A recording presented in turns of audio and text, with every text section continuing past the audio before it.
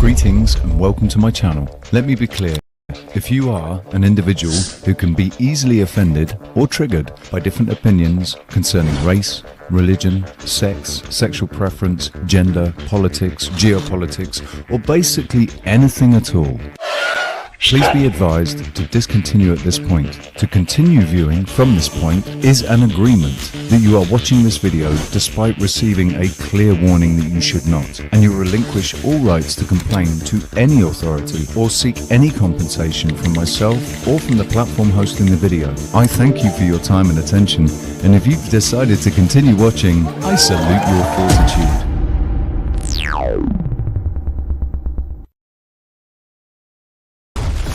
Who's that? Your ball.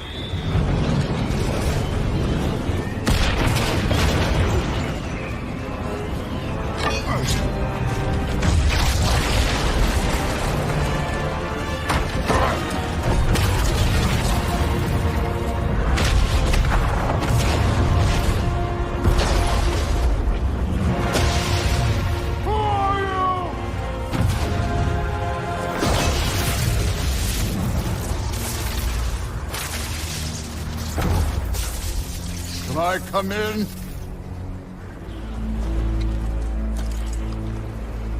I have meat. I don't really like talking about these people because they infect my mind and I start to relate shit in my real life to these freaks on the internet. I try to just save it all for one day and then I just blow it all out. You guys to the girl? Yes. Bernie's trying to apologize to you. Right. Unfortunately, Bernie can't apologize for what happened to me when I was 7 years old at the bar mitzvah where the magician tried to touch me. Woo!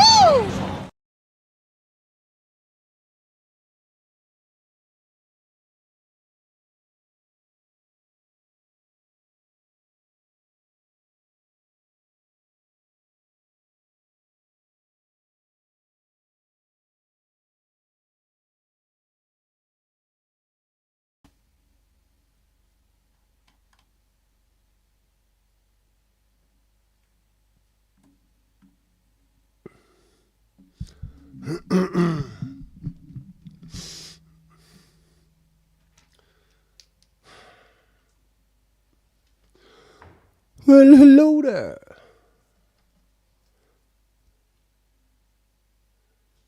Hello. JP, how you doing, bud? Good to see you, mate.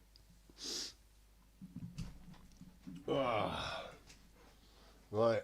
Yeah, I am feeling much better than I was.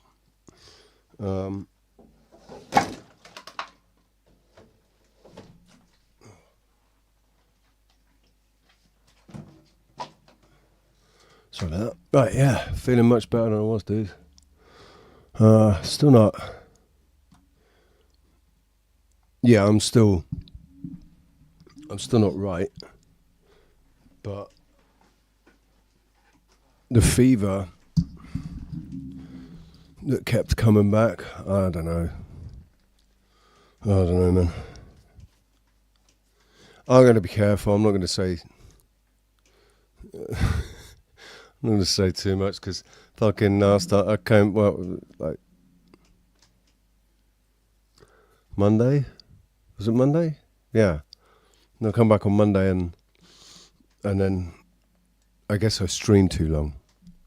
7 hours streaming and that just completely wiped me out. And then I went to bed with a fucking fever again. Spent all day in bed yesterday taking paracetamol. And but I ate yesterday and that made me feel better. And yeah, slept a lot, man. So I still feel wiped out, you know. I feel like I've been scooped out, emptied. Still got a load of crap on my chest.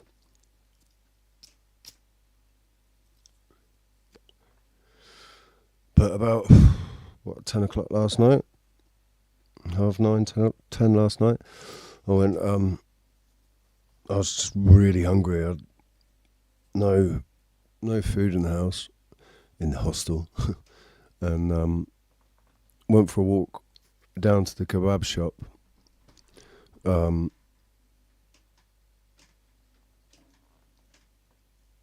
I was streaming. I started a bloody stream, and then I forgot that I didn't have any data left or credit or anything.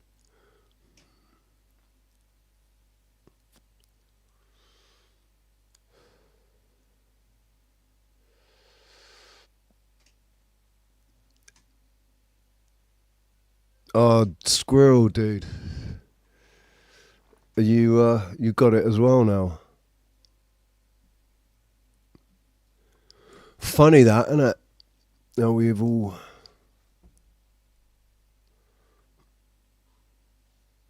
got something.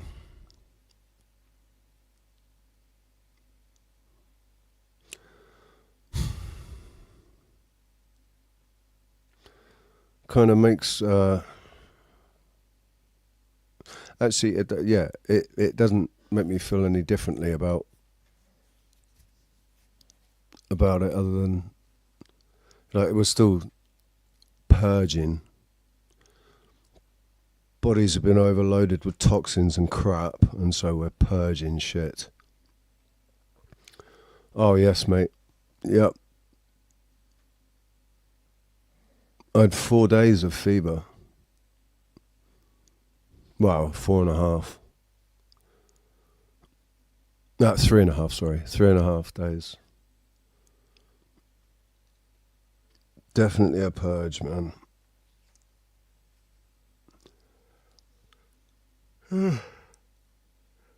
Just got this horrible cough now. Loads of shit on my chest. Still a little bit of crap stuck in my sinuses. The worst thing about it was the congestion headache. Like, was really like a deep congestion.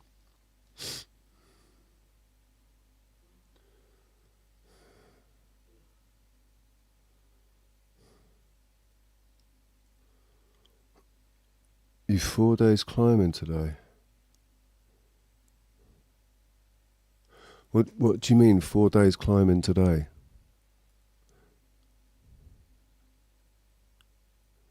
Oh, climbing two today. You got a spittoon. Oh, no, I didn't do that. I just fucking swallowed it. I'll swallow it and shit it out.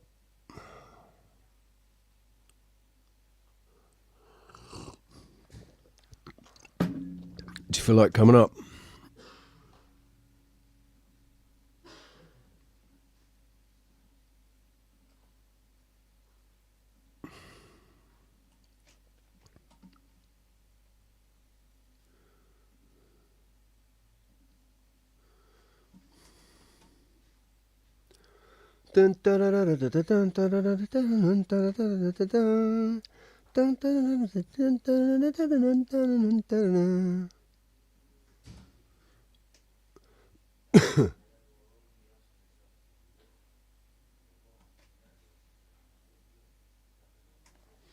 Nice one. All right, dude.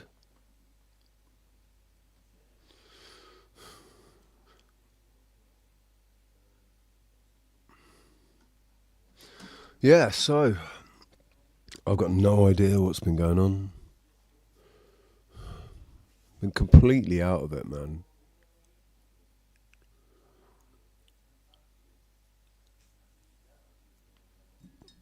Completely out of it.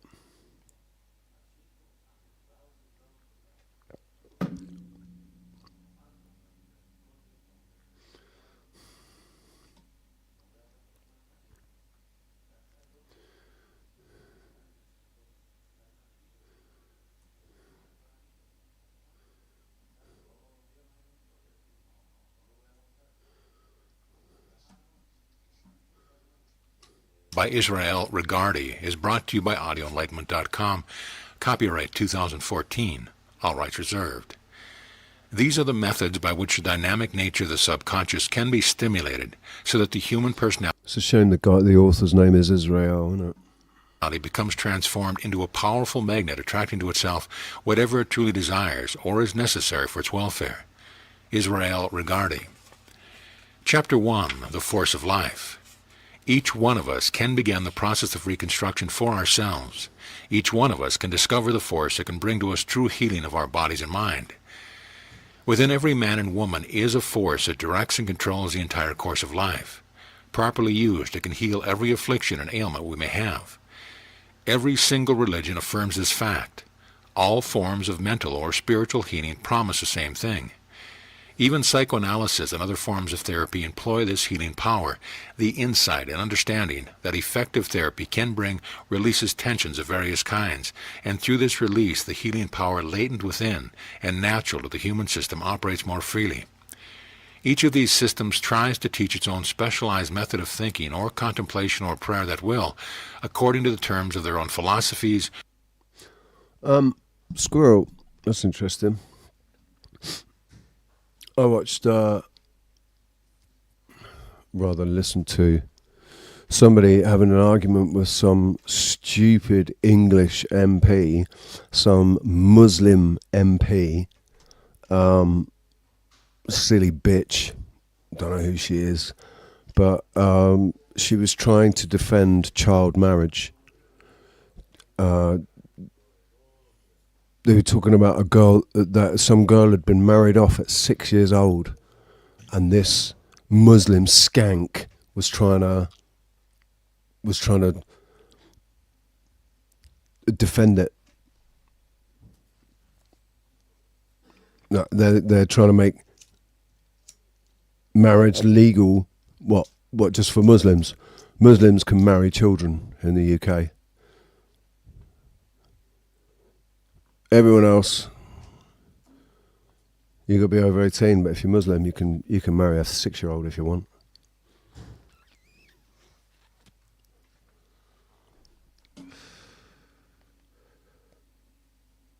Renew our bodies, and even transform our whole environment. Very few of these systems, however, actually fulfill in a complete way the high promises that they have made. I'll tell you, this book, it's a link that Cage gave me last week, and I haven't listened to it yet. Started there waiting to listen to, and I don't know.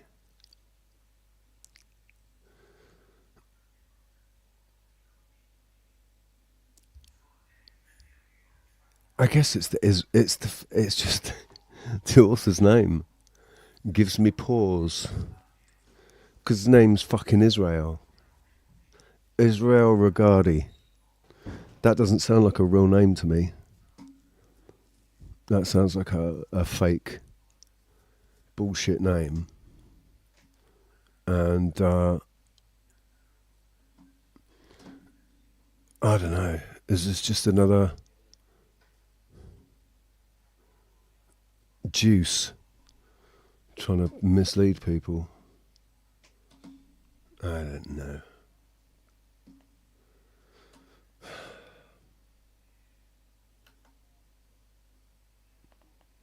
So, yeah, the panel's open. I'd love to have a chat about what you got up to at the weekend and what's going on.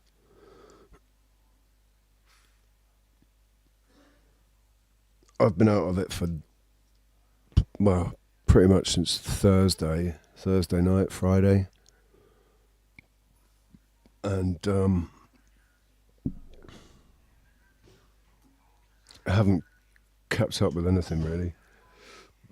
Seen the occasional video on YouTube, but I've been mostly watching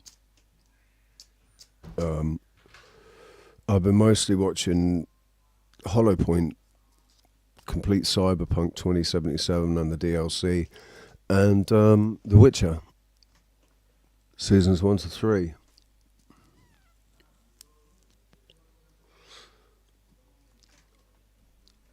So I need to catch up.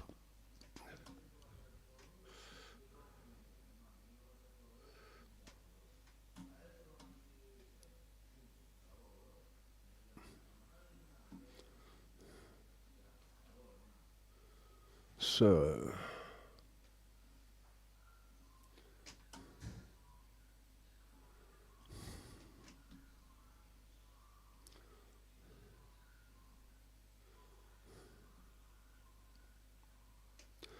This young pup of a lad really does my head in. But we're going to listen anyway.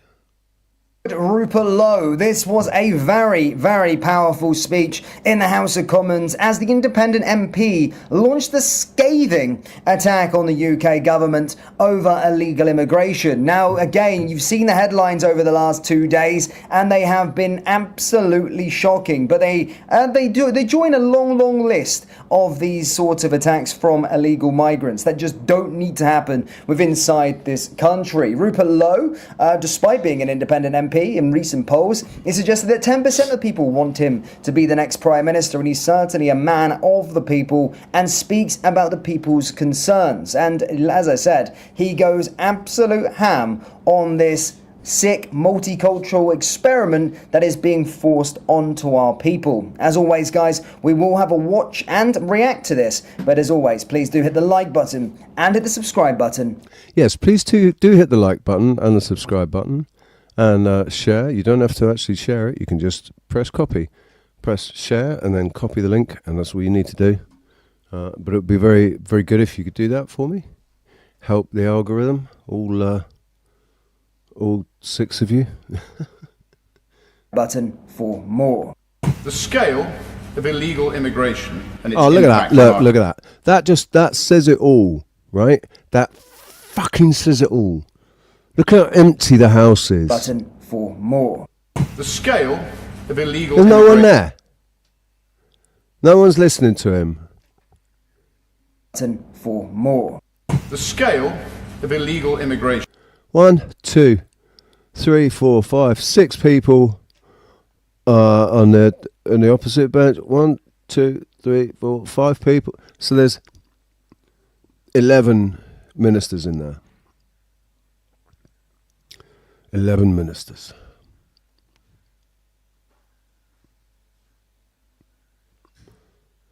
It's not even the normal guy, the speaker. That's a woman. In fact, that looks to be like a coloured woman. Doesn't look like she was born in England, maybe. Sat there as Speaker of the House. DEI in the House of Commons, ladies and gents. And its impact on our country is simply not understood in this Parliament, nor do most members even care. British people are genuinely scared. Women are frightened to go into their towns alone. Parents... You can tell that he is like... He'd like to be speaking to the entire House, and he's not. He's speaking to 10 other MPs. Nobody thought it was important enough. Parents are terrified to let their children walk to school. It's getting worse and worse and worse. The British people... Sorry.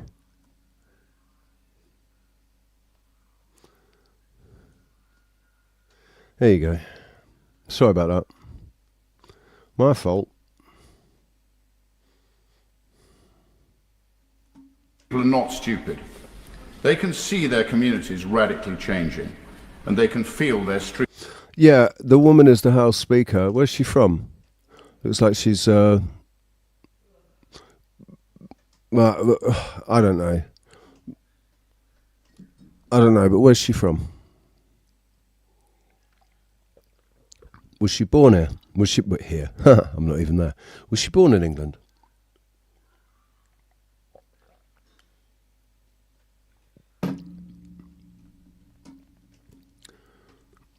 Wouldn't surprise me if she wasn't. Streets becoming more unfamiliar, more dangerous, more menacing. All whilst the Home Office deliberately conceals the true extent of the change from our citizens.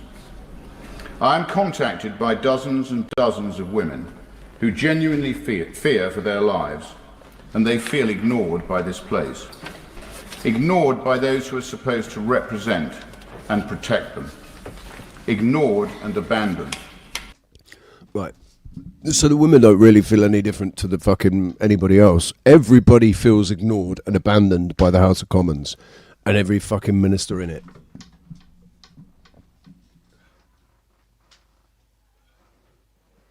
And rightly so, they've got an even the ladies have got an even bigger, better, more important reason to be listened to and to be heeded. But at the end of the day, it's just the people generally. They don't even distinguish between male and female. They just with a scum that they're ruling over, and they really don't give two shits. I mean, honestly, I don't think Rupert Lowe gives two shits. This is just a good horse. He's found himself a good horse to ride. I don't trust any MPs. Don't care what their fucking name is. Don't care where they're from. Don't care how long they've been here, how long they've been an MP. I don't care.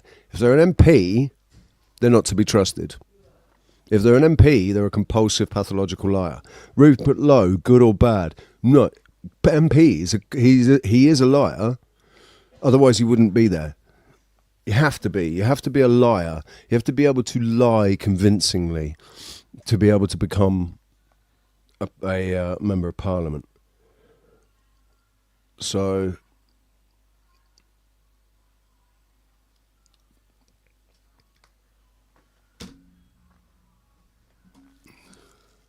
thrown to the wolves in pursuit of some sick, multicultural experiment that is being forced on our people. One that has very real-world consequences. What happened just yesterday? 2 Afghan illegal migrants jailed. I've never mentioned this before, but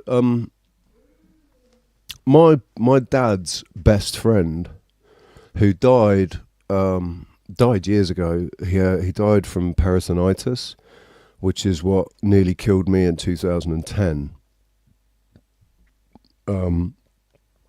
Burst stomach, basically a burst intestine.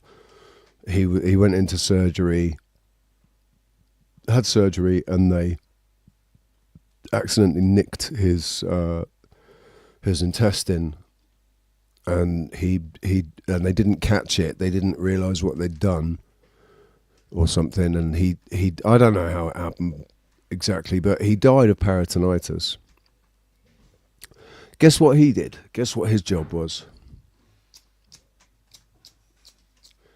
It really is a shame he's not still alive.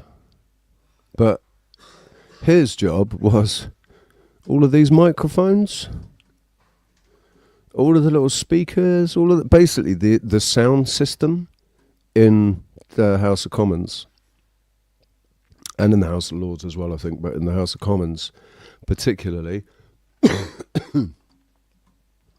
His company provided all of this, all of the microphones, and they did the sound system for the House of Commons. It's a damn shame he's not still alive.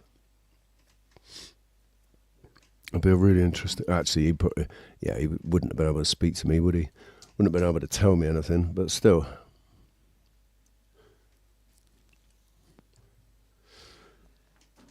My dad's best friend used to do the sound for the House of Commons. For a schoolgirl.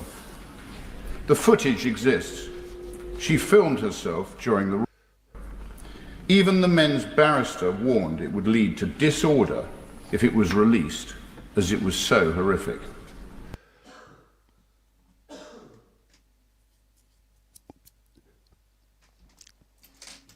They didn't release the footage. They didn't want the footage released because it was so horrific. And it's out there. You can see it. I've actually chosen not to watch it. I don't need to see that much detail of a young lady getting assaulted like that. I don't think anybody needs to see it. You know, it's not. Nobody actually needs to see that footage. But they definitely have to know that it exists, and they can go and be able to go and watch it if they want to. But the fact that it exists and they're saying, yeah, we can't. It's like they're just details. Oh no, we can't release the details about whatever, because if the people find out, it's gonna kick off. How many things do you think happen? How many things do you think have happened that we don't even hear a sniff of them? Not even a sniff of them, because if people heard, if people found out, then there would be hell to pay. It would be pitchforks and burning torches and pitchforks and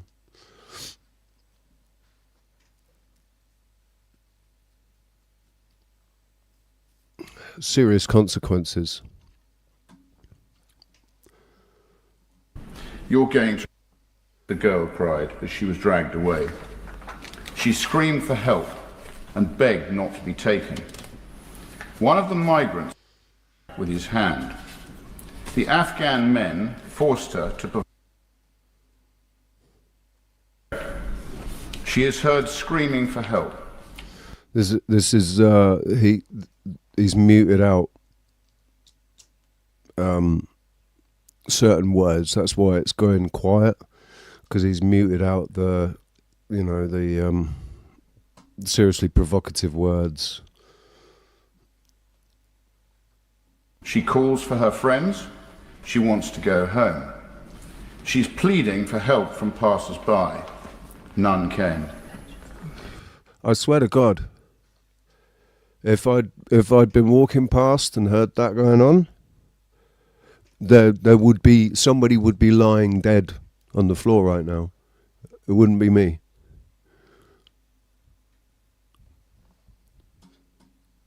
There's no way I'd be able to walk past and not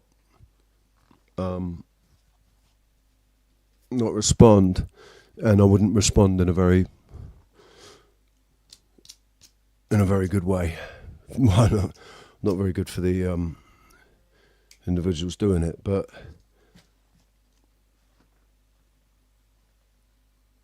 I wonder how many people heard it and walked past. How many people? Can you imagine her horror, her fear, her desperation? Think if it was your daughter. How would that make you feel? Honestly, think about that. Would the Honourable Member give way? I will give way. He is making a very powerful introduction to his speech. He and I share profound concerns regarding the scale of illegal migrants in the UK and their ability to arrive here and disappear. The case he speaks of yesterday, the most disturbing thing for me is that we are being... It's a shame that they all seem to be reading from fucking scripts. I do appreciate that people like to write things down so that they make sure that they say everything that they're, that they want to say. But something like this,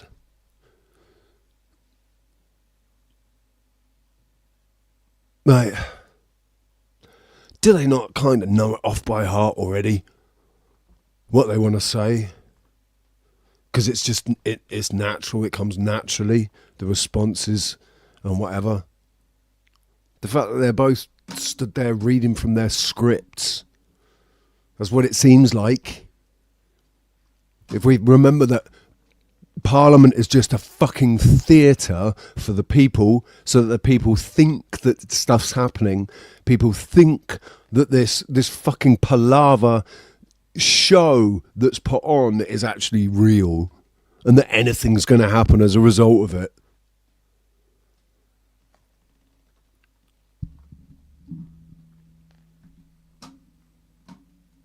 It would be much more powerful if they weren't needing to read from a fucking piece of paper right in front of their eyes that they can't take their eyes off of for more than a second. gaslit by the media because these two Afghani boat arrivals were described as... Unfortunately, Squirrel, I'm here right now. I'm here. So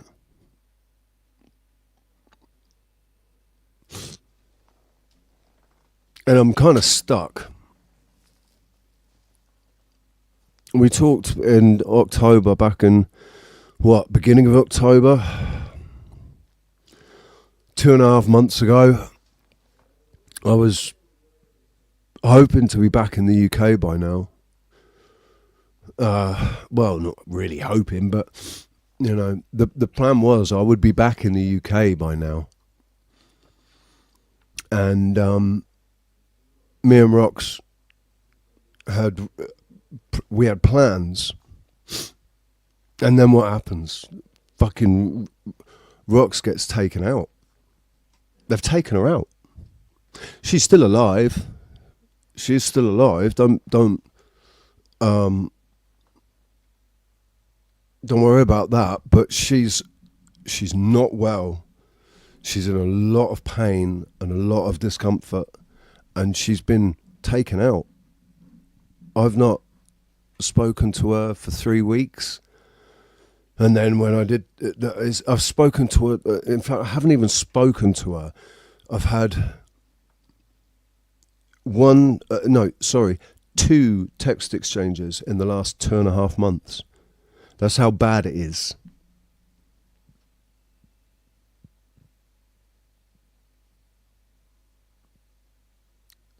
So that's just that's a coincidence, isn't it? It's an unhappy coincidence, correlation.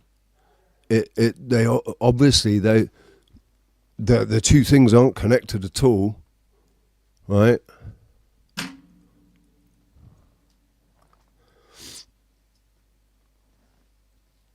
It would be ludicrous to think that something that happened deliberately to just completely knock us off our game.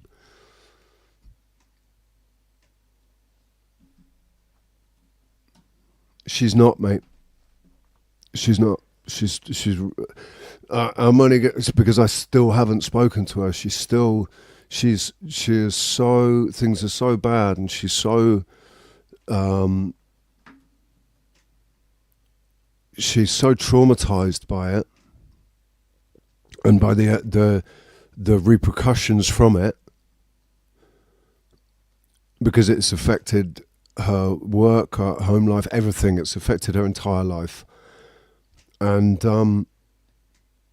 she's retreated into a cave, and she doesn't even want to talk to me, her best friend. They've done a fucking number on her.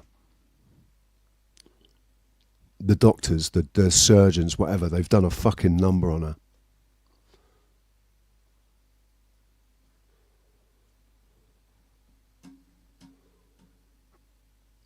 But what a coincidence that just as things are, we're making plans, plans for me to come back to the UK before Christmas, and we had a lot of stuff we were going to get done.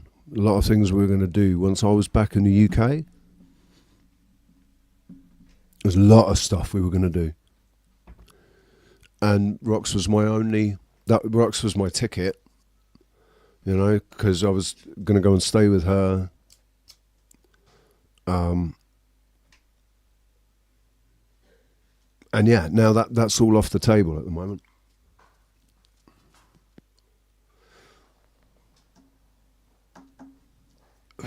They've put the kibosh on. Well, what's happened has put the kibosh on that.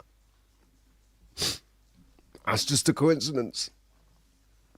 As being from Leamington, they're not from Leamington. Would you agree with me that women and girls are less safe in this United Kingdom now, today, than they were 5 years ago because of this reason? I thank the honourable member for her intervention, and I completely agree with what you're saying. The girl was then pushed to her knees. Look at the state of that. What you're saying. You don't remember her. Look at the state of that. Bottom left hand corner.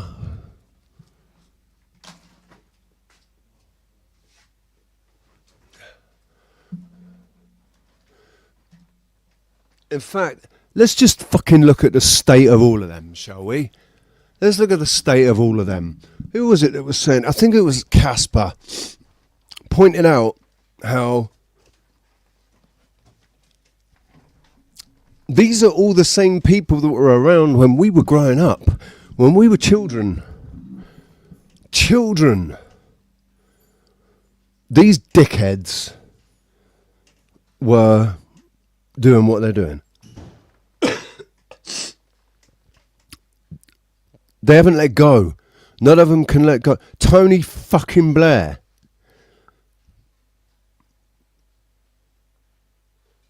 These boomers cannot let go and pass the reins.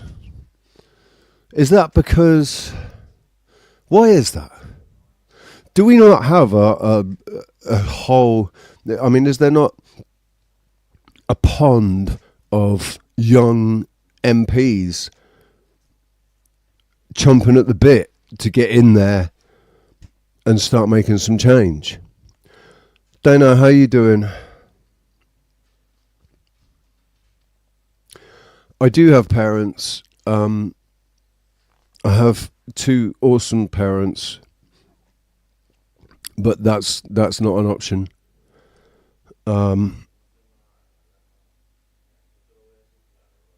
Yeah, it's not an option. They live in a tiny little house. Tiny little house that they... In fact, I'm not even sure what the situation is now because as far as I understood it, they worked for this couple.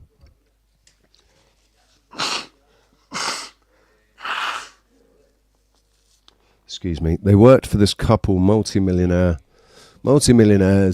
who had property, and they had a little cottage, and so Dad was the handyman, and Mum cleaned the house, and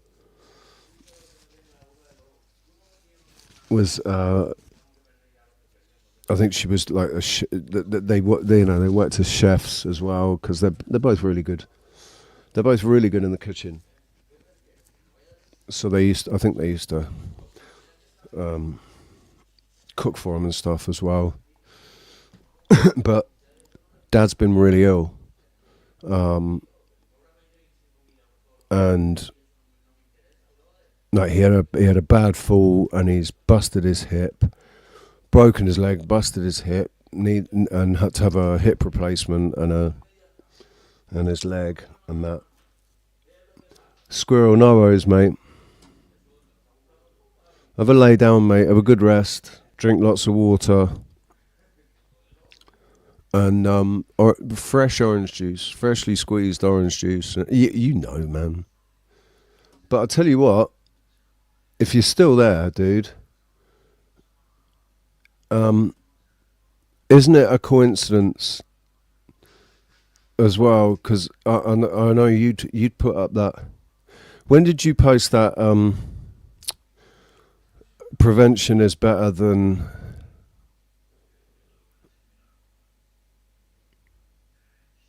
What was it you said? Hang on.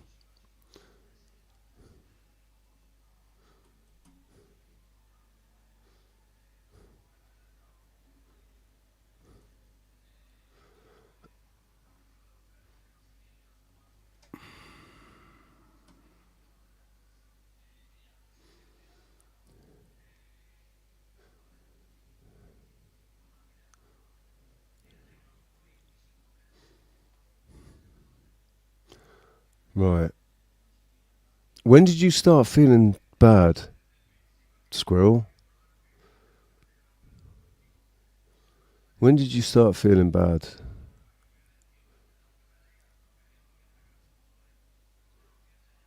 Was it in the last couple of days, or had you already started feeling bad, and that's why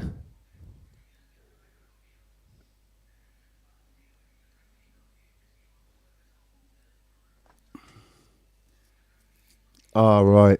Okay. I mean, it just sucks, doesn't it, that we're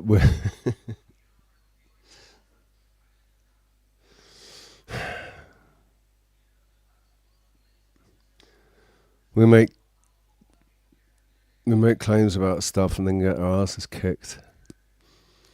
That's it, is it? Oh, I've not been 8 years. I've only been sick 3 times in 8 years.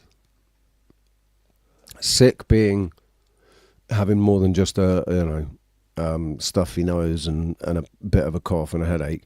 Sick being proper wiped out in bed for 3 days or more with fever and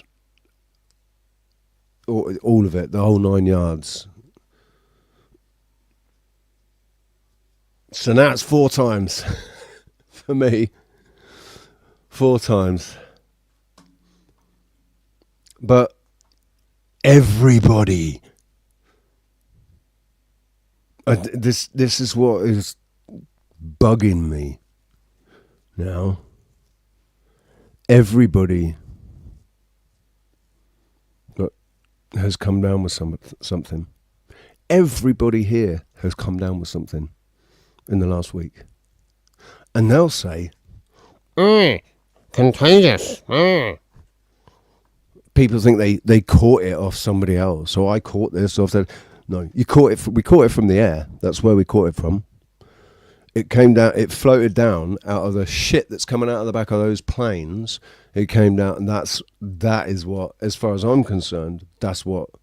Because it's really easy for me here, because it doesn't rain very much. It doesn't rain very often.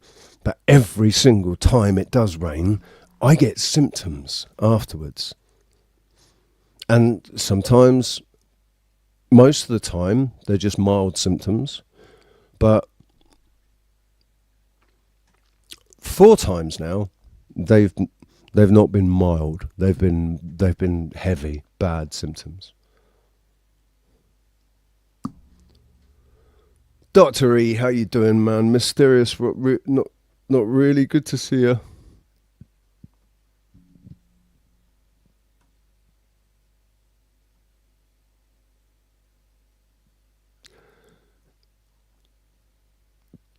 No way. Seriously? 75? Go on. You're nearly as old as Tony Drake. I think Tony's the oldest. My oldest viewer and participant, Tony Drake, is 77. And I remember that because I was born in 77. But yeah, so he's 77. You're 75.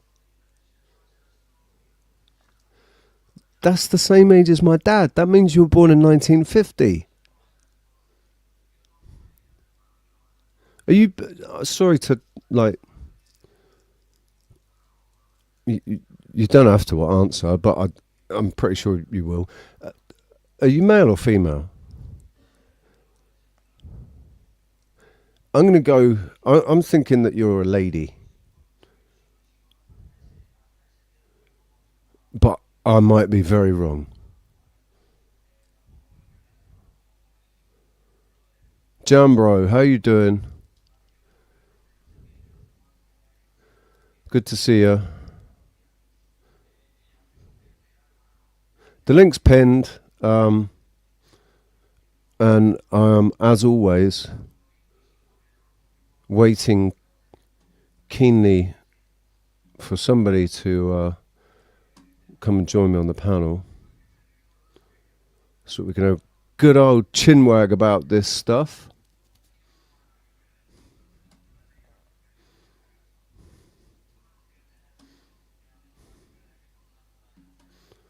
$45, Jambro, 45. I'm 48.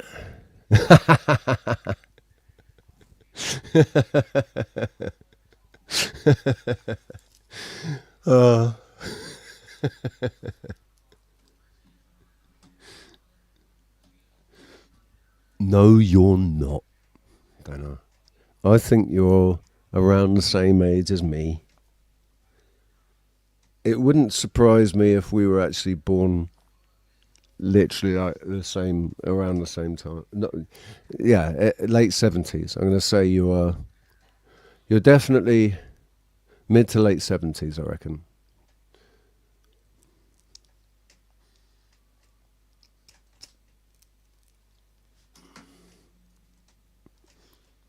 But I might be wrong. I don't think we've ever talked about it. I've never asked you to. I don't think I've ever asked you to disclose 631 months. I like that. Days is better, man. You should put it in days or moons. How many moons are you? I'd like to go back to the old that old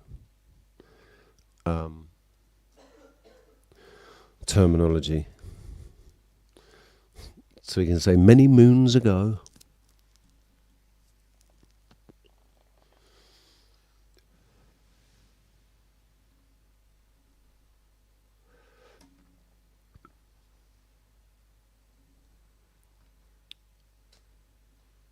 $59, 11 years on me, Dr. E. And yes, sinuses. Sinuses freaking suck.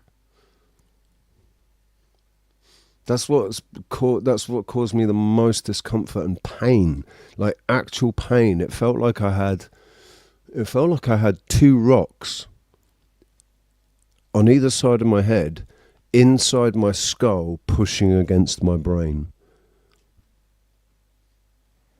That's what it felt like. And I could be laid down, and if I sniffed, it made it even worse, man. And then there'd be this little pop, and the pressure would release. I'd be like, what was that? And I have to sit up and like try and clear my sinuses out.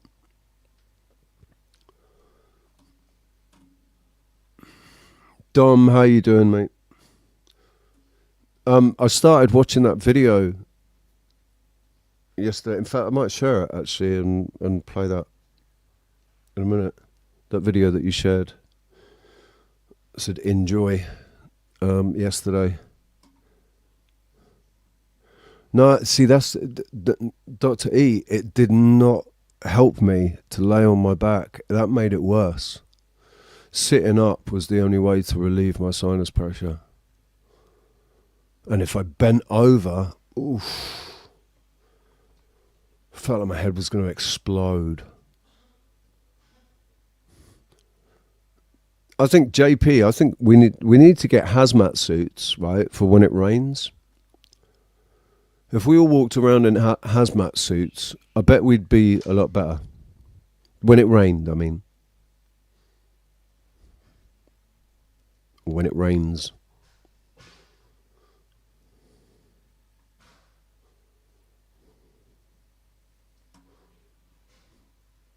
I've still got my right nostril, or my right sinus is still a little bit still blocked, but there's no massive pressure build up, right? I think it's more just the top of the nose instead of right deep into the sinus.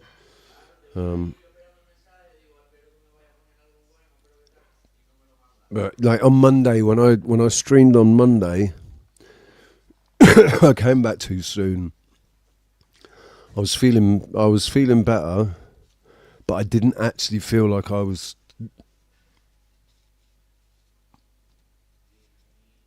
I didn't feel like I was improving. It just felt like it was like it had backed off a little bit, but I didn't feel like it was gone. Whereas today, I feel much, much, much better. I feel, it might have something to do with the dreams I had as well. That's the other thing. The last few days, I've been dreaming loads. And that, like, I haven't remembered all of them, But if you remember or not, I've said I don't dream. I do not dream. I haven't dreamt, like, there's been a couple, right, I don't remember dreaming, basically. Since my car accident, I have a dream, if I'd be waking up, you know, whatever time, I wake up, and I know that I'd woken up from a nightmare, that it was an anxiety dream, because I wake up and I'd be like drenched in sweat and feeling anxious and still feeling like I was in the dream without knowing what the dream was, but I couldn't remember the dream, right? And never any good dreams. Didn't have any good dreams. If I did remember them, they were either just nothing dreams or bad, right? Horrible. Well, I only really remember that the last two dreams. It was one dream, but I woke up. I was dreaming, and I woke up. I went to the toilet, went back to sleep, and I carried on the same dream. That hasn't happened for a really long time either, right?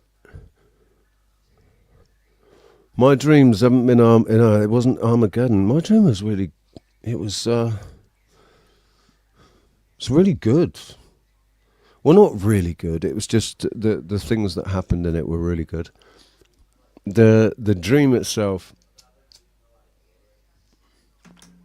like the setting within the dream, was not good. It was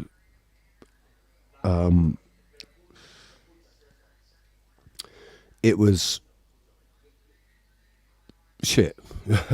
What was going on was shit, but what happened in the dream was pretty good. Oh look, we got Queen Stephanie in the back. That must be Queen Stephanie. Only Queen Stephanie would come in with a name like that.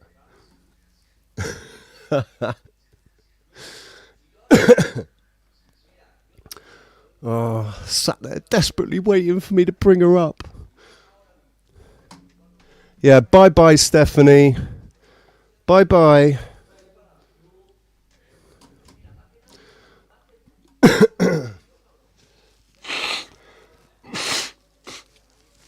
Still waiting for you to come here, mate. It'll be really easy to find me. All you got to do is fly to Tenerife South, right, and then come to Las Americas, and let me know you're here, and we can meet up. It'll be really easy. I'm still waiting, and I shall be delighted to meet you. If you do ever have the balls to do it, dude, I shall be delighted to meet you. So please, because trust me, if I had the funds, I'd be on a plane and I'd come and visit you. If money wasn't an option, it wasn't an issue, I'd be there tomorrow, mate. Especially the mood that I've been in the last couple of months. It would be fantastic to meet you. Yeah, if anybody wants to send me enough money to be able to go and visit Queen Stephanie, Stephen, I'm not gonna dignify it any more than that. We all know who it is. Stephen.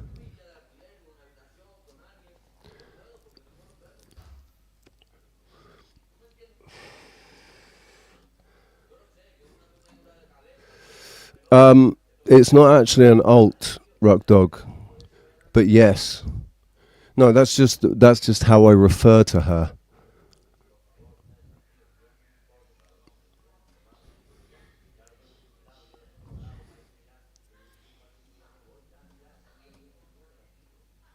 Yep.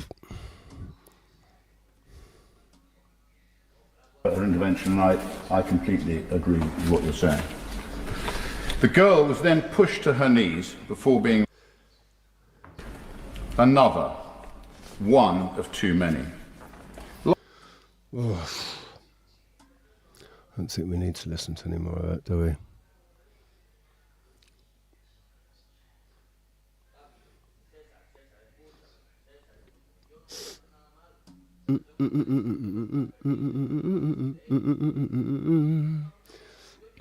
JP, have you got some new earphones yet?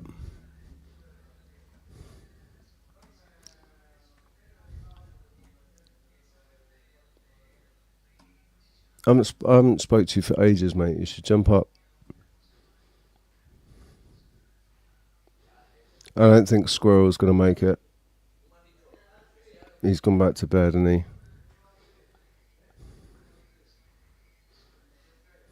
Eat some wasabi.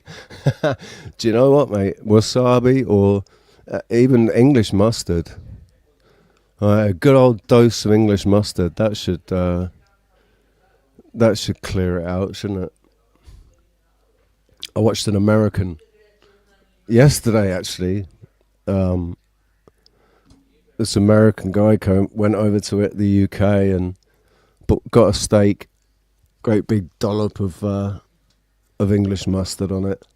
I don't think he realised English mustard is a lot hotter than you think it is.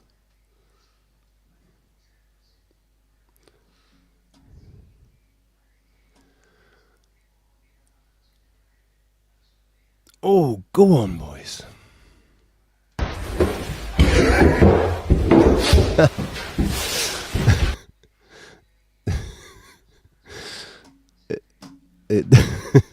I'm sorry.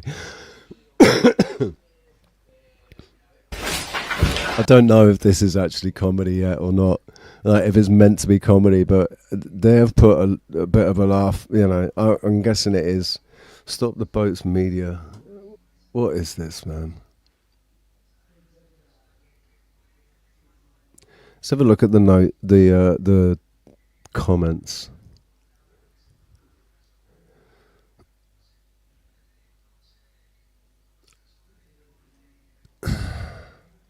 Freedom isn't free.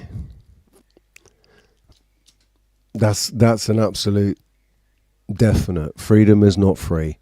You have to fight for it. And if you don't fight for it, and you're complacent about it, and take it for granted, they'll take it away. Inch by inch.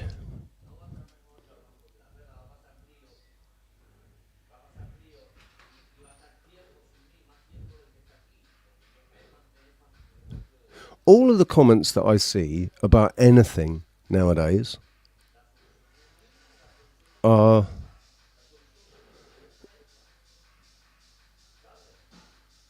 everybody's coming from the same side. Like, you get people posting things about Israel, you look in the comments and see what's said about it. And when are you going to grow up, Stephanie? The next time I speak to you will be face to face. Do you understand? The next time I speak to you will be face to face. It won't be any other way. So either you're going to get your ass over here and fucking come and see me, or I'm going to come and see you when I got the money.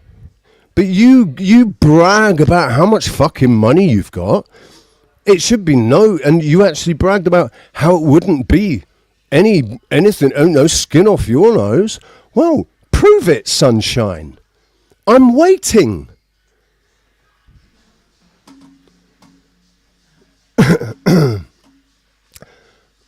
Its name is Stephen. So, but, you know, its testosterone levels and testicular size and even existence of a penis is all debatable. But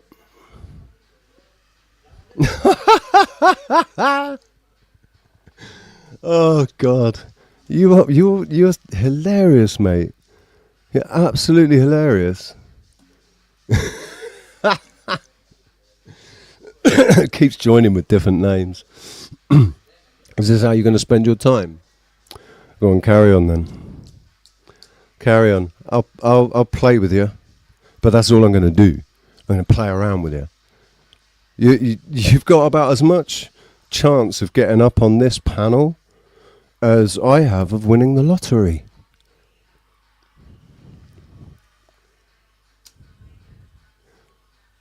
Like I said, mate, next time we speak, we'll be face to face. Or not at all. Or never again at all. So, the ball's in your court. You know where the island is. I've told you which airport to fly to. You come to Las Americas and let me know you're here. I'll be there in 10 minutes, mate. 10 fucking minutes.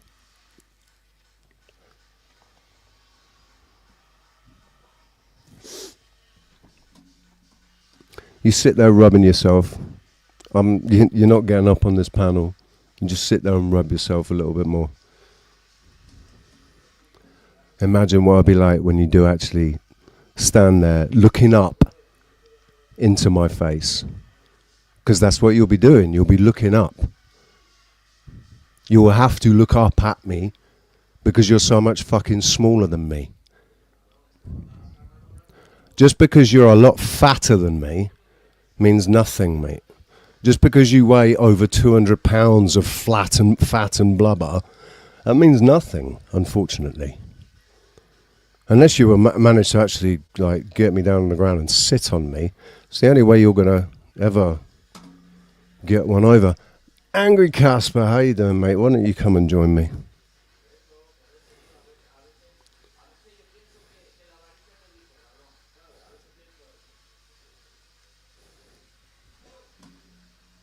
What?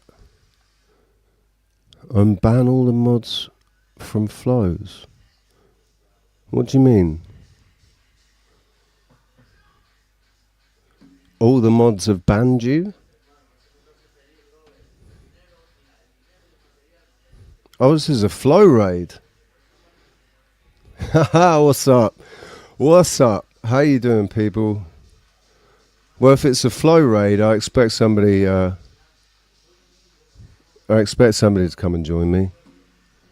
And Stephanie, you can keep trying as much as you want. Try as hard as you can. Nobody's coming up on this panel unless they've shown me who they are on the camera, and that includes anybody that I know, because obviously I'm not stupid and you're here.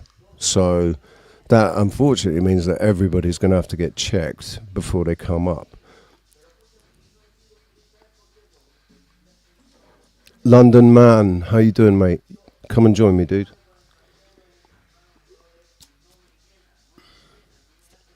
Anybody that's not Queen Stephanie is welcome up on this panel. If you want to come up on this panel, just flick the camera on for me, dude. Just quick. Oh no, you don't do that. But he's not quick enough. He's not quick enough to get your... Here, put me down. Put me down for a second. Just... It's black.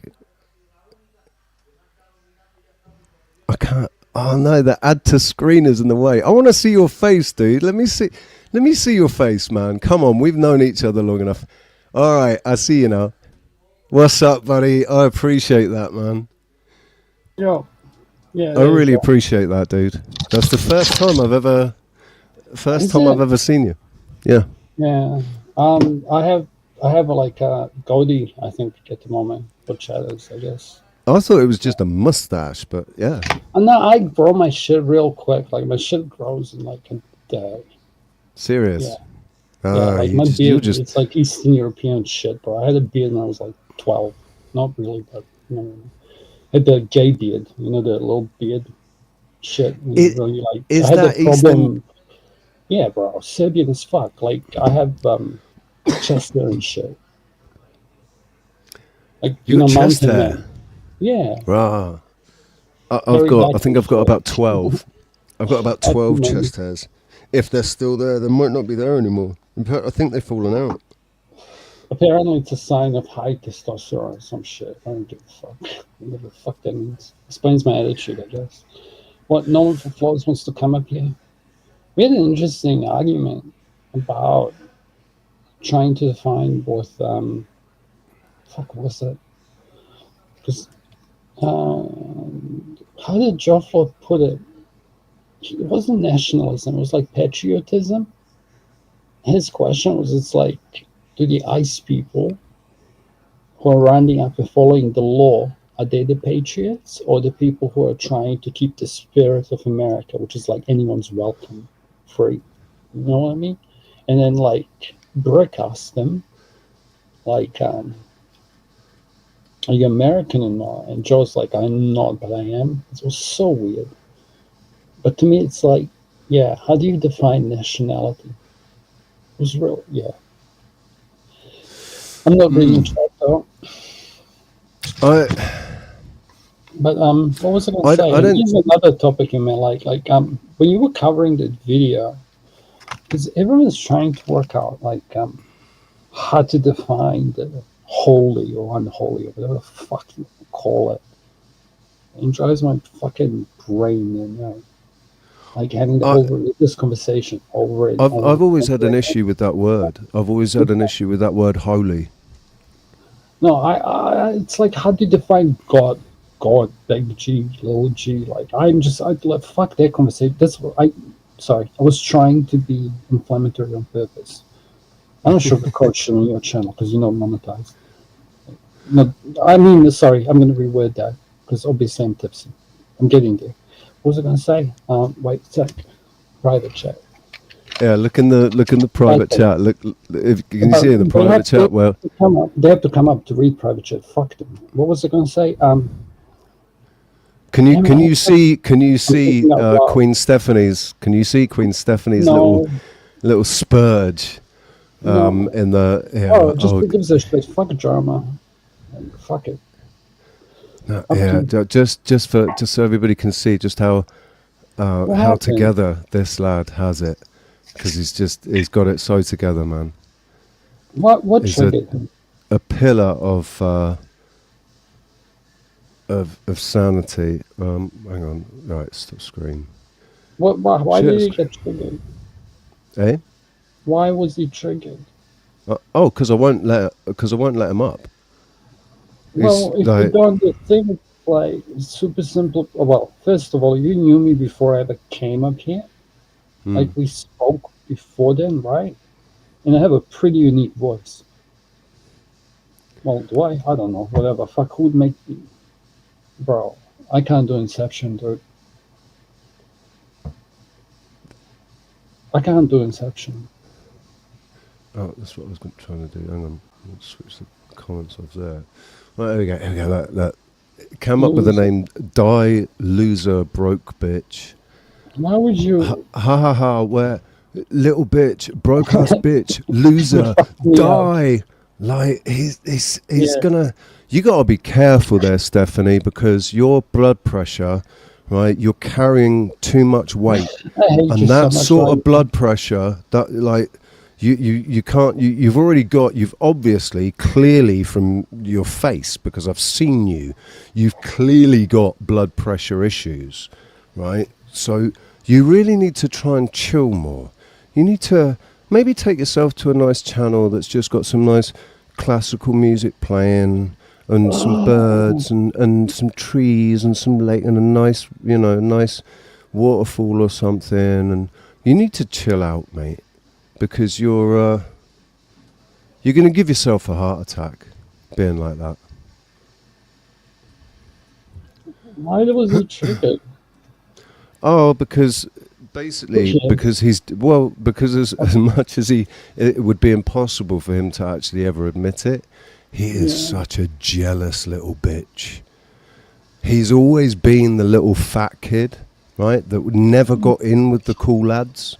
Was never able to be part of the cool group. He was always made fun of, ostracized, pointed at and laughed at. That's been his life, right? So now he finds him. Now, like all sad people that had a life like that. He feels like he has some sort of power and authority now on the internet because and because he's got, or maybe he hasn't. He's actually a I heard, this might not be real, but might not be true, but I did hear that he is he's a diagnosed schizophrenic. So, is he a regular here? No, not a regular. Oh God, no. No, the first time I ever came across his channel was when Barbie contacted me. Like, she was going nuts because she'd just come off this stream.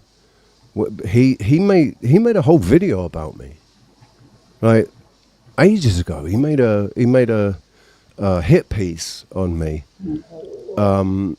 basically ripping into me for asking for donations, accusing me of trying to sell the truth and all of that, all those stupid tropes that come out.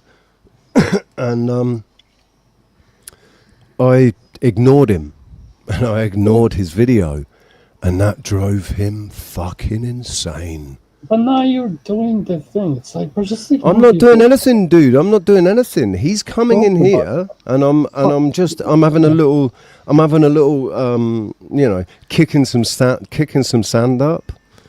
But yeah, I'm not. Like, what's up, London? How you doing, mate?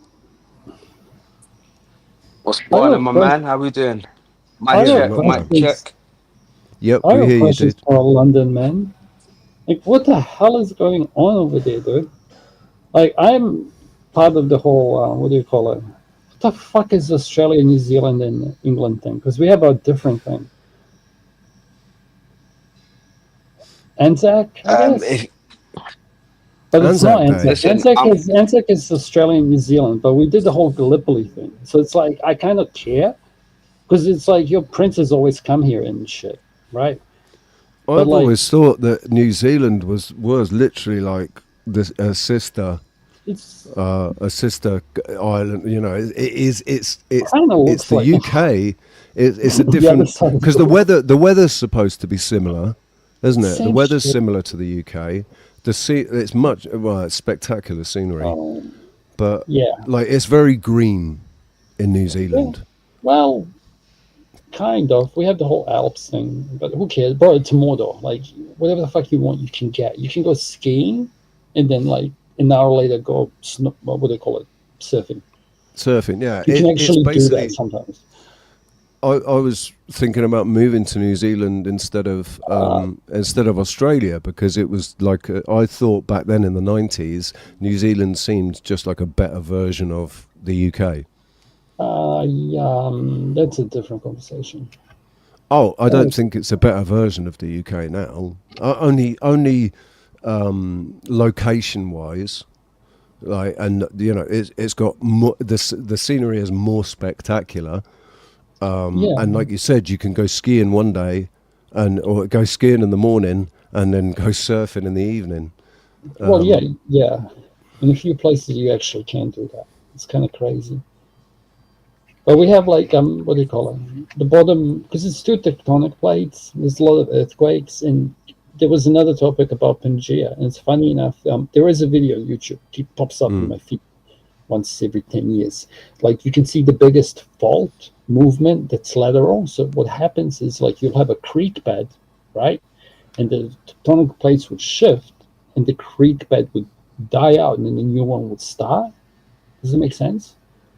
So you could actually see like how much it moved, how much the two tectonic plates shift. Basically, it churns the earth up on top, basically. Yeah, kind of, and it's kind of crazy, because it's like Rocky had this theory about, it's like how fast the Pangea fall apart. It's, bro, just shut the fuck up. Like, I don't mean you disagree a lot on science, but it's like, there is some scientific shit you can go and see with your own eyes.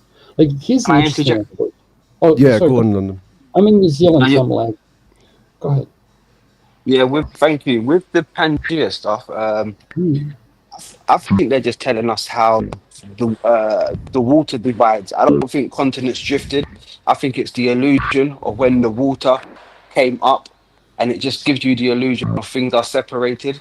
But as they speak about the waters dividing, land from Your land, mic's or fucking out, by the way.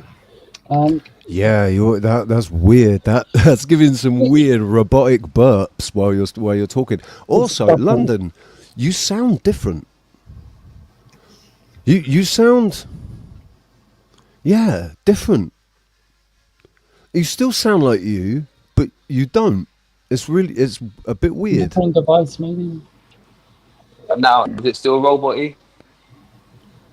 Yeah, no. It's called borging, right?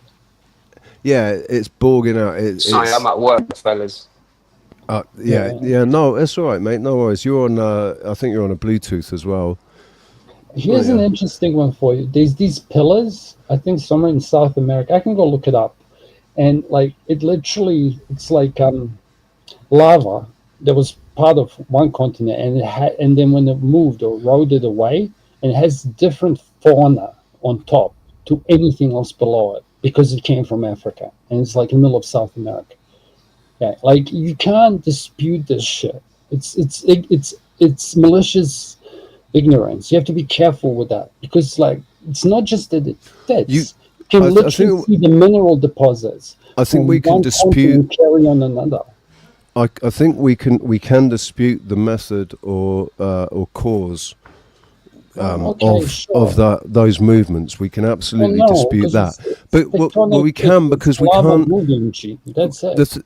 The thing is, dude, that we make these claims as to what's, the makeup of the earth, the mantle and the crust, the mantle, the right down to the core, and they've made these claims, but we've never actually managed to drill any deeper than 7.5 miles. That is the deepest anybody's ever been, according to what's actually. But maybe they have gone deeper than that, right? Because they talk about these tunnels and stuff that are 30, 40 kilometers underground. But that again is that's just stories that we're hearing, isn't it? We don't. Just stop for a second. It's not just that; it's pressure too. Like, you realize that, right? It's like the shit that went down, you had water. Water's different, obviously, okay? But it's like the pressure from the matter around the water made the thing combust, okay? So it's like if you're digging down, like even today, like when you go work under the ground, it's hot. Like you can go to a mine, go under the ground and feel the heat. Like, okay, the reason why it's a bit of a landmine for this topic. Let's not even touch it. It's because, like, being a Kiwi, we had to study tectonic processes because we literally, like, I have volcanoes I can see outside my house. Do you get what I mean? Like, we have Rangitoto, like, which is like a cone. Like, we used to have one of the world wonders was in New Zealand and got destroyed when fucking Taupo exploded. I think it was Taupo that fucked up the terraces, I'm pretty sure. Like pink and white stone, right, which was marble, and then lava just flooded on top of it. Like I went to Rupeho for a holiday, and you can smell the sulfur. And when you're there for a day, like you don't smell it anymore. But when first time you go over there, it just smells of sulfur. So basically, what you're saying is it's easy to see why conclusions can have been jumped to. Right, because we can smell sulfur and it's really fucking hot down here. Well, that just confirms that everything's molten underneath. Well, it's not molten. Like I wouldn't call it plasma. That's kind of weak. Like, bro, there's a whole science for this shit. Like, I don't know. Like, it's not my expertise. You know what I mean? Like, I know enough. Okay. But we also know that from the results of that tunnel that was dug. I think it was in Russia, wasn't it? I think Russians. I can Google it. 7.5 miles, 12 kilometers, whatever it was, right? And while they were digging down, they found that it was not made up. That the earth was not that what they dug through did not comport with what they thought it was going to be like, right? So that little experiment in itself proved that what they believed up until that point wasn't right. They went through pockets. They went through, the rock was different 12 kilometers. to what they were expecting. What's 12 kilometers in miles for the American retards? 7.5 miles. 12 meter to kilometer. Bro, Google AI, by the way. Mile. Yeah, 7.59. Hey. No, well done, sir. I was just being pedantic. I get. Well, I mean, we can bring up the Google thing for it if you really want. Koala super deep borehole, I think it's what it's called, right? Yeah. Let's ask Google if you really want to go there. Because, like, I read about this shit once, twice. I can see everybody talking to Rocky. Rocky's not backstage, and Rocky is still hidden. Yeah, jump as off, you Rocky. can, as you can see, right? You can all see the comments up on the screen. Rocky's not being kept from the comments on the screen. That's not me doing that. He doesn't appear anywhere to me as 007. He doesn't appear anywhere. The only way I can see him is if he goes into the Magic Tree House, and then I can see him and he can see me. But if I write anything, he can't see any of my messages that I post. We're blocked from each other, and I've checked. I'm not blocked. I haven't blocked him. He's not on my block list. Who gives Queen Stephanie is. But all the time. The whole suck. Like, if he did that, it's his fault. They should Google how to fix it. Record. So blah, blah, blah. So why did they stop? The drilling ended in 1995 due to lack of funding. The scientific team was transferred to the Federal State University subsidiary enterprise, whatever, downsized, and given a task of studying what the fuck they found in the exposed section. The scientific team was dissolved and the equipment was transferred, whatever, they got liquidated. And then the company that bought them out got liquidated again, and the site was abandoned. It is still visited by sightseers who report the structure over the borehole has been partially destroyed or removed. The United States had a similar project, dubbed Project Moho. I'll bring that one up. Oh, bro, I'll give you the links if you want to bring them up. I'm sorry, chat. Why am I talking? This is the first one, and this is the American version. Like, let's find out what Wikipedia called it shit. So basically, Russians ran out of money. Let's see what the Americans did. Right, but think about that. Deep that. Controversy. A monk commented. Sorry, go ahead. Maybe you know more about it. No, it's just I just think it's bullshit that they ran out of money. Really, right? You Russians? mean the money. American Putin. I've heard that Putin is actually the richest man in the world. Like his net worth is undisclosed. It's okay. Isn't it? It's okay. This doesn't matter. Like, you have to have a runner. Like, here's a funny argument for you. Okay, this is something I want to talk to Flo about if he's still listening, because it's like runoff. Because it's like you need X amount of money in order to do X amount of trade, right? And when there's less trade, you need less of it, because each money, represents a unit of work or whatever, that you trade for goods and services. So it's like Putin having a shit ton of money. It doesn't fucking matter. It's all virtual. It's like, what's he going to do with it, bro? Take it to the afterlife? Like, it's bullshit. I don't mean it like that. It's like basically the amount of money you have is how much privilege you have. It's irrelevant whether you deserve it or not. Fuck. I'm gonna don't bring up the chat again, because you brought it last time. Like, I had a bait for the people to come up here to see what I typed to you. Okay, so but you showed them this. Okay, not that I care, but all I'm saying is that. Okay, it's just for you. You heard me typing. Yeah.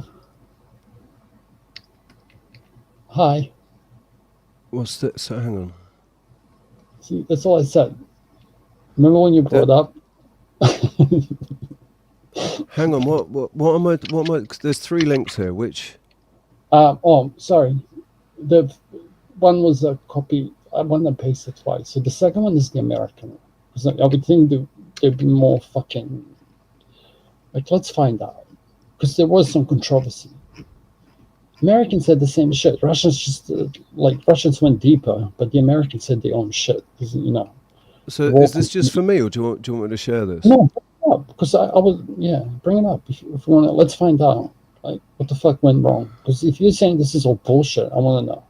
Okay. Well, no, I think the running out of money thing, right? I think that they didn't. Russians, let's even think about it.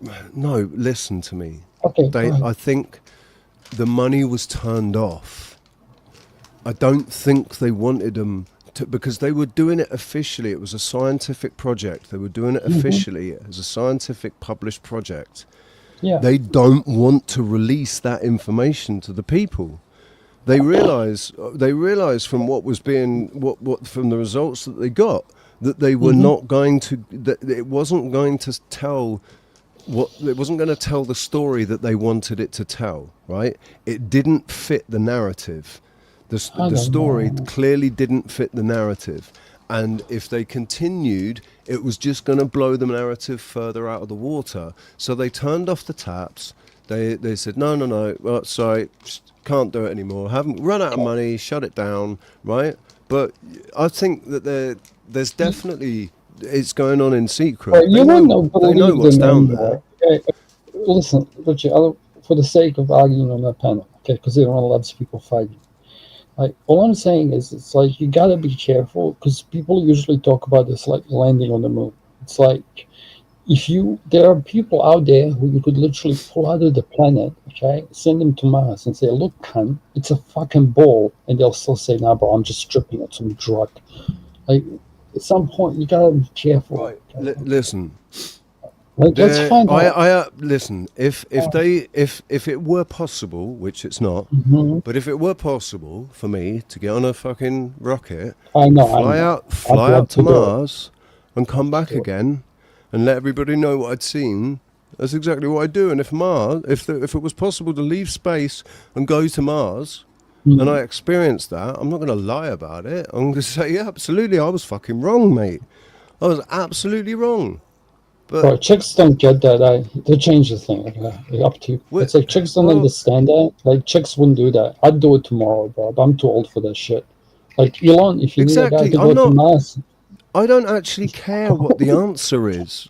I'm not invested in a model. I don't care what the answer is. I'm not desperate to know either. But like, I want to know enough. Like, it's important enough that whatever the answer is, you know the whole astronomy is rewriting itself, which I'm surprised you didn't fucking see that shit. Like, there's a whole bunch of shit now. It's like a crisis in astronomy at the moment. You have to kind of believe the science. Okay, fuck you, I'm kidding. I've been watching Sabrina. I can't remember what her name is. She's a physicist. She's been kicked out. The short hair cunt. She has short hair. Looks Russian. With glasses, and she's I know she's interesting. I've shared. Yeah, she is interesting. She's unfortunately, obviously, she says things that I sort of go, oh dear, never mind. It's okay. Right. It's okay. But, you gotta listen to everyone, dude. But the point is, she is absolutely willing to recognise, and she does, and this is why they hate her, because she's called it out. The fact that science isn't science anymore. Yeah, but no, the best one to listen to, like, actually, in my humble opinion, okay, it feels to me like, is Anatoly, the Russian guy I sent you. The guy that goes, hello, wonderful person. Like, he's fucking, like, every time he sees something that's a sensationalist, like, go check him, okay? Because he's called out so much shit. Like, drop a link. I'll find it. So I can. I'll find it. Because I do, I appreciate I appreciate real scientists, right? And just people. All I care about is the truth. And if I'm, there are people out there who are scientists who feel the same way. All they care about is the truth. The trouble is, their industry shuts them up as soon as they start trying to speak the truth. So, and as soon as it starts going against the narrative, they close it down. And that's one of the things that Sabrina has recognized. Narrative is too important to them. As soon as you start poking holes in the structure of the narrative, it's that they turn.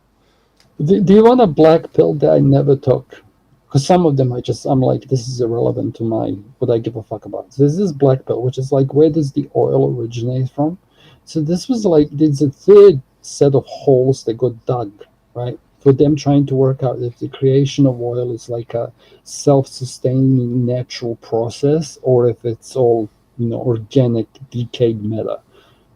If that makes sense. And half a reasoning for this is because there's this like, if the tectonic plate movement, and it is in my opinion true, there's this recycling, because the floor that exists on the underground, like eventually, okay, given infinite time, is going to get melted back down, like it's going to fall off the crust, if that makes sense.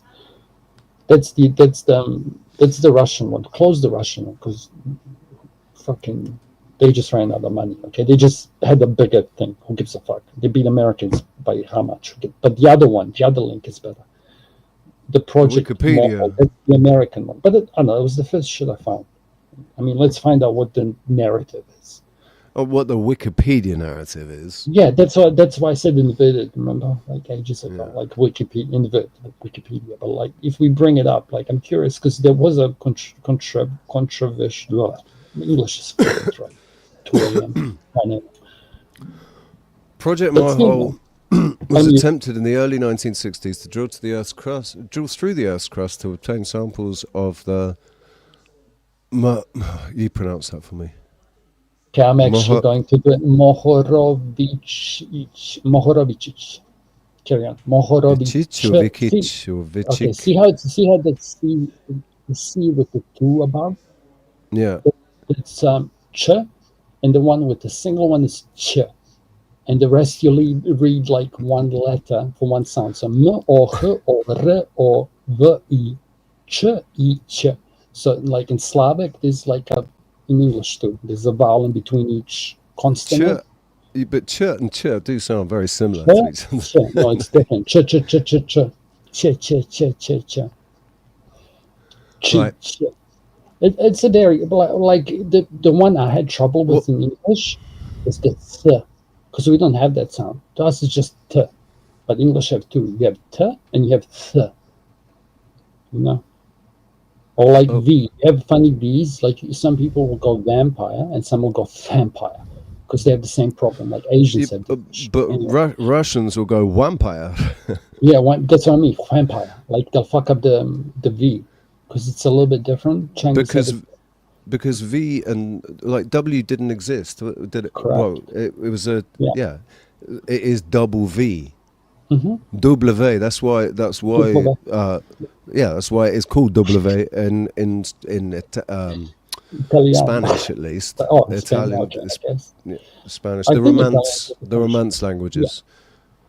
The other Latin subculture. So there's discontinuity, usually called the Moho discontinuity, Moho boundary, or just Moho, is the boundary between the crust and the mantle of the Earth. It's defined by this distinct change in velocity of seismic waves as they pass through changing densities of rock.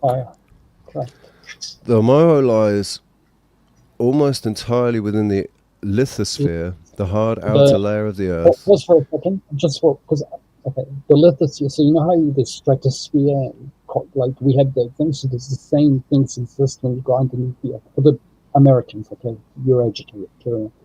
This is the lithosphere just here. What we'd. Yeah, and then there's mantle and core, etc. The ones from the movies. Right. Right. Sorry. It's the boundary between the crust and mantle in the Earth is defined by the distinct change of velocity. The Moho lies almost entirely within the lithosphere. Only between the mid-ocean ridges does it define the lithosphere, asthenosphere boundary, the depth at which the mantle becomes significantly ductile. It starts moving, fluid. Right. the Moho discontinuity is 5 to 10 kilometers, 3 to 6 miles below the ocean floor, and 20 to 90 kilometers, 10 to 60 miles beneath typical continental crusts, with the average of 35 kilometers, 22 miles. Named after the pioneering Croatian seismologist Andrija Mohorović. Andrea, it'll be Andrea. Highlight Andrea. it? Andrea. Because he's Andrea, yeah. Andrea Mohorović. It's a hard one, bro. The Moho separates both the oceanic crust and the continental crust from the underlying mantle. The Moho discontinuity was first identified in 1909. Oh, bro! The whole Balkans actually, because there's another one. There's another one that we also did, by the way, which is I think the La Nina. The other effect is by it too, and there's the other one, which is the ocean one. Like, because the reason this happened, here's another topic for it, is because a lot of the Russians, when their elite would fuck off to Serbia, I guess, for some strange reason, and this especially got accelerated after the communism came into power, because the Romanovs got all killed, and art became nonsense. So all their elite and educated people were anti-communist, so they all came to Serbia, and because of that, you got Tesla, because Russians started those great universities. And it's interesting because it's like, when you look at it as an American, like, they don't understand this. To them, it's just white culture. It's like, bro, Europeans hate each other. Like, you guys are just so dissolved from it. You call it racism. Like, a Croatian and a Serb hate each other. We're both Slavs. And look at what Russians and Ukrainians are doing. And now I'm going to shit on British. Like, fucking Sunday, Friday, you know what I mean? Like right, no. But dude, Russians and Ukrainians actually generally don't like they. Well, it's different now, obviously, but before, you know, even from 2004, even after 2014, Russians and Ukrainians didn't hate each other. No, they never did. It's the administration that's put in this hatred onto the Russians. Okay, so here's a funny one for you. So it's like, this is kind of a replay. It's like Croats, because this came up on Flows too. Somebody mentioned it, and they correct. I think it was the Czech, like the fucking not. I didn't see Flows. I didn't wake up until gone 10 o'clock, and then I went live straight away, so I missed Flows. That's fair. Just for the people who are here, and you may want to. Maybe I'm begging them to come up here if they want to talk about it, because it's like, in Slavs you have Poles, which were Catholics, and you have Croats, which are Catholics, and then the same thing is in Ukraine, which is much bigger. So right now, basically, not Catholics. Okay, it's a little bit different because it's more ideological. Came into power, and they said, "Fuck Orthodox religious, what do you call it, institutions. Make Russian language legal." They were doing some stupid shit. And there's this great clip of Putin, like 5 or 6 years before the conflict started. So like, do you guys realize what you've done? Like, you have no idea what you just did. And then Russia just took over. Oh no, but they do.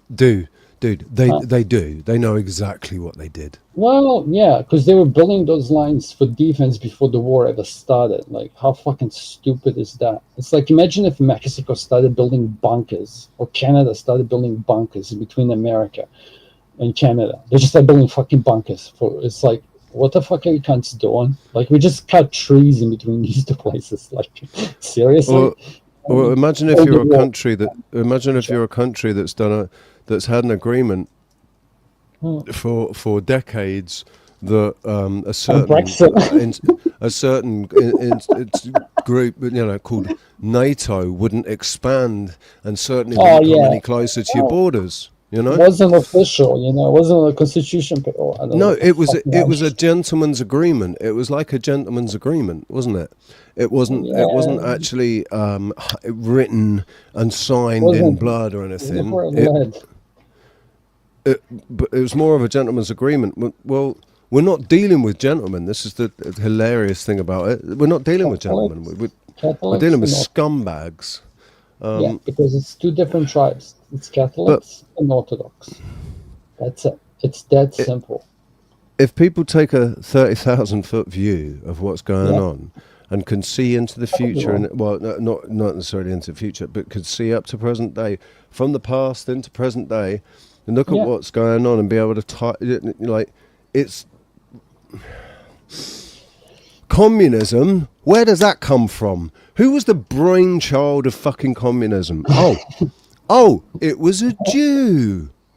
Oh, boy, don't get me into this shit. I don't know anything about it. That's the other pill I never bothered. Who's the brainchild of terrorism? Oh, it was a Jew. Not just one, many. It existed before then. Yeah, I think it did exist. No, it existed. It existed before it was actually classed as terrorism, right? But do you know who it was that was committing that? They were all fucking Jewish. No, dude. That's what they. And I feel completely different. Listen, I feel completely differently about Sinn Féin, and how do you pronounce it properly? Is a Brit?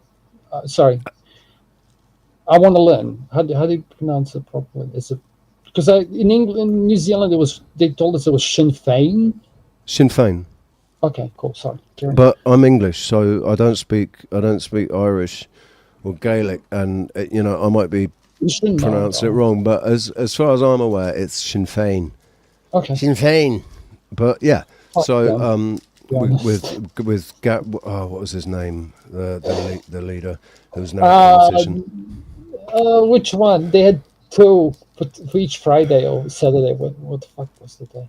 But what British did was fucking sad. Hey, Rocky's come over into the magic tree house. Yeah, he's even got a magic tree as his thing. Was that already like that, or did you do that just for me, Rocky? You gonna come and join?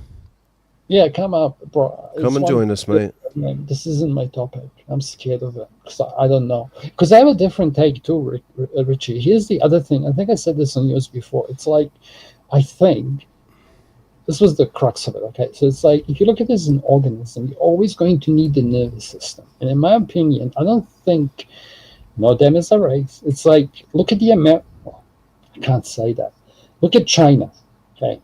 Well, I can't even say. I don't even want to say it to anyone. Like, I just think the elite or the control system is too old and has lost contact. So it's like the problem that you see them is the same problem every other group of people has.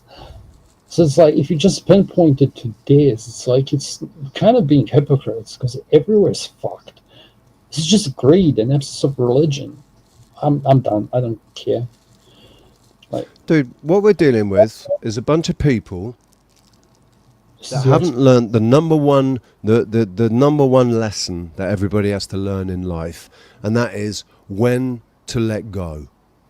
To know when to let go, and to let go, and to let others, get on with it. They don't want to let go. They've been in power for a very long time, and they do not want to let go of it. We got. Look at. I mean, it's Parliament, business.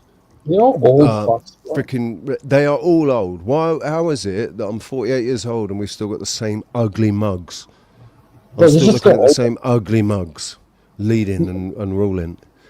One day, like this is what's interesting. Here's a different topic. It's like TOS. Okay? It's like if some of the things that people say today, whether they're true or not, like you couldn't say before. Like if anyone brought up to him, you're fucked. Right? See, Rocky, here's an interesting one for you. If you just start speaking about the whole thing, I'm just gonna shut up because it's not my expertise. And I'm not saying with you, it's like a message for everyone because I don't go on them in panels. It's like if you're not an expert on something, just shut the fuck up. So if you don't want to carry on with this, I'm just gonna keep quiet until we pass on. But am I wrong, though? Rocky, it's like this is a problem everywhere. It's like we can't concentrate just on like a specific group of people. Like no, it's a type of person. correct. I agree with you. It's not a group of people. It's a type. It's the type. It's the people that... sense of accountability. Right. It's funny, Dostoevsky had a cool one. This is how my dad stopped me from becoming a military man or a cop, okay? Because I asked him that when I was like 15, 16, and he's a bit of old man, this for my dad. He said, and I say this often, it's like a poet is going to see beauty in a prostitute, and a police officer would see a criminal in his son.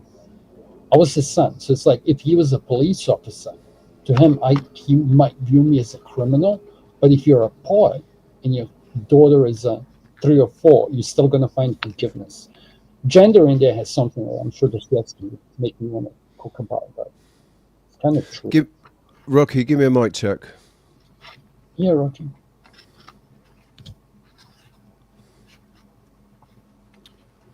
Fucking hell. Rocky, give me a mic check, please. Maybe he lagged out and froze. Okay. But Rocky, I'm not bringing you up here to just fucking not say anything. If I ask you to give me a mic check, give me a mic check. Either you can't hear me, and if you can't hear me, then there's no point in being up on a panel. But if you can hear me, give me a mic check.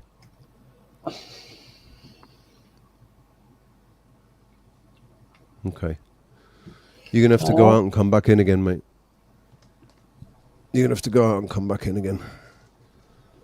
Because obviously you can't hear me or you're ignoring me. Either way, there's no point in being on the panel. So go out and come back in again. We've still got 35 people. We've still got 35 people, so that means we must have at least 15 that are still here from Flows. If you've come over from Flows... Everyone that came from Flows stayed, by the way, because that's about the number of people he had before he raided, just so you know. Like maybe 10 left. I had about 15 or 20 people in there. Yeah, see, he had already, about maybe 30 before he hit the raid, because he was playing music, and it kind of like took a while. A lot of people left before it wasn't a full raid. That's what I'm saying. Hey, Charlie, how you doing? Pam. Yeah. What was we were talking about? Like, yeah, it's like so this. Oh yeah, here's an interesting one for you. Okay, here's a bit of a conspiracy one that I found kind of cool. Like, this is Menoswamp related. Dude, like, we're bouncing around. We are bouncing around all over the place, and we haven't stopped and touched down on anything long enough to talk about it. We started talking about well, no, it wasn't even... We ended up talking about the Moho discontinuity to find out what the fuck that was. But we were talking about Project Moho. Oh, yeah, bring it back up. Because Rocky came up. And, yeah. And Rocky, if you can hear me, obviously there was an issue with your sound because you weren't responding to me in any way. So you just need to give it another go, mate. Yeah, give it another go. There wasn't like a conspiracy. It's kind of interesting because it's not that often. There was a conspiracy part. I'm kind of curious about it. This is just explain the Project Moho. Yeah, like why? Like, let's find out why it shut down officially. Okay, that's what we were interested about. Like, why did they stop? Let's just get a mic check from Rocky before we do that. Rocky, can you hear me? Yeah, can you hear me? There we go. Yes.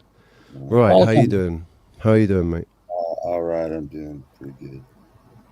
You come over from Flows? Yeah, I was over there. Yeah, a lot of people left before you raided. Like, I wasn't full of shit. Like, you can ask Rocky. Hey, man. Good to see you. Yeah, let's find out why they shut it down. That's probably what you care about. Oh yeah, he's conspiracy like in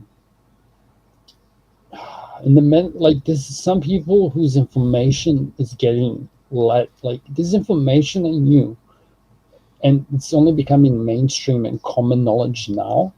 And what, like Young? Like, no, not Young. Like this female wrote a book called Men on Strike, And all of a sudden, it's like all over my algorithm. And I'm like, how the fuck did that happen? And next thing I know, like people who I normally cover are covering her work. And I'm like, this is so fucking weird. But there's still people like, who cares? It's a different topic. Well, I'm often questioning how organic our paths have been, right? Like we feel like I feel like I'm the one that's been, I've been following my nose, following this path, and what each thing has led on to the next thing, right? But how many? But we look at the things come up on my suggested, and then I find out a couple of days later that it's come up on everybody else's suggested as well. Yeah, that's what I was just referring to. Exactly what you're saying. You just said it differently. Like I gave you, I can give you the specific example. Like the ladies, it's she. I don't want to butcher her name. Okay, she switched on pretty early. She did a lot of legwork. Okay, she interviewed a lot of men. So it's like if you're a feminist in chat and you want to get triggered, you can either hit the link or go read her book. And she wrote a book called Men on Strike. And it's like, if you want to, and what's funny is old Joe brought up a thing, which was like, patriotism and all this other shit. And it's like, if men are on strike, there's not going to be anyone to be patriotic. Like, if you can't fucking, like, if you let your flag touch the ground in America, you're fucked. Like, it doesn't matter who the fuck I am. Like, you guys are fucked. You can't burn your flags, okay? Like, when you burn your flags, because I mentioned 3 things. It's like, top of my head that I mentioned were money, anthem, and flag. It's like the 3 foundations for a nation. And then you have the book of laws and state religion. Like, you can have other shit, but like old school people would paint themselves, okay, or have a fucking thing they waved or a drum beat, and that's the tribe. What did they have? They had lineage that was theirs in their form of currency, which was either good faith, okay, it depends on economics, who gives a fuck, and then you had the language they spoke, which is the anthem, and the words of it, which is the culture. Anyway, I'm done. I'm sorry. Thank you for letting me rant. Yeah, I'm kind of tipsy. Carry on. Well, why did you start? Hold on. Do you have a take? Yeah, let him fucking rest his voice. Casper, shut up for a sec. Let Rocky speak. That's what I was going to do. You were bringing up the Pangea, where you think when maybe the world used to be one continent and it divided into 7, and that's a new theory with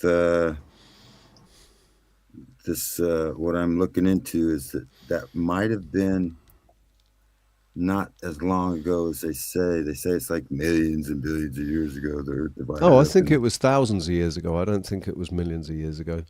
I think it's absolutely possible. Yeah. In fact, it's evident, right? There's evidence that points to it. But I think that still fits into a cataclysmic scenario, right?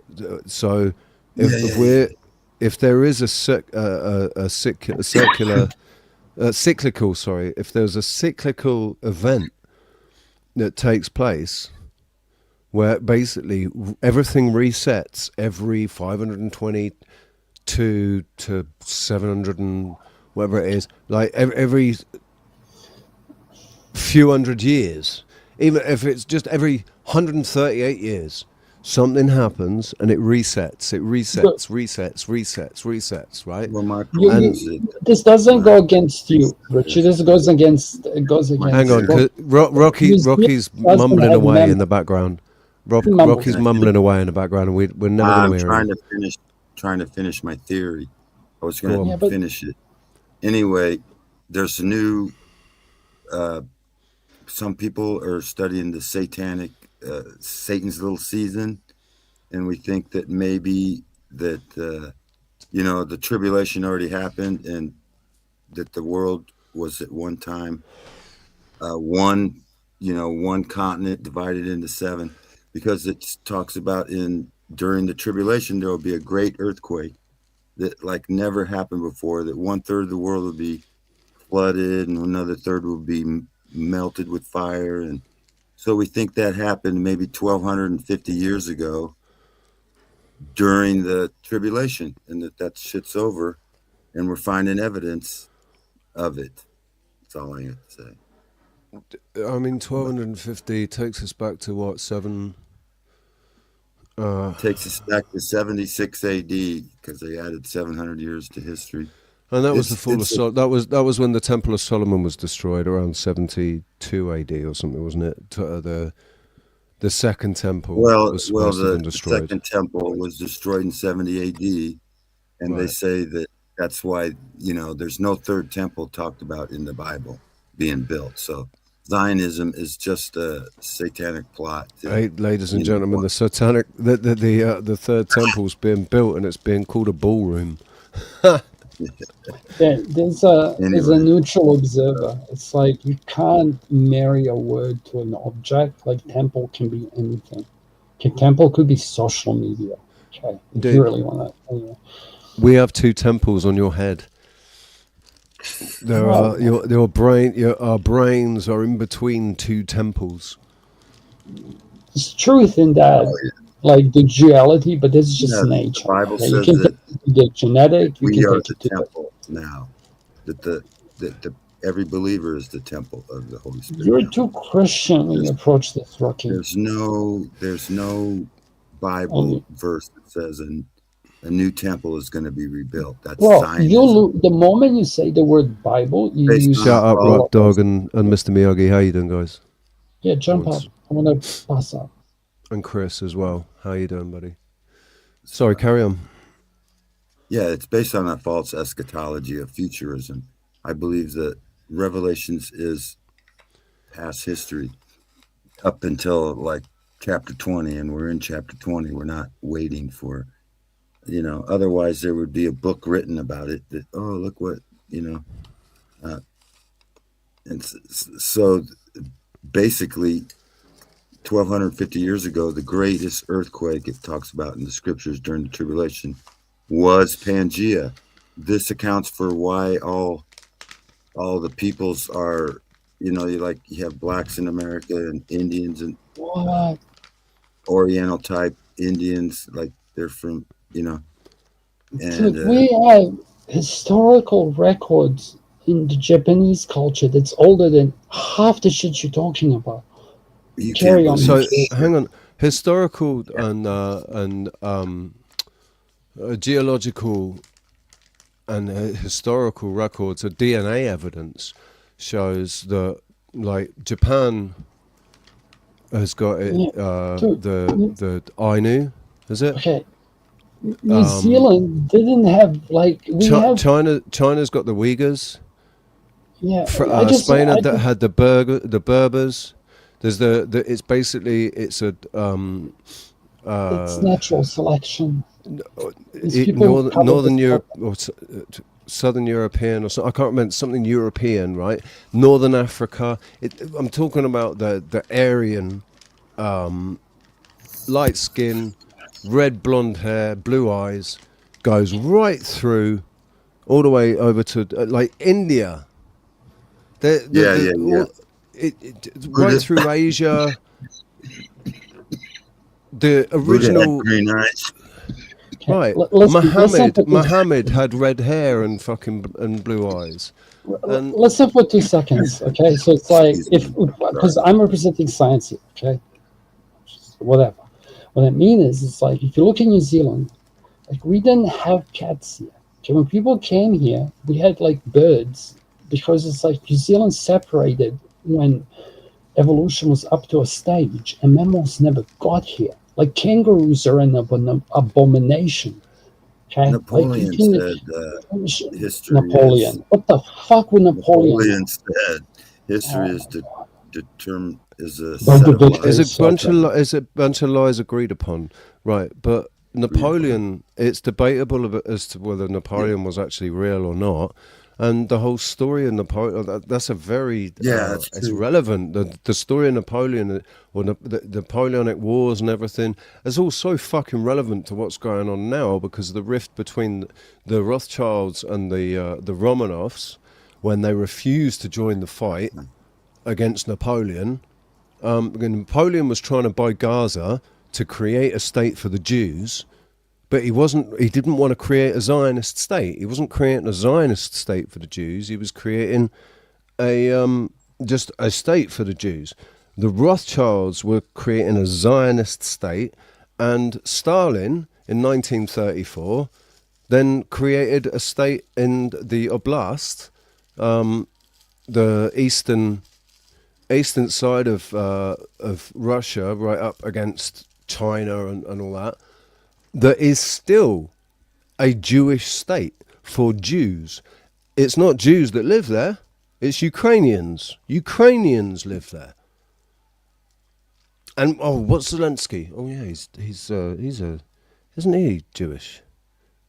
Yeah, I think he's Jewish, isn't he? I think he's a trans. I never mind. No, he's not. Didn't you see? He played the piano with his penis. Of course he's not. No. Dude, he's not. He's just well, Jesus, I saw Keir Starmer. I can't remember who the third one was. Keir Starmer, Zelensky, and a third person. Maybe it was Blair. I'm not sure. Talking about the train. But they're all stood next to each other. Starmer is not that much taller than Zelensky, and Zelensky's only 5'6". Yeah.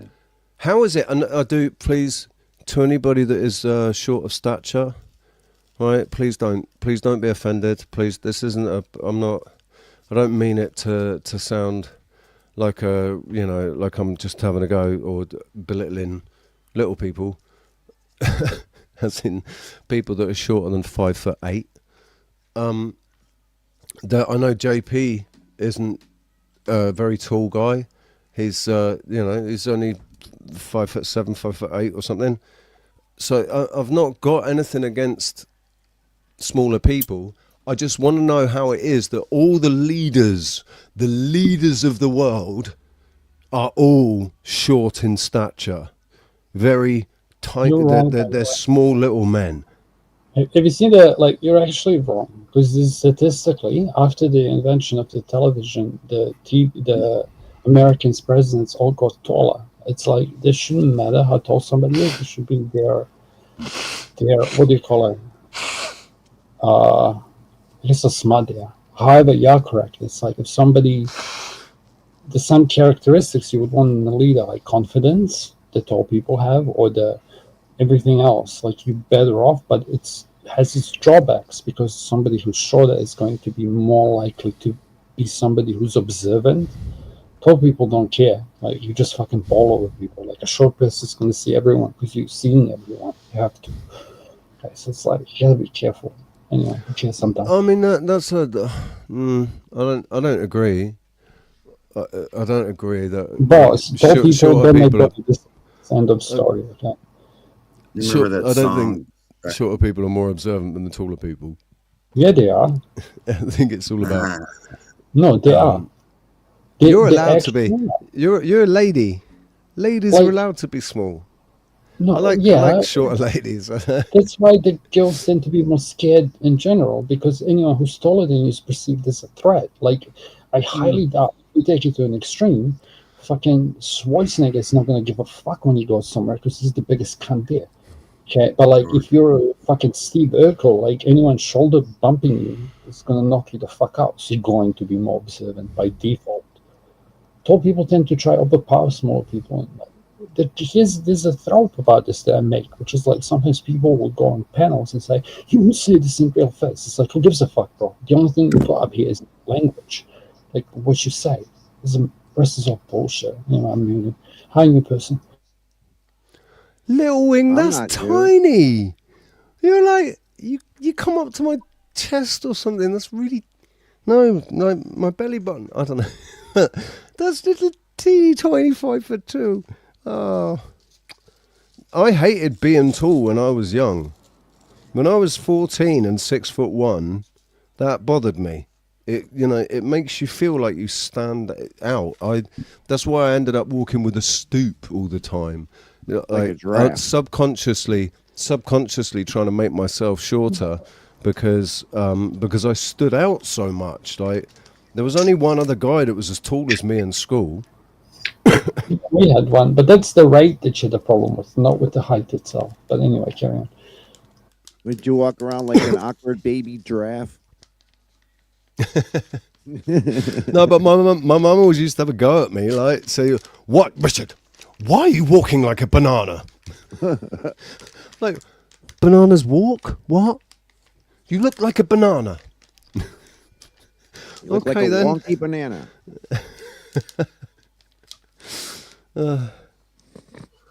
There used to be. How you doing? How you doing, Mac? By the way, welcome. Doing dude. all right. Hope you had a good weekend.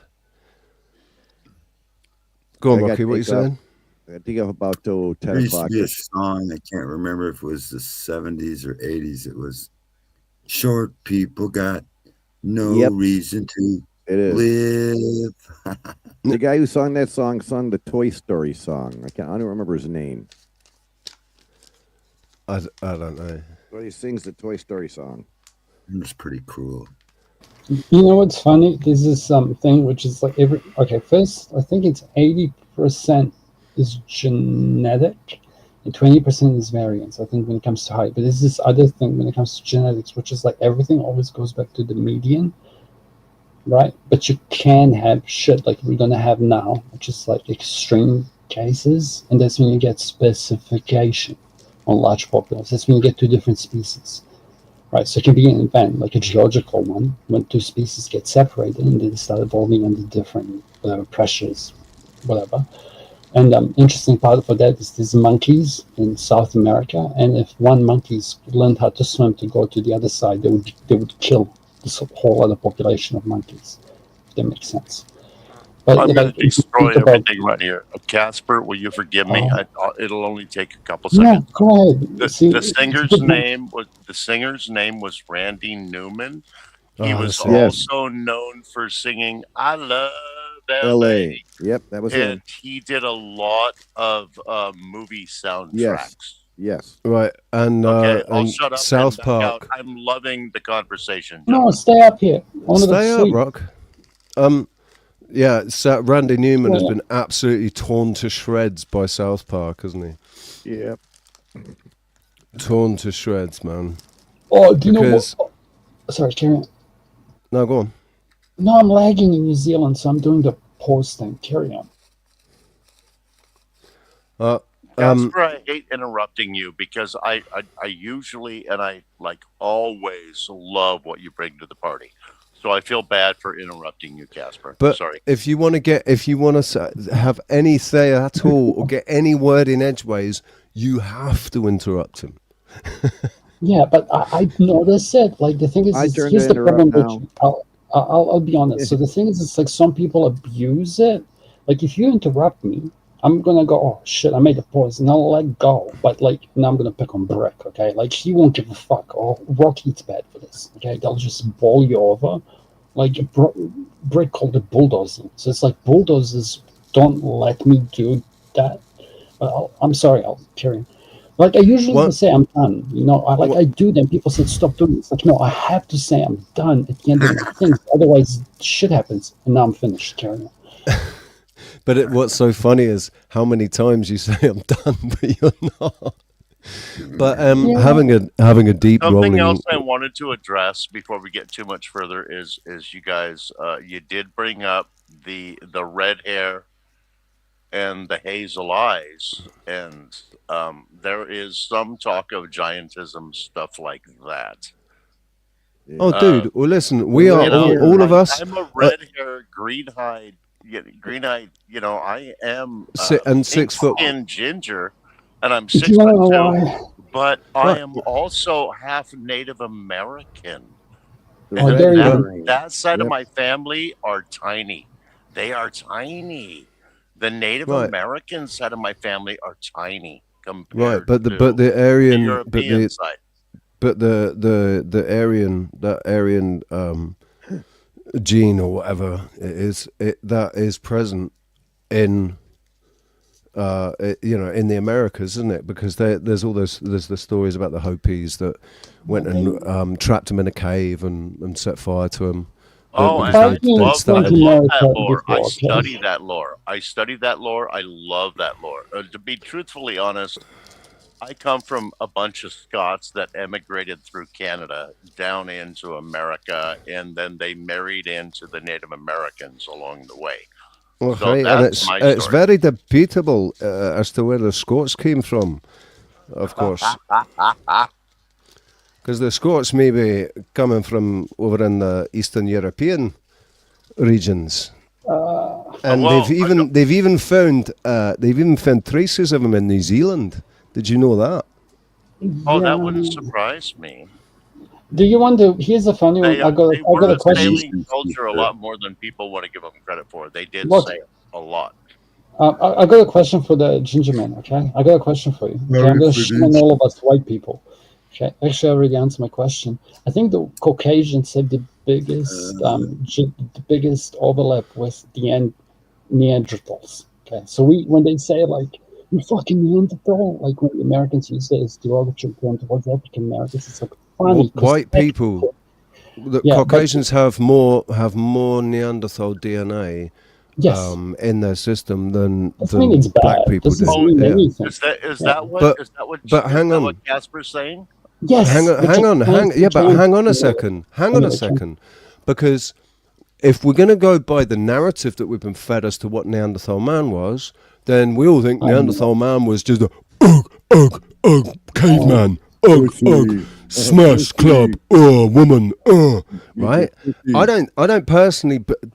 Rocky, I love you, man. You can speak let me just get this out, all right? You haven't got to speak very much, so I do want to hear you, but you kind of, I've just started.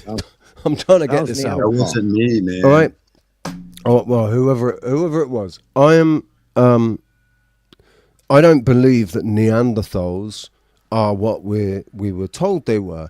One of the things about the human body, the bones, right? There are certain bones that do not stop growing, and that's the orbital, like the eyebrow, and I can't remember what else, but the eyebrow is basically the main what I'm referring to, right? So Neanderthal man might just have lived for a long time. Like maybe Neanderthal man got to live 900 years. Like we're told in the Bible, Noah or whatever, Noah was 700 or something, wasn't he?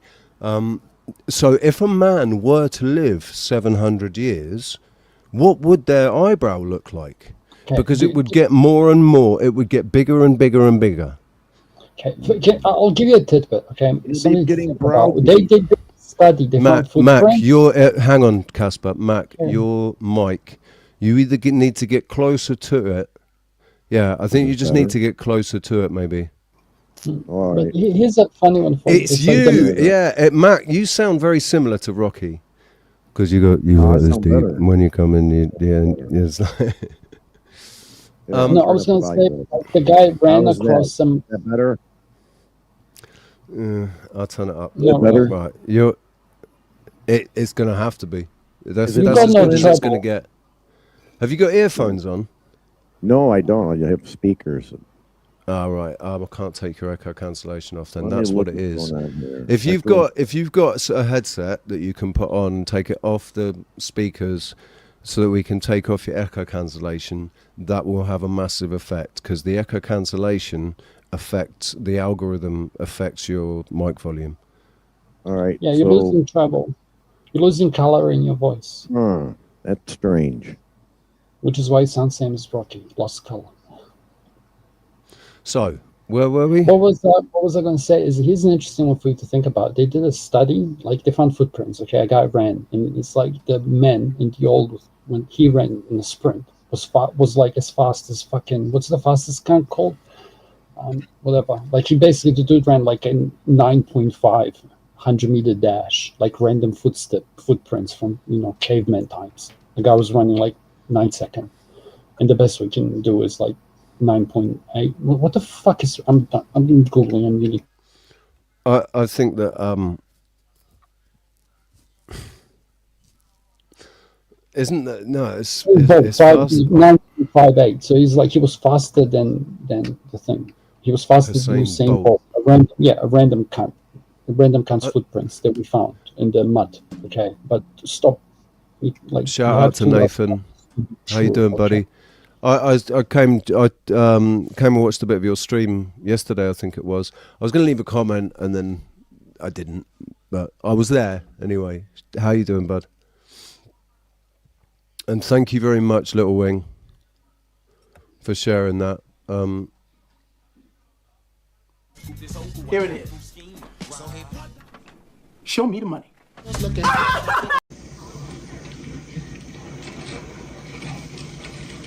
Donation. It's a donation. I thought it was a trash. Don't be good. No, put the money in. Please can I have £100,000 now, please? Right, continue. Yeah.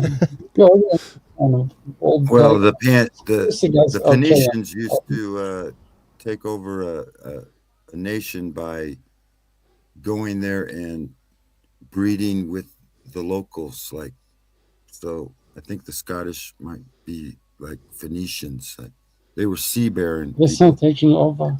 They would take over the culture and everything by breeding with the locals, similar to what you were talking about, the Scottish.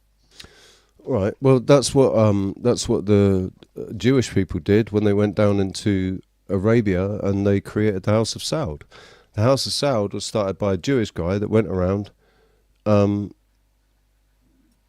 all not buggered, but basically wifed up, babied up right all the tribe. When you said buggered, wifed up and babied up all the 45 tribal leaders, and then and that's how the House of Saud was created. The House of Saud, they're not actually originally they're not Muslim, they're Jewish. Look at their noses. Yeah. Well, that's also supposedly the 10 scattered the northern tribes of Israel supposedly hooked up with the Phoenicians and went north to the. Wait, was it 10 or 12? I thought it was 12. I'm not trying to challenge you if you know more than I do. Maybe right, but I heard it's actually 13 because there's the secret lost tribe, right, the 13th tribe, right, the Ophiuchus. Ophiuchus, and there's 13 tribes because Daniel was split into two. So there's 13. Right. Yeah, but there was 10 that were scattered. There was 2 that there was a tribe that was split. Yeah, David. Right, there was supposed to be 10 scattered, 1 split, and 1 lost. Right, so the one split create. Well, yeah. So there were 12, but 1 split creating 13. So the house of David. Oh, got it. Is the one that split, and then we had Queen Elizabeth II making claim. Like our royal family lays claim to the house of David, right? And that's why there's this connection. Or it's supposed to be part of why there's this connection between us and Israel, and why the royal family is recognized by the Jews because of that. So the reptilians are Jewish as well. Come on, man. Let's not. I'm sorry, my bad. That's the bloodline theory. There's a theory that there's 2 seeds: the seed of Cain, the seed of Abel. The seed of Cain and the seed of Abel. Right. Satan impregnated Eve, and then she ran off to go and, hey, Adam, hey, why don't you stick that in here? It's really good fun, right? And then he impregnated her as well. And there's actually been research done into, is it possible for 2 men to get the same woman pregnant, and for the woman to get pregnant and technically have twins, but one be of one father and one be of another, and it is absolutely possible. It happens in animals. Not to sidetrack sidetrack you entirely, but dogs can have up to 4 sires. Right. In one litter. And there's a penis-shaped theory that comes into here, which comes into cutting, which is like your penis is shaped to like scoop out. This is like a feminist talking point. I'm done. And it says there, a tree is sometimes represented as a person or a group of people. So when it says to take the tree of the knowledge of good and evil, when they ate of the tree, did they hide their lips or did they cover their private parts? So where was the sin? If it was just eating an apple, they would probably cover their face, not their chin. No. If your grandma says you can't have a cookie, and you sneak a cookie out of the cookie jar, and she catches you, are you going to cover your genitals or your mouth? Oh, I got caught in the cookie jar.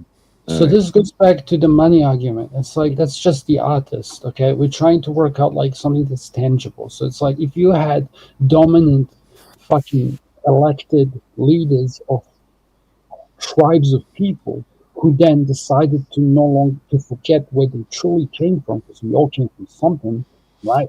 Like what the fuck happened? And then you took it to fucking... the Epic of Esau is the same way. Yeah, Jesus wasn't fucking... Esau was a hairy man. What's on your cross? Does your cross have a Jesus on it? Like, bro, just shut up. Like, it talks about Esau. Turn the bulldozer off. He wants to play video. Okay. Esau was also considered a hairy man, like he had the hair of a goat or something. And right, Esau was Jacob's brother, wasn't he? Yeah, Esau was Jacob's brother. Jacob was the one that screwed.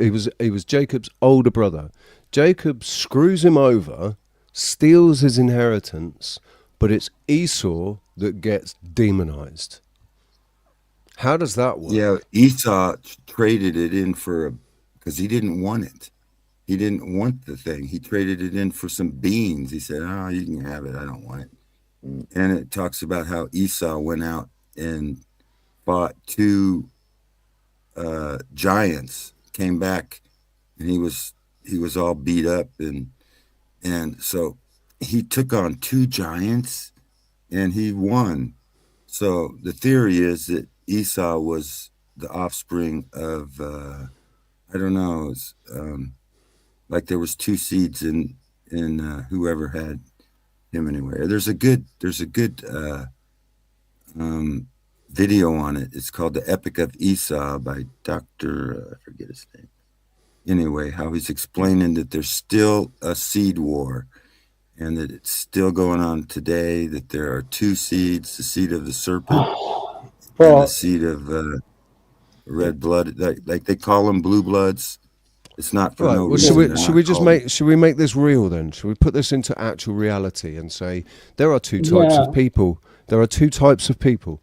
Give us there are people. No, there are people that are capable of both being either good or bad, right? And but they have morals and they have limits and boundaries. They don't want to go out hurting people because they understand that they don't want to be hurt themselves. So they just want to get on with life. They just want to get on with life, live life, be happy, not do too much, not do any intentional harm, and not do too much unintentional harm, and just get through life, right? And then you've got other people that want to control those people, and they don't give a fuck about anybody but themselves. They'll do anything. There are no moral boundaries. They have no moral boundaries whatsoever. They will do anything to get to the top and be in control of everybody else. They have no empathy, they have no sympathy, they have no compassion. They are liars, pathological, compulsive liars, cheats, thieves, right? So there's 2 types of people. That's real. That's real. There are 2 types of people. Jesus called them out. He said, "You are your father, the devil."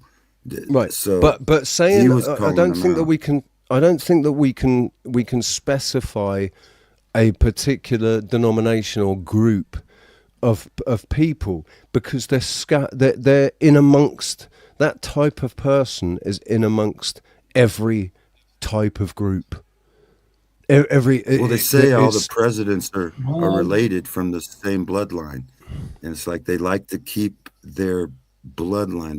They think that they are the special, like the gods. They almost believe that they are. They were here before. Rocky, do you want to shut up? They believe Lucifer is the good guy. He can't let go. Give me 2 seconds and I'll get out of your way. Okay, here's an interesting one for you. So there's this, what do you call it? A lot of lineages in Europe are fucked because of inbreeding when it comes to things. And I'm sure I'd love to hear Double O speak about this because I didn't dig into this. I mean, say blue blood. Like, it really hit a nerve with me. So it's like there's a price that they pay when you step outside natural order, which goes back to the original thing that I said. It's like once you forget where you came from, you're fucked. And this is true for anything. That's how you maintain tradition. It's like inbuilt shit. This is why scientists become religious at the end of their days, because it's like the beauty in all this is so elegant.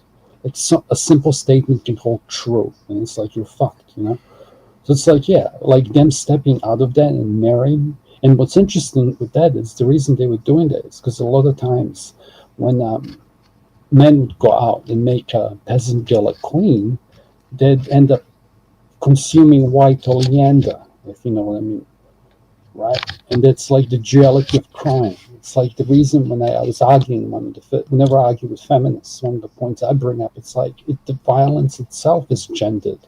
It's like a chick's tongue can rip you apart. Okay, she can destroy your social shit. But a man that same chick can just fucking skull minus, if you know what I mean. So it's like everything is different. There's duality in everything. And the moment you lose balance, yin and yang, you're fucked. So it's like you need autistic, like you need the tall people and you need the short people. You need the alphas and the betas and all the shit because we've evolved as such. Like wolves have this shit. And it's like, I'm sorry, but if our bitches are going to have skeletons to poop out fucking offspring that can't help itself for like 3 decades now. I mean, fucking people are not saying, really fucking developed until you're 25. It's like, really? And you guys still want to make like we're animals? But apparently you need 25 to just see if the shit's fucked or not. I'm done. I'm sorry. Carry on. Can I get a mic check? Does it sound better now? Sounds good. It's not perfect, but it's way better. You got your color back. I heard the 12 tribes originated from Iran. There's more than one origin then. Like if I jump in here, you guys will say you're full of shit, but it's like I'm just saying I agree with you. But if you want to talk about this argument called one civilization, okay, look, like a few people covered it, and it kind of takes the religious as the background, and it's kind of pro-white, I guess. I can speak without code. I don't believe what they call Rocky. Israel. I didn't say I'm done. Like, let me breathe, brother. Okay, fucking carry on with your nonsense. Well, I don't believe where they say Israel is. You can't even. If I ask you now to state my argument, you're gonna fail. Try it. I'm not in an argument. No, say what I was talking about. Yes, so you weren't listening then. You need to be an observer. I listen to your bullshit all the time. It's like so. What was I going to say? Some kind of fucking loop. You like. Okay. Go ahead then.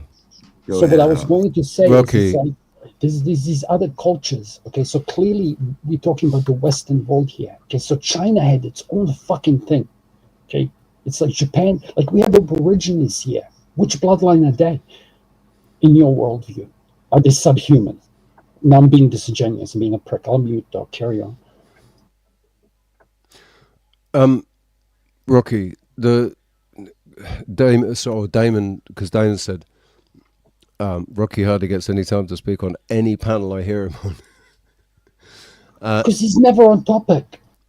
Well, yeah, it doesn't matter what we're talking about. You can guarantee that Rocky will come in and one of the first things he'll talk about is Satan's little season. Absolutely guarantee. I will put hundreds of pounds on that as a bet. And Brick will talk about every single. And I'll talk about birth rates. And fucking to the topic, and Ricky will talk about we all have this thing, but you never let go, brother. You're fucking stuck. It's on topic. It's on what I'm talking about is on topic. So answer my question then. Where do Aborigines where they? Okay, fuck Aborigines. We'll pick somebody else. Where do Eskimos fit in your fucking worldview? There was a great Pangea that happened 1,250 years ago, and it's all the world used to, tribe, all right? the Earth used to be one.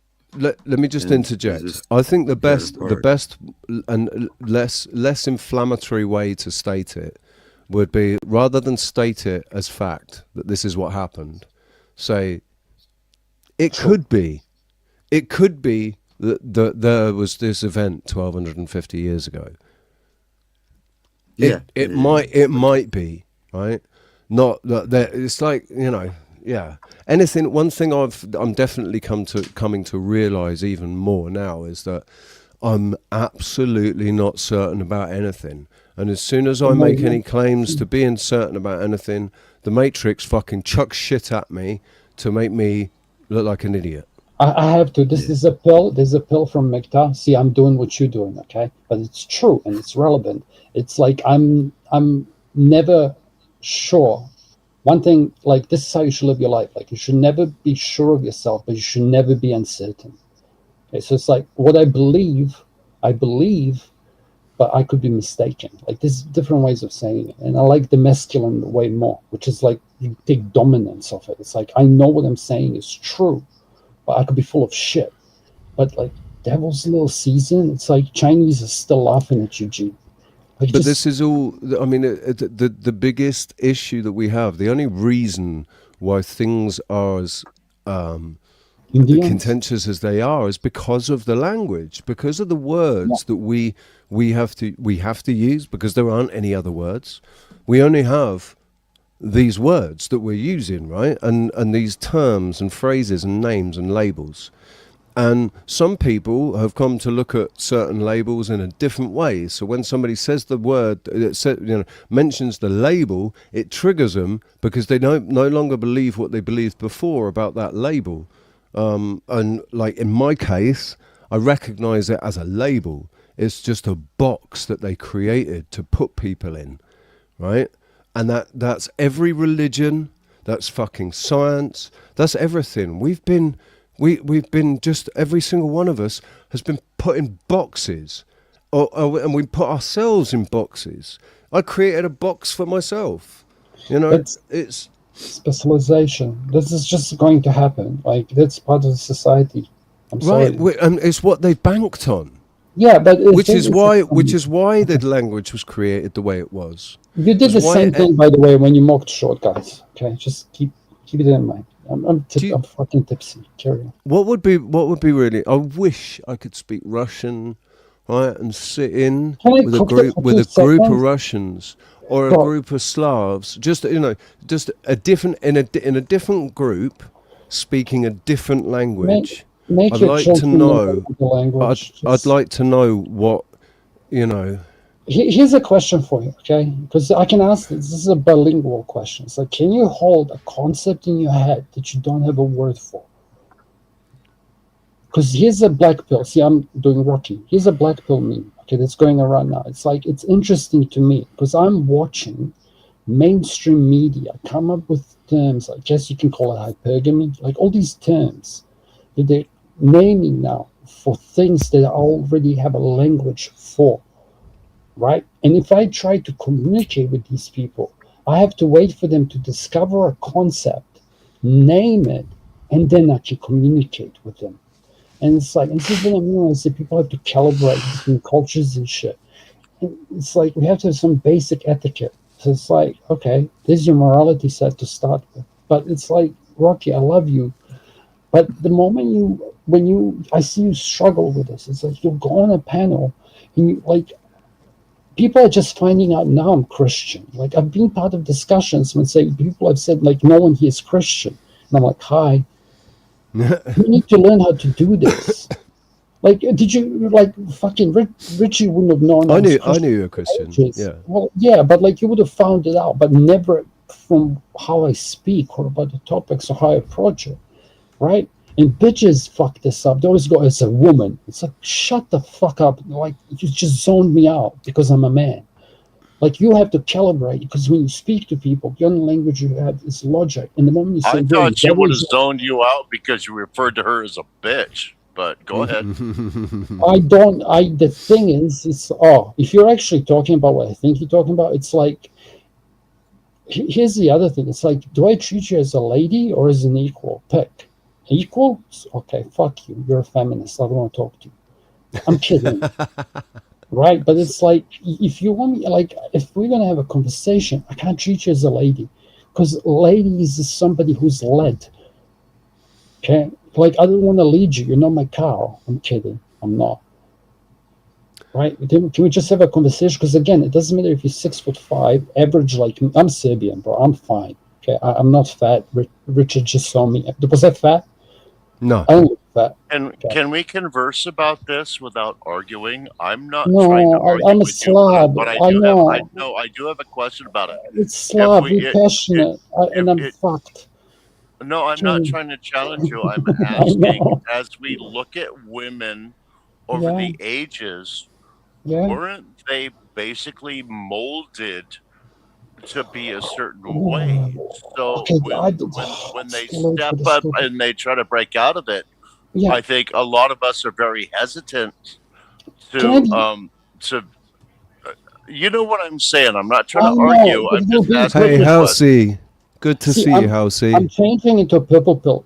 Oh, sorry. Okay, Casper. I'm not being a prick. I'm being honest. Like, I don't want to, because that's the other autistic thing I've got. Okay, so I can mock autistic cunts. Okay, so it's like if you, I was just trying to clarify. You're purple pill. I get it, but you're purple pill.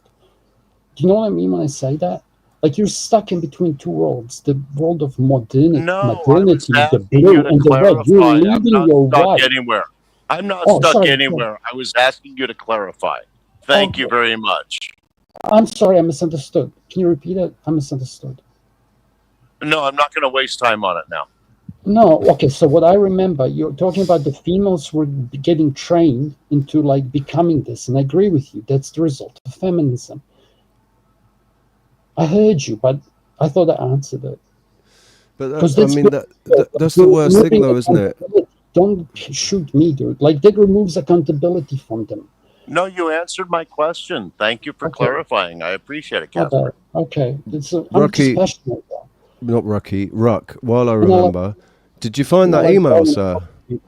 Like, dude, like I actually like going when I talk to you. Yes, it's like, I did, Richie, and I responded to it. Did you find that one? Yes, no, I did, sir. Right. Okay, I haven't had No, I did. I said, "Hi, Richie, it's me." So, yeah, I did respond to you, sir. I'm sorry, Casper. Go ahead. I don't mean to talk over you, buddy. Oh, but by the way, like, if I'm talking to you like this, it's because I'm treating you like a Slav. It's like, bro, have you heard? Go look up. No, we're good. We're good. Yeah. You and I are good, bro. You aren't offending me in any way. I hope I'm not offending you. We're good. No, I'm fucking told for this shit, dude. But, like, I don't know. I just have a different, like, I wanted to cook the language, okay? Because it's like, if you want to do something for the people you love who are just, can still have the capacity to learn another fucking language is on a different base. So if you're German, learn Polish, okay? Like, if you're fucking Russian, I agree with that. Chinese. I agree with that, and I believe that you and I are agreeing with each other just from a different angle. You know? Right, and I just want to point out about language, right? I know that if I do ever have children, I'm going to really, really encourage and try and make sure that they are at least bilingual, right? At least speaking two languages. Because then I know that when they're older and they're fluent, they will actually be fluent. They will be able to express themselves in any language. You know, in any, say they know English and Spanish and Russian, right? And they'll be able to express themselves in English or Spanish or Russian and not need to refer to one of the other languages to be able to actually fully explain what it is that they're trying to say. If I were to learn Spanish fully and be fluent now, I don't think I'd ever be able to reach a level of fluency that would allow me to be able to express myself as well as English does. Right? But if I have children, I would like for them to be able to express themselves fully in more than one language, because it's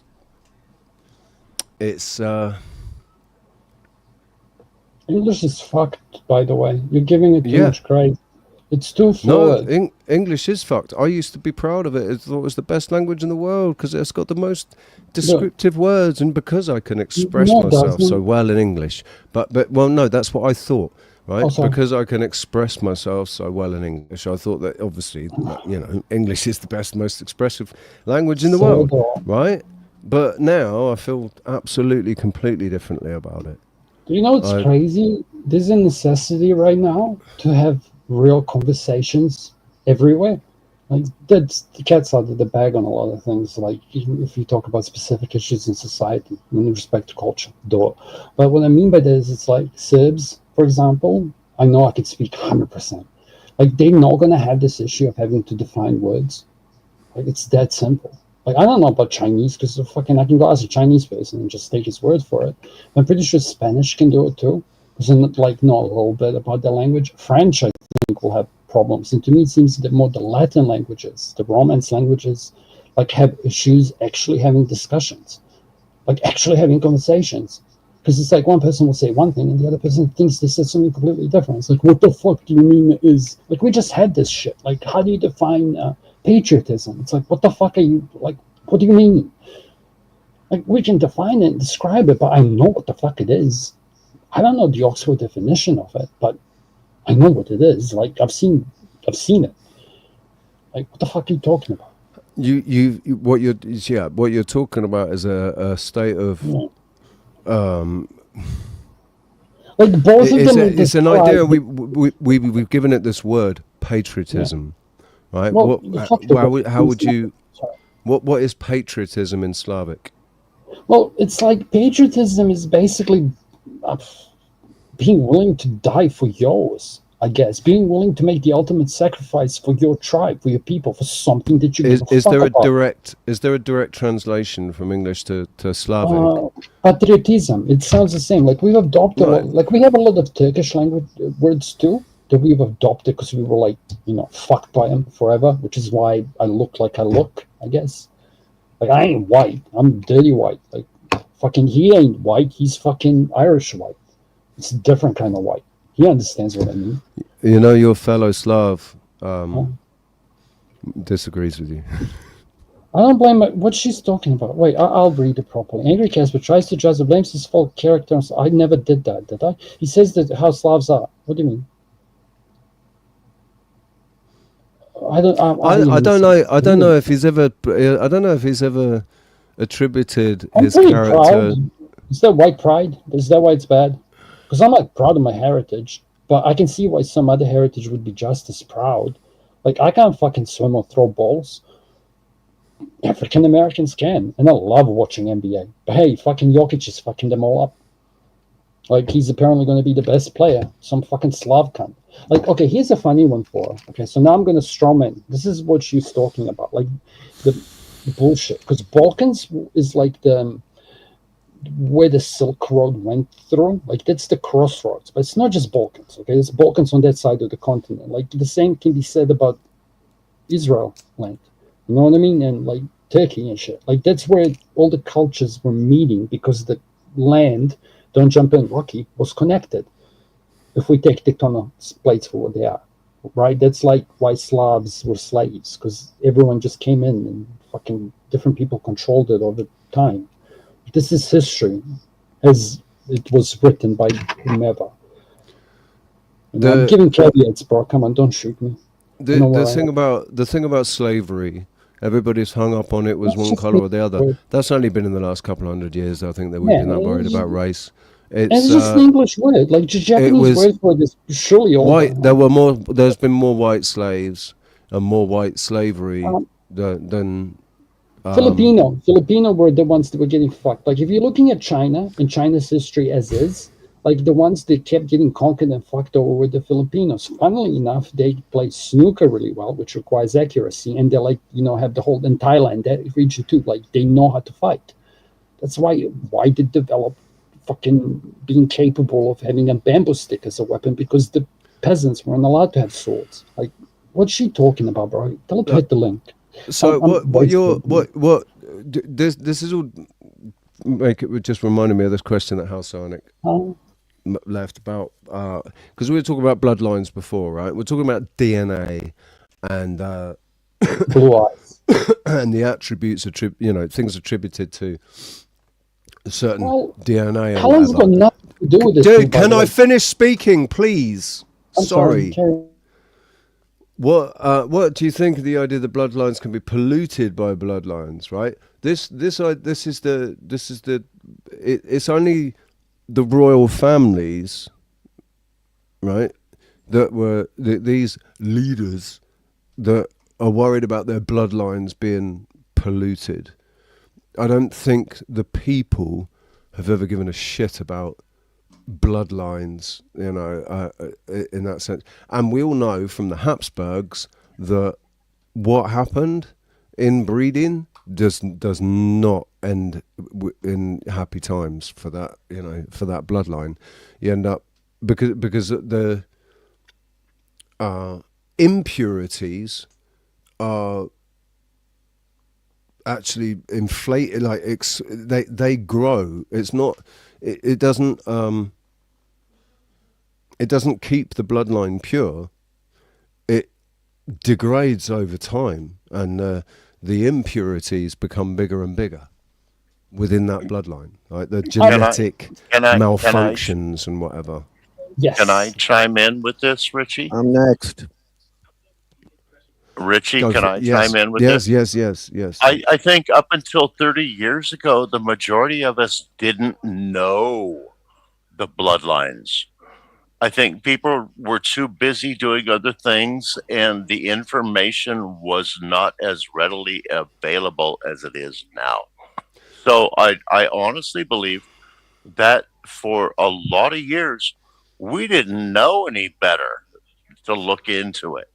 We had no idea that we should be looking into this. We just accepted it because the information wasn't as readily available as it's become in the last 30 years. Is that wrong? Exactly. Well, yeah, since the internet, really.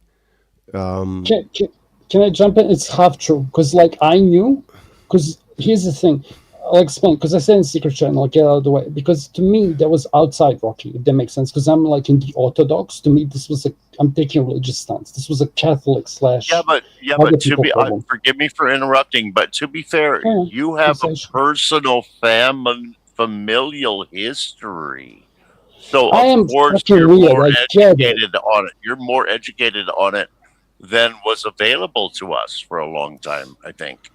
Correct, but take the statement for what it is. The reason for that is it's like if everyone knows about the big camp in Germany, okay, right? But in the Slav land, I know the big camp that was just as bad as the one that was in Germany. But I also know about the Chinese one, because the Slavs, when they were teaching about the Western, to us, if we knew, it was irrelevant. But funnily enough, the shit that you know about Russia, that Russians didn't know about. Do you get what I mean? It's the same shit, just differently. You would have known how bad the Russians truly have it, but they had no point of perspective besides the Metallica.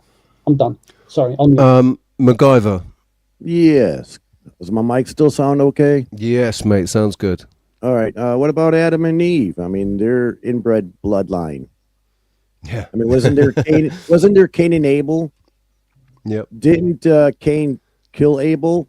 The concepts of feminine and masculine. Didn't Cain get cast out from God because of what he did? And Cain was afraid to go out because he was afraid he was going to get murdered for doing what he did. How can he get murdered if it was just Adam and Eve and Cain and Abel? I don't get it. Yeah, it's another little detail that's just kind of skipped over and swept under the carpet by anybody that that wants to cling to that narrative. If you want to cling to that narrative, the reality, no, not you, but the people that want to cling to that narrative don't want to address the fact that, yeah, technically, our entire the human race was born from inbreeding. A guy screwed a woman that was created from his rib, so the same DNA. So technically familial, so technically incest. It was an incestuous relationship, and then had a daughter. Their sons. Where did the girls come from? Just answer me that. They had Cain and Abel.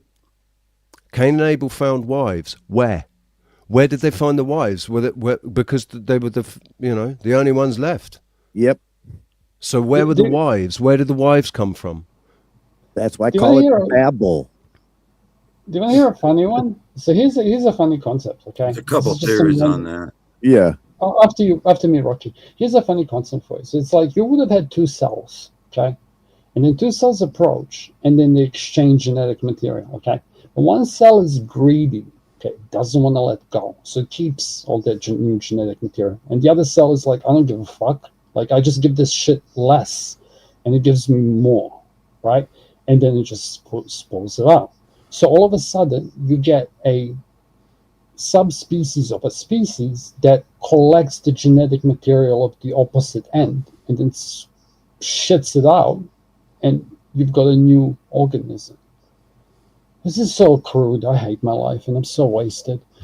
Like, but you get what I mean? And it's like in everything which you say, it's like the yin and yang. It's like there's your two original phenotypes, I guess, the one that exchanges material and keeps it until it like becomes so big that it has to get rid of it, and the other one which just goes around poking shit and throwing shit in, okay? Because efficiency comes into play. It's like, why would you just exchange it? It's like one thing is rewarded because it finds itself and it either commits sodomy or fights it out, okay? So all of a sudden they're fighting because they both want to fuck each other, while the other one's just waiting for something to fuck it so it can grow it and shit out. But the thing that approaches it, now you have natural selection. It's like if you fuck with the female, it's going to shit your shit out straight away, right? Because it's like you didn't treat it with respect and you didn't help it. Rock, it's all in the pronunciation, mate. Abel was capable, not capable, but capable, and he was capable because he got capped by Cain. You got shillelagh. What's that? You got hit over the head with the shillelagh. He got hit. It was actually a jaw. It was a jawbone, I think, that he killed him with.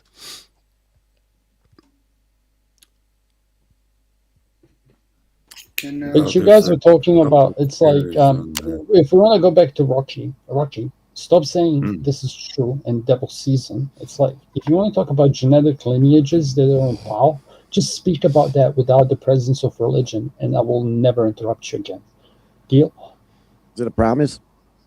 I'll promise. I'll never interrupt you again. But the moment it starts being about religion, I will. It's impossible. He's basically what he's just done is asked for the impossible. It's like he can't.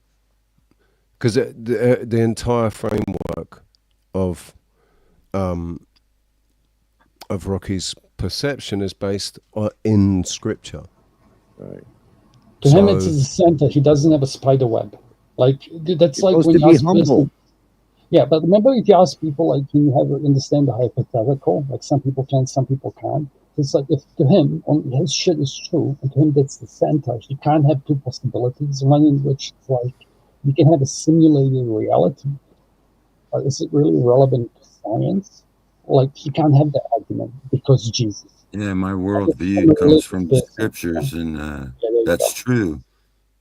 My worldview does come from the scriptures. I believe they're relevant. So why can't you just look at the creation of God? Yeah, but you can just look at the creation of God and state of us as caregivers of this planet without bringing fucking bulldozer. The scripture talks about in Genesis 3, talks about how God created man from the dust of the earth, and then it talks about how God created Adam. Two separate events. So right, God created. This is what Dana's talking about. That on the sixth day, man was created, but that wasn't Adam. And she's saying that Adam was created on the seventh day after the Sabbath, when God's rest. When he was resting, he created Adam. I've never heard that before, Dana. There's two. My understanding was that man was created on the sixth day, and that was Adam, and Adam was the first man. That was always my understanding. So that must be some sort of freaking Mandela effect. Maybe. If both of you are talking about that you know that man was created and then Adam was created. Right, Adam, as far as I know, and I don't know scripture that well, but basically, Adam was the first man. That was what I was taught. Most people are taught that, but there's a theory that there's two. It talks about in two different places in the scriptures. One is earlier. And it's talking about mankind was created on one day, but Adam was God's representative for mankind, and he was put in the garden to represent God. He was going to be God's representative. That's where Cain went out, and there were already men, because men were already created. There were other already created men, mankind. But Adam wasn't Lilith the first lady? Right, that's the other thing as well. There's Lilith. There's this story about Lilith, but where did she come from? Well, Lilith is Eve. Eve is is the mother of all, or I don't know. The blood. I mean, it's confusing. So you just said it right there. You don't know. You just said it right exactly, there. You don't because know. I don't know everything. You know what, gentlemen? You know what? I'm going to drop down because I am not nearly as educated as the rest of you in the Bible. Oh my God! Neither am I. All I'm going to do is ask stupid questions and piss you guys off. How are you going to find out? I'm just going to say shout out to Little Wing. Thank you very much, Little Wing. I love you.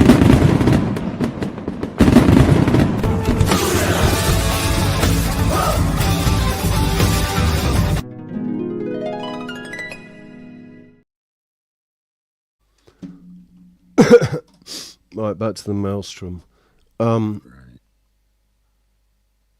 The trouble is, right, the language, it's the words we're using again. The words we're using are triggering people. I'm getting triggered. Everyone's getting triggered by these words. God, Adam, Jesus, the Bible, fucking Slavs, Russians. We're getting triggered because of words and ideas attached to the words. Right?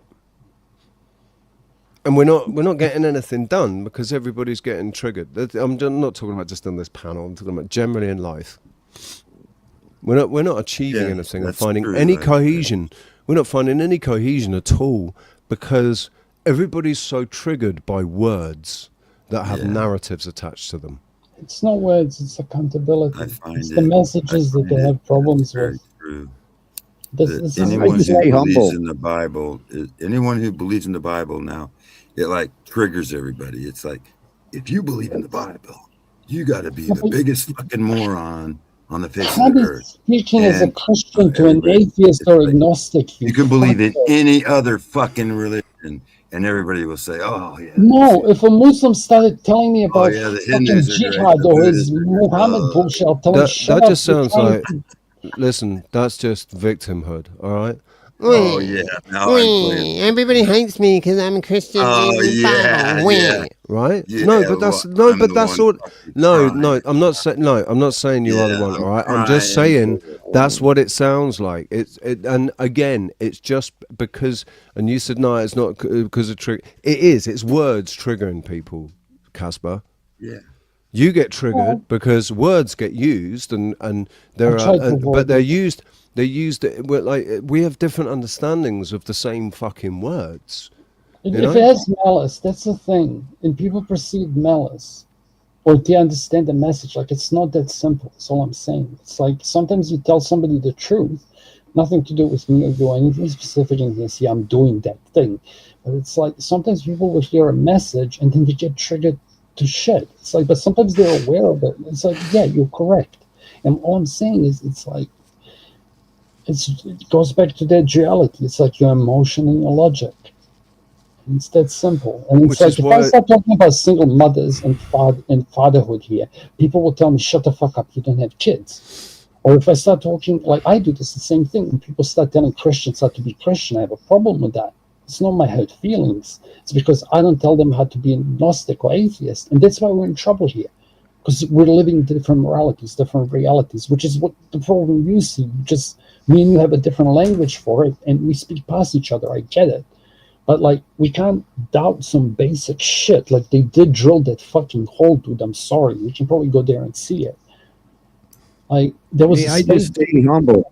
I just stay humble. You guys are entitled to your beliefs. I'm not going to get mad because you think different than me. It's not, That's cool. I agree with you.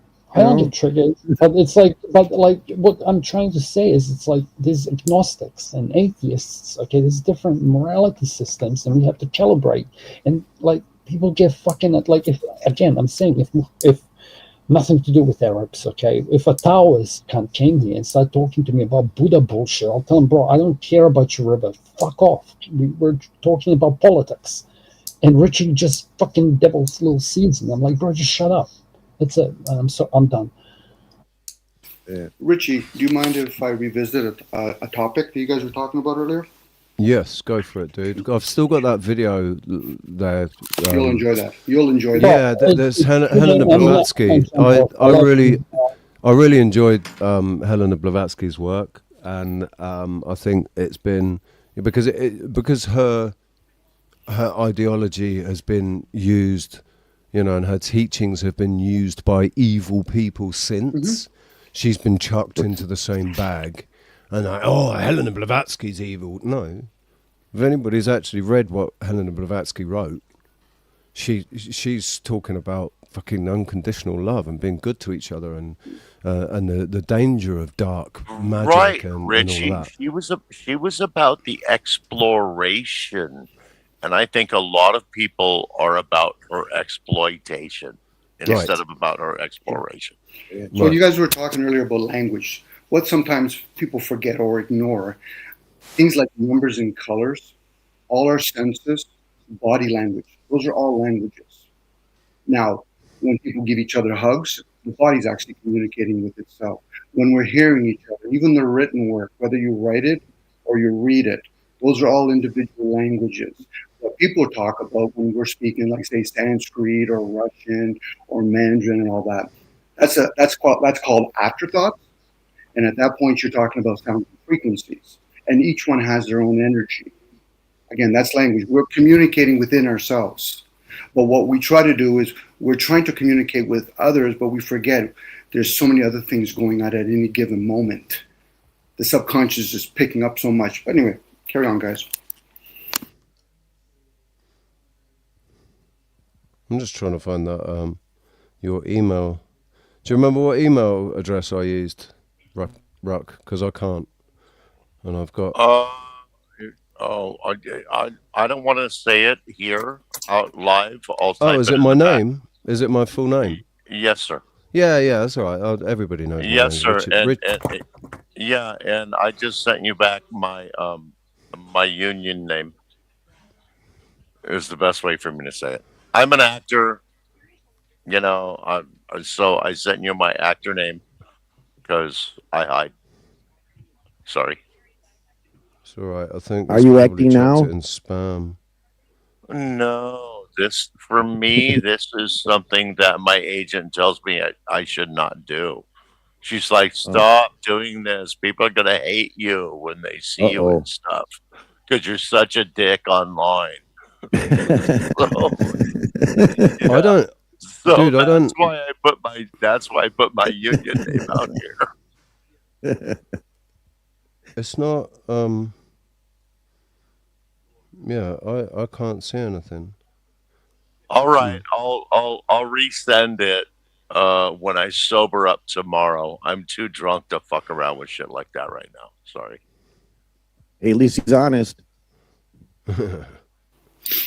That's the trouble about coming on at this time. It's in America and in America and over in the southern hemisphere, New Zealand and Australia, people who generally had a few drinks. It's only here in Europe that people are just have just woken up, so they're either hungover or it's 5:42 a.m. for me here, which means I have been drinking for hours. Yeah, it's only 7:48 here in Chicago. Chicago. Yep.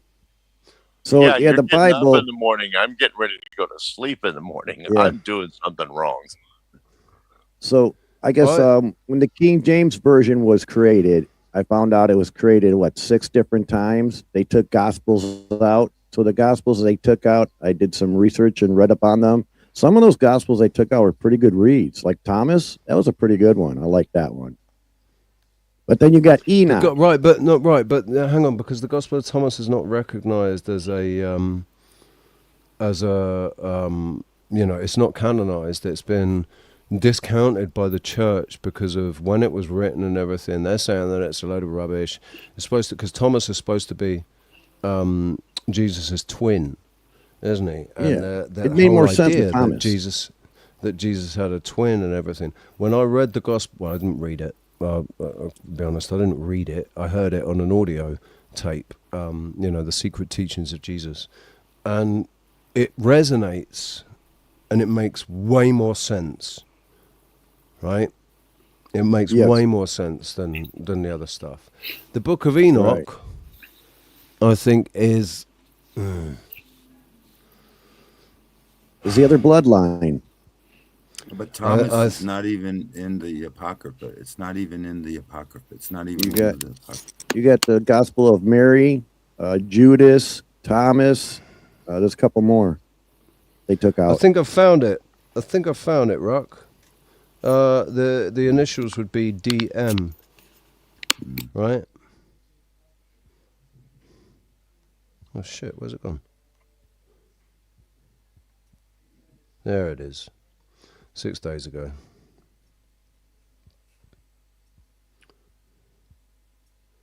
I'll send a reply to it.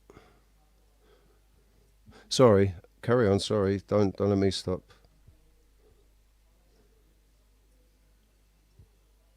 And I think the people that did the rewriting of the Bible were the Windsor family that had their hand in on that. The Windsor family, what? Rewrote the King James Version Bible. I don't know about that. I don't know about that. Right. Richie, when you're watching, if you choose to watch that video, ponder the concept of order out of chaos. This is how a lot of things come out of the unknown, and then it manifests itself into the material, and then how they interlaid consciousness. So the written part comes way down the line. The human race and all that comes down. But again, it's one of those things. How does energy really work?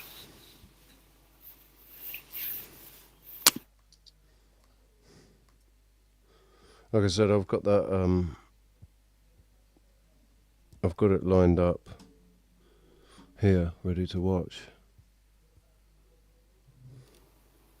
Yeah, it's just a shorter version. It's 11 minutes. I gave it for you if you wanted to watch it, but if you want to watch it here, fill your boots.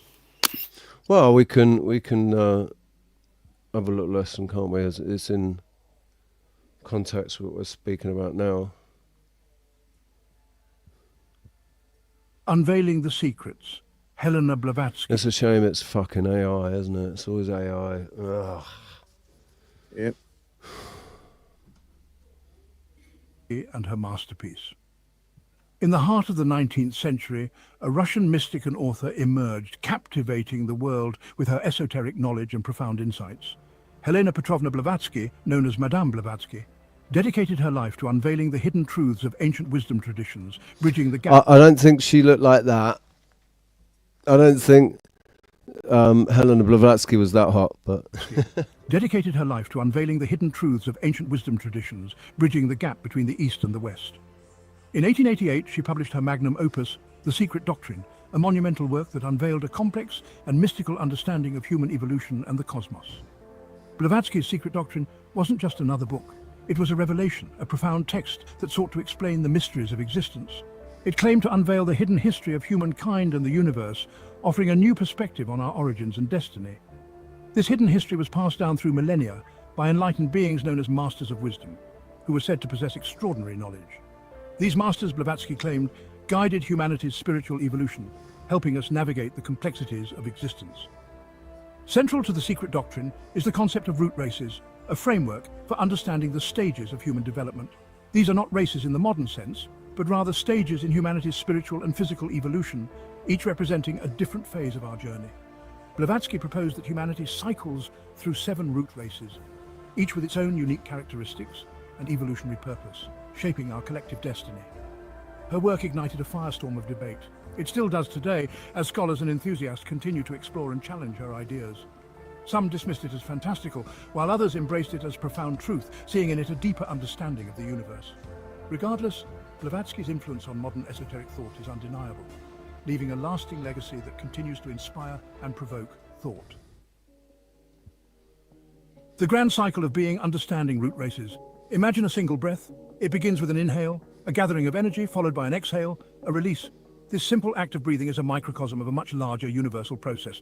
This rhythm of expansion and contraction, of manifestation and withdrawal, is mirrored in the grand cycle of existence, according to Blavatsky. It is a dance of creation and dissolution, a cosmic heartbeat. Root races are the key to understand. I think that's a key word in that cycle. The cycle of existence, right? This cycle. They are the stages through which humanity evolves, both spiritually and physically. Each root race represents a distinct stage in humanity's spiritual and physical evolution. These stages are not just historical, but are deeply symbolic of our inner journey. They are not linear, but cyclical. This cyclical nature reflects as within, so without, as above, so below. The eternal return, the idea that life is a series of repeating cycles. Each race emerges from its predecessor, reaches its peak, and then gradually declines, giving rise to the next. This process is like the changing of seasons, each with its own unique characteristics and lessons. Imagine a wave rising from the ocean, cresting, and then dissolving back into the water. This is a perfect metaphor for the rise and fall of root races. This is the essence of a root race. It is a cycle of birth, growth, and dissolution, each phase essential to the whole. Each wave is unique, yet part of the same ocean of consciousness. This interconnectedness is a fundamental principle of the root races. The journey through the root races is a journey of the soul. It is a path of learning, growth, and transformation. It is a process of spiritual awakening and self-realization. Each stage brings us closer to understanding our true nature. Each race presents unique challenges and opportunities for growth. These challenges are not obstacles, but stepping stones on the path to enlightenment. The ethereal dawn, the first and second root races.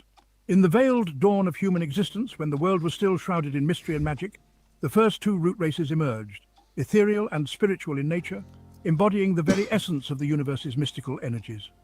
These early humans were unlike us, existing primarily on the astral and etheric planes, where physical limitations were non-existent. Their forms were fluid and less dense, more akin to energy than matter, moving gracefully through the ether. The first root race, often called the Polarians, inhabited a primordial continent located at the North Pole, a place of pure, untouched beauty. Their existence was almost entirely spiritual, lacking physical bodies as we know them, living in a state of pure consciousness. Their consciousness was unified, a collective awareness rather than individual minds, experiencing life as one interconnected entity.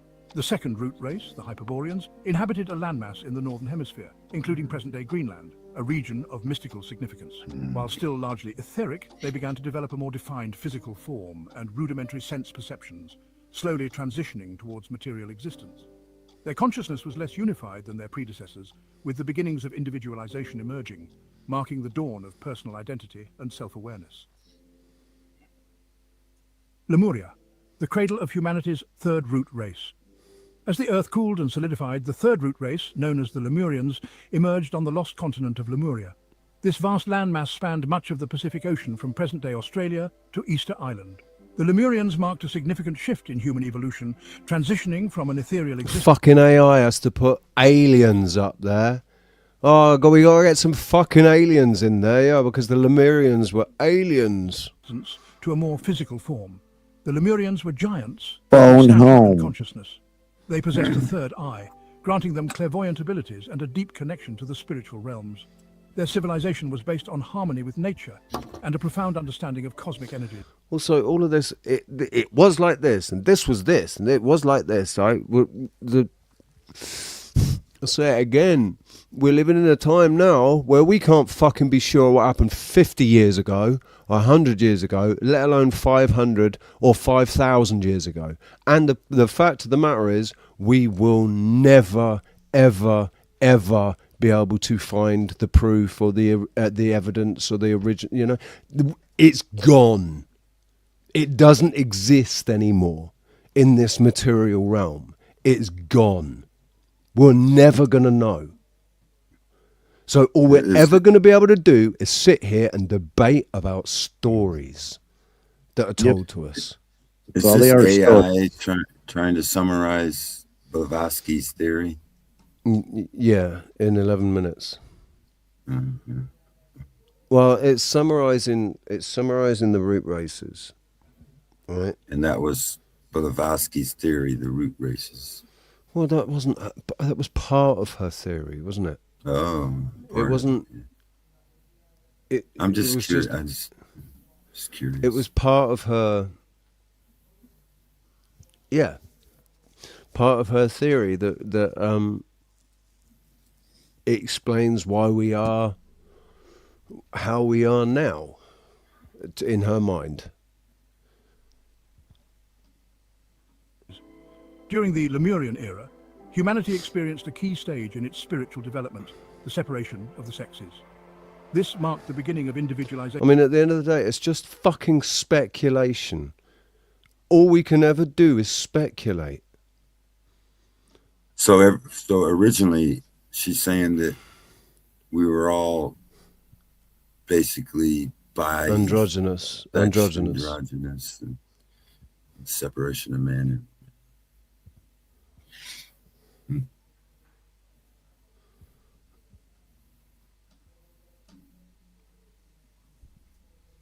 And the development of the ego, a necessary step in our evolutionary journey. Right, and all, yeah, evolutionary journey. I think it's an evolution of consciousness, but... Section 5, the Atlantean legacy, a glimpse into the fourth root race. As Lemuria sank beneath the waves, the fourth root race, the Atlanteans, rose to prominence. Inheriting the wisdom of their predecessors, the Atlanteans developed a technologically advanced civilization on the legendary island continent of Atlantis.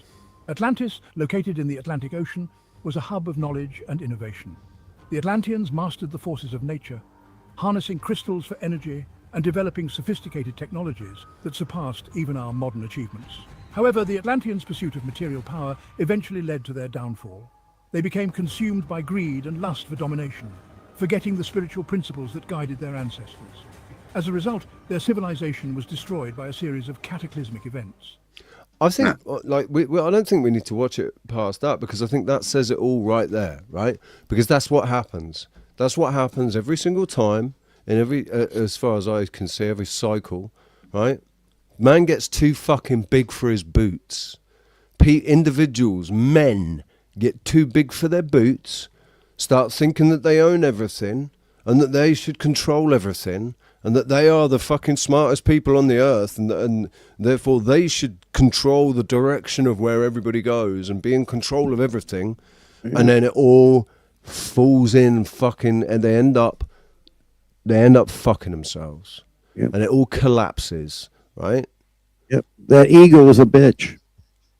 Yeah, Atlantis was before. People used to think that Atlantis was the pre-flood civilization before the flood. Right. That's why it's under Atlanta somewhere, because it got flooded or something.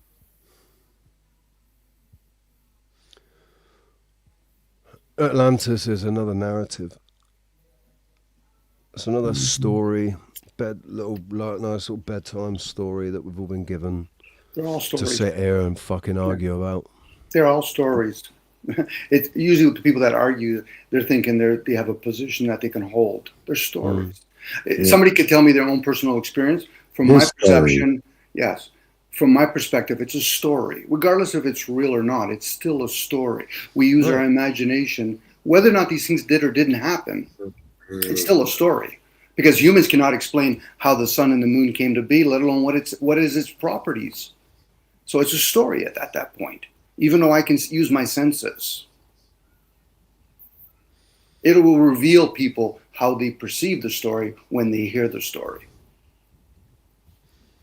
And then, of course, at that point, how does it serve you? Because it is an individual journey when you realize in a conscious state, are you really out there? Well, I like the Bible story. Yeah, you do. I hear it I hear when you tell it. It's a good story. No different if you read the Quran or the Bhagavad Gita or the Buddhist teachings. They're stories. Whether it applies to you now, all the power to you. You want to manifest it into the physical? Thumbs up. If you don't want to, no problem. Keep it in the imagination. I have a question, Rocky. What would what would you do if you were born in Bangladesh? If you'd been born in Bangladesh? What would I do? Yeah, and brought up a Hindu. If you're so certain about your I believe story, there are Christians in Bangladesh. No, that's not why I asked. Not if you were born a Christian in Bangladesh. If you were born in Bangladesh and brought into a Hindu family and knew nothing but I believe knew about Christianity, but your parents were Hindu. Yep. I believe and there are people like that grew up Hindu and are now Christian. Oh, right. So you believe that it wouldn't matter. You'd still have become a Christian in the end. I don't know. Do you not think that that's a biased opinion? I believe that God puts you where He knows everything, right? So He puts you where if He knew you were going to become a Christian, He'd probably put you in a Christian nation. If He knew, because He's all knowing, right? If He knew you were going to reject Him, maybe He puts you in a Hindu nation. He's all knowing, right?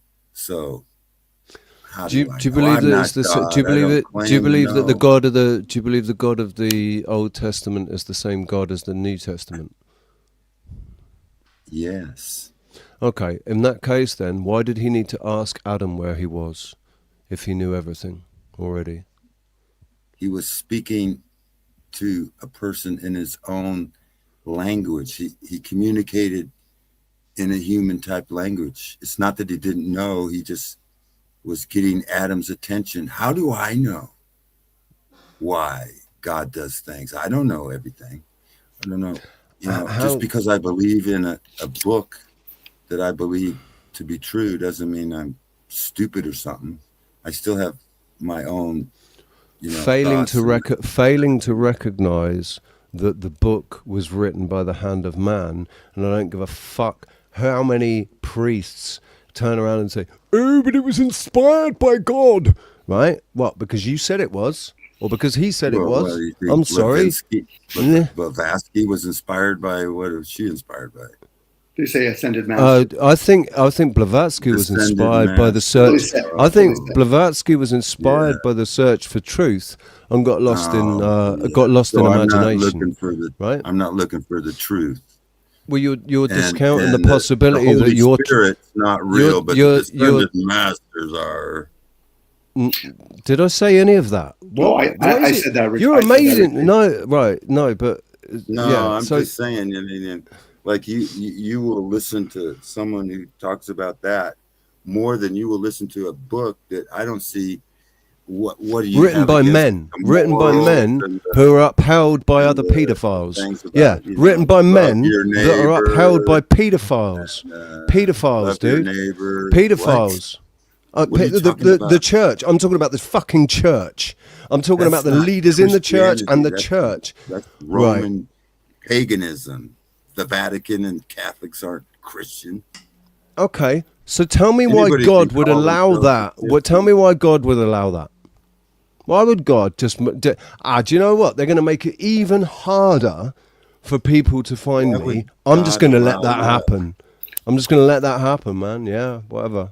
Richie, can I share what I think what you're trying to imply there when you're asking Rocky that? If you realize that you've been conditioned in this part of the world and its environment, if you were born in another environment, there's a good chance you would have been conditioned to whatever's going there. So if you were Christian here, because that's your environment, there's a good chance if you were born in a Muslim country, you would have been conditioned that way. Some people can break away while they're there, but they'll be just going to another type of conditioning program, whatever word you want to use. Hey Kay, how you doing? I understand what you're talking about. And if I was born in another country, I don't know what. Well, I think what you meant. Still the same person. If I'm still the same person, I would think that I would, if I have a tendency if I found Christ in America, I would probably find it there. I know there's people that have found Christ all over the world. It's not just America. It's all cultures. I think a better word to use than think would be hope. You hope. Because of what you believe, because of how you feel now, you hope that you would still find the true path to God, right? Right. Yeah. No matter where you were born, right? But it's because you are invested in the narrative, right? The reality of it is, even if you were you, right, as you think you are now, the you that you think you are has been conditioned. So, you were born. If you get born into a completely different culture, way of life, and religious beliefs, you cannot say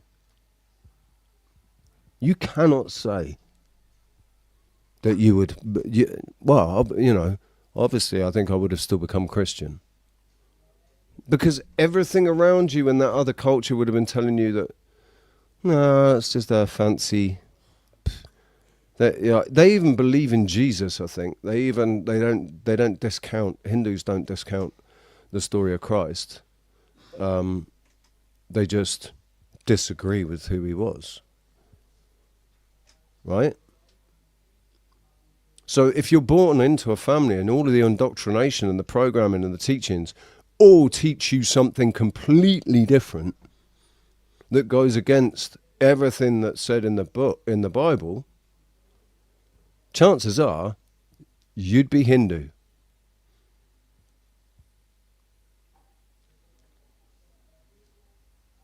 Well, I know that the scriptures teach that if you want to know who God is, he will tell you who he is.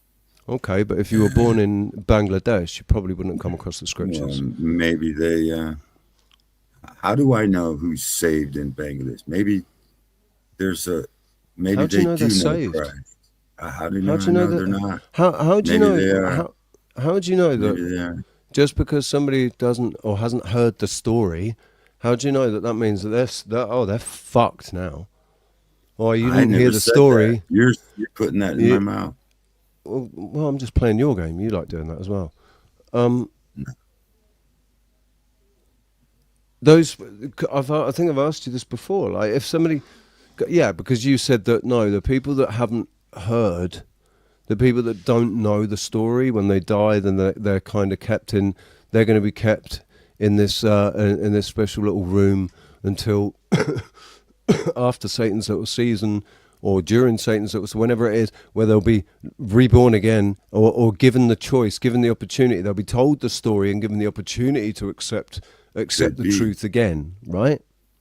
No, maybe they never had the truth, and it does say in the scriptures, in Judgment Day, when everyone is resurrected, it does say that all need to confess Christ as Lord. So So maybe they're giving us chance that they didn't have before. Who knows? Maybe everyone will be saved. If God says it's his will that all be saved, can he do it? I think he can. So I don't know if anybody's going to be lost eventually. It does say in Revelation 21, I think that eventually everyone will confess that Christ is who he said he was. And I think that's the... Rock, take it easy, man. Sleep well. Have a good day or night. Hope you're not too hungover when you wake up. I was going to say something that's gone out of my head now.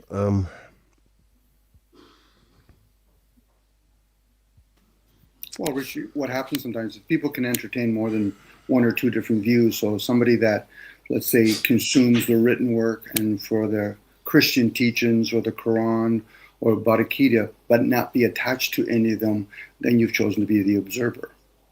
But for some folks, if they don't realize it, hence the Buddhism teachings of you become attached to things. So people have views and they'll say, well, I believe in the Christian way. Okay, that's nice. You hear them out. Person that's not attached will hear them out, but they're not worrying about whether or not they agree or disagree with them. Let them be. Live and let live, the old saying goes. If a person wants to talk about the biblical story, whether the Revelation version, the Genesis, those are probably the ones that are handfully something to actually chew into if you want to. Outside of that, you can't really tell me where heaven and hell is unless you want to play with the idea of why do we say hello here? And what is it then? It's like, when people talk about good and evil, I just translate the word energetically to spiritual material. Mind over matter. Where is the mind?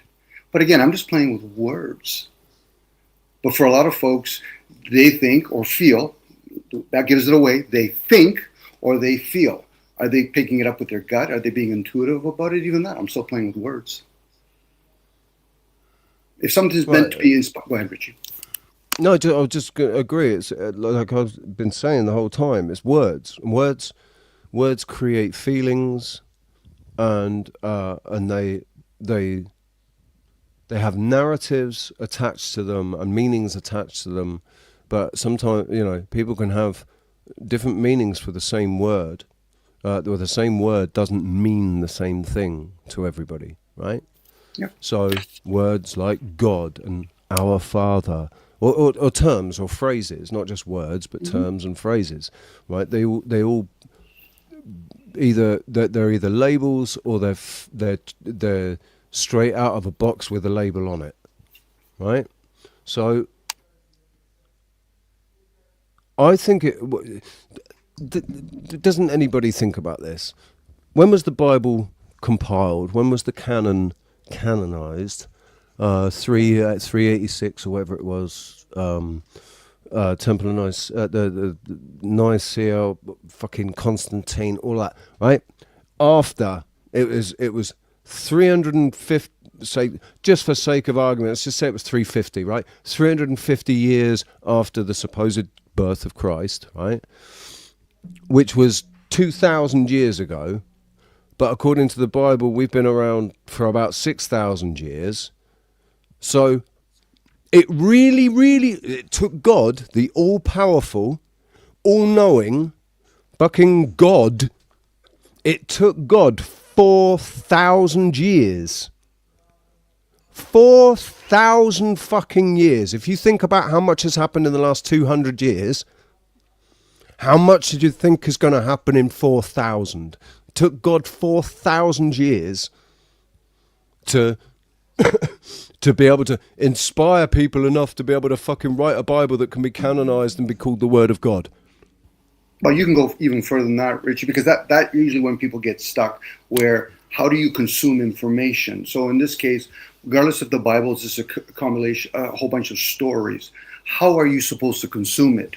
Because if people learn, you read it from left to right, right to left, you read it in a scroll form, do you read it in a book form? What language should you be reading it? See, and that's why people don't realize, for a lot of folks, they've been conditioned to only read it a certain way and then put all the subdirectories to it. Yeah, well, a lot of mistranslation. Yes. It's like when you do auto writing, you write with your right hand or left hand, you'll get a different outcome. but people lean more towards one to another.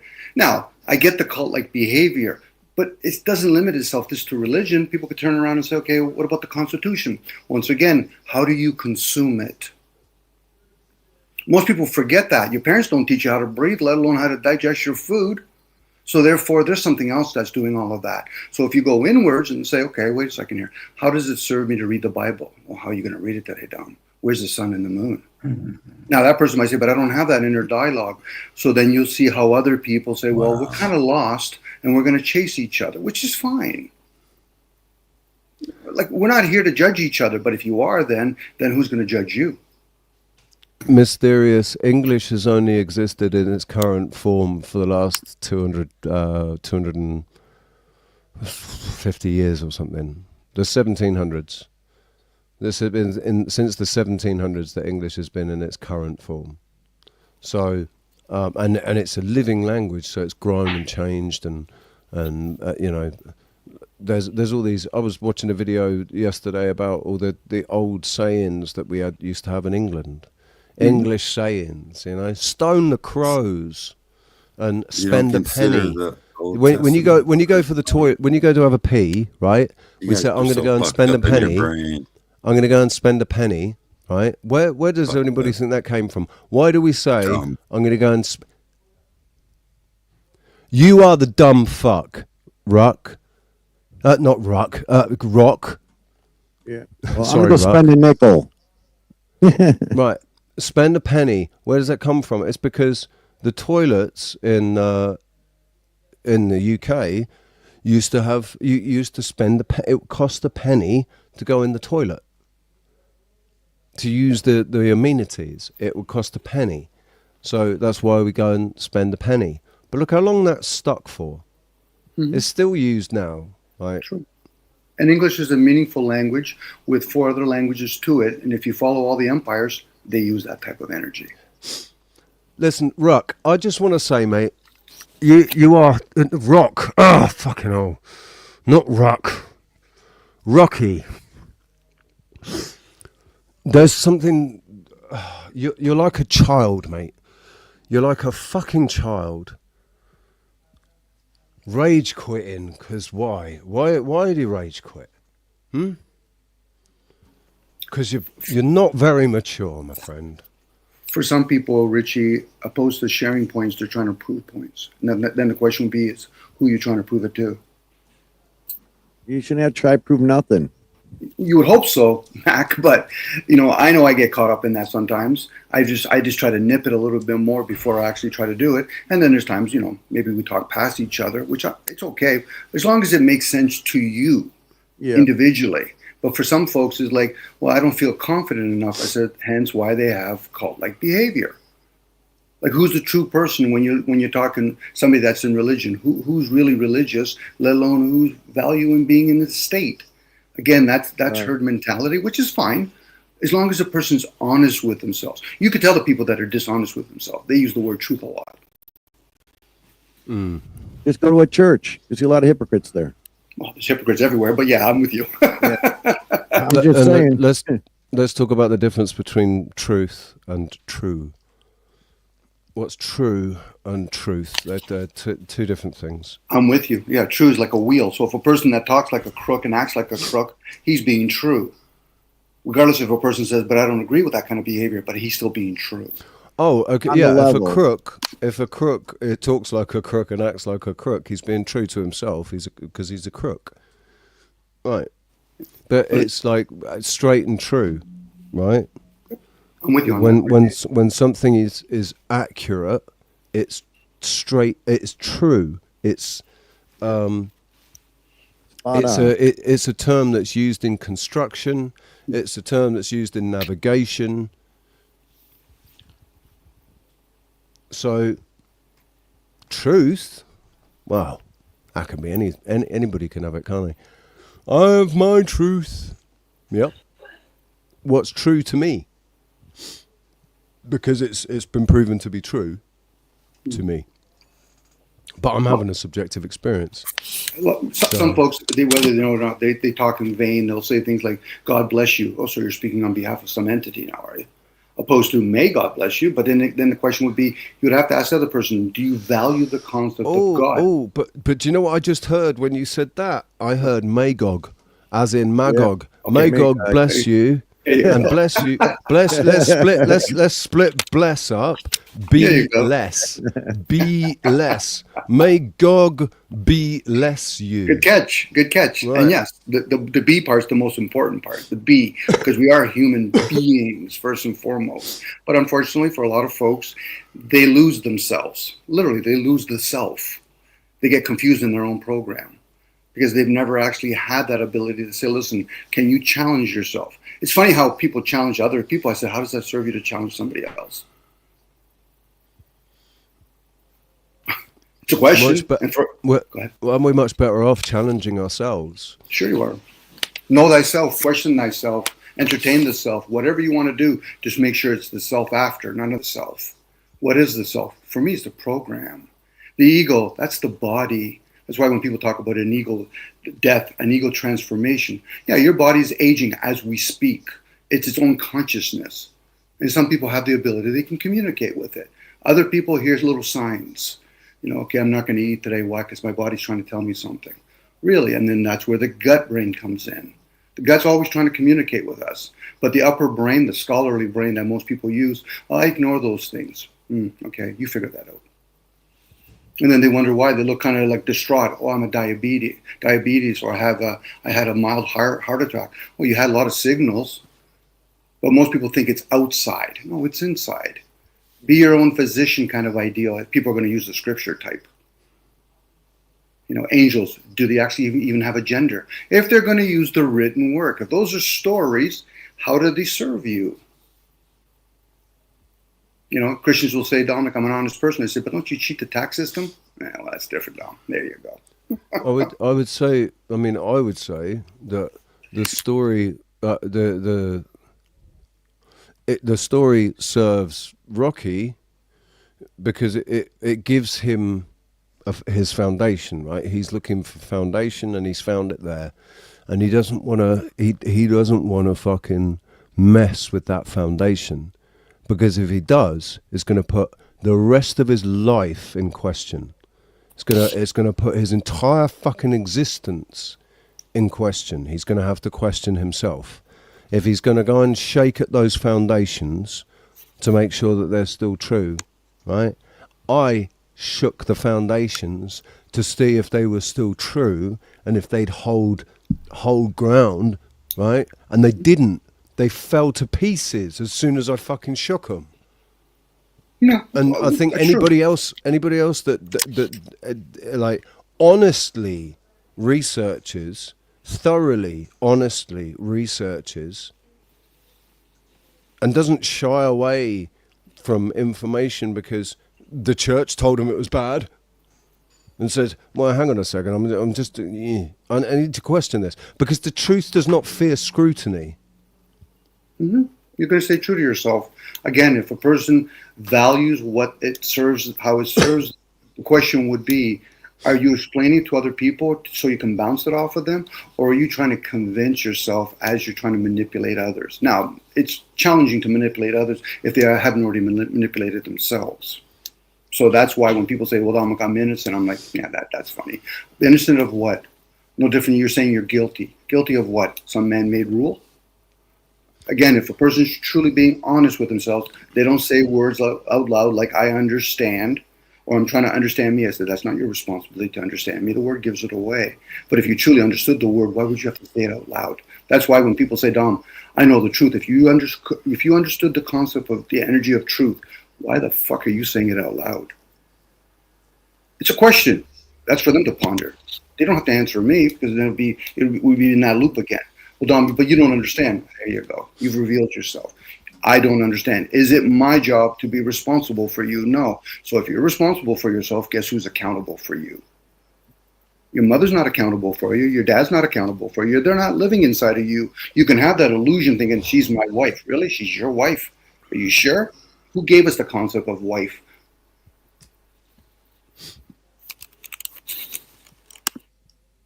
That's about partnership, isn't it? It's like the trouble is people thinking, you know, what marriage is this now. Marriage is about love and happily ever after and all the bullshit narratives that we've been fed by Hollywood. But you go back 200 years and marriage was much more business orientated, about family. Even in England, right? They're business relationships. Marriages are between two families, a business relationship between two families. Yeah, contracts merging. That's why the dowry existed. That's why a woman had a dowry, right? To make her more appealing to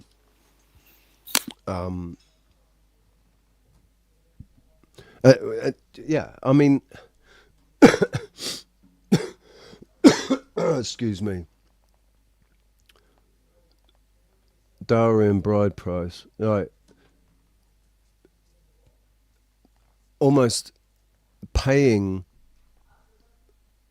you know, like here. if you take my daughter, look at what she's got.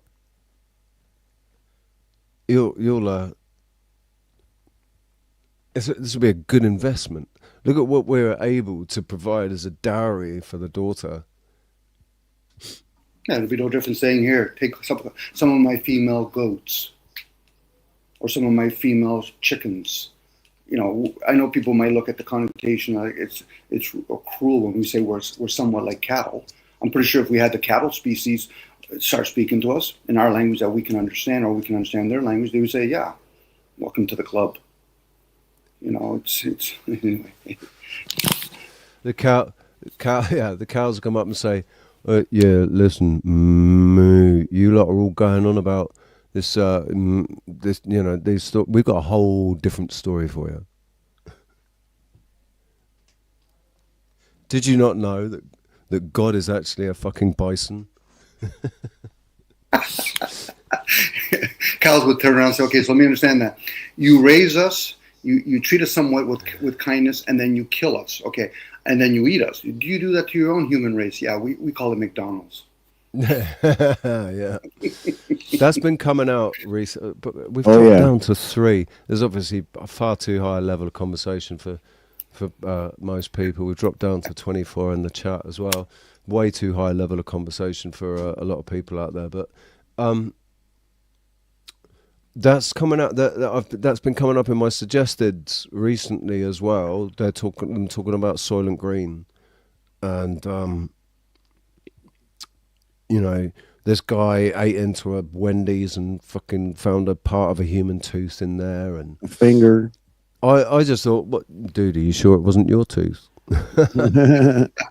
Like, but how would human remains taste? All I know is, right, that was in 2017, 18. It was either 2017 or 18. I bit into a Big Mac and it tasted different. And then I tasted a quarter pounder of cheese, and I could taste the same flavour in the quarter pounder of cheese I could in the Big Mac. And I'd recently heard about this whole, I'd heard that fucking Jewish rabbi going on about how, hey, what do you think? We put, you know, they own all of the abattoirs. Where do you think the babies go? Implying basically that, yeah, they were actually, there were humans being put into the meat, and everybody that was eating fast food, you're all cannibals. We're all cannibals. Eating anybody that eats fast food, we're eating people. And I didn't touch McDonald's or Burger King since then, or fast food in general, really. But no, that's a lie, because I had a kebab last night. Well, here's one, Richie. Back in the day, I think that kebab's more likely to be dog or cat meat than human. Could be, but it's still flesh of some sort. So back in the days when they, you know, even probably today, when they had slavery, and all of a sudden, like, people think, well, there's a grocery store. No, if one of your slaves end up dying, what do you think they did with the body?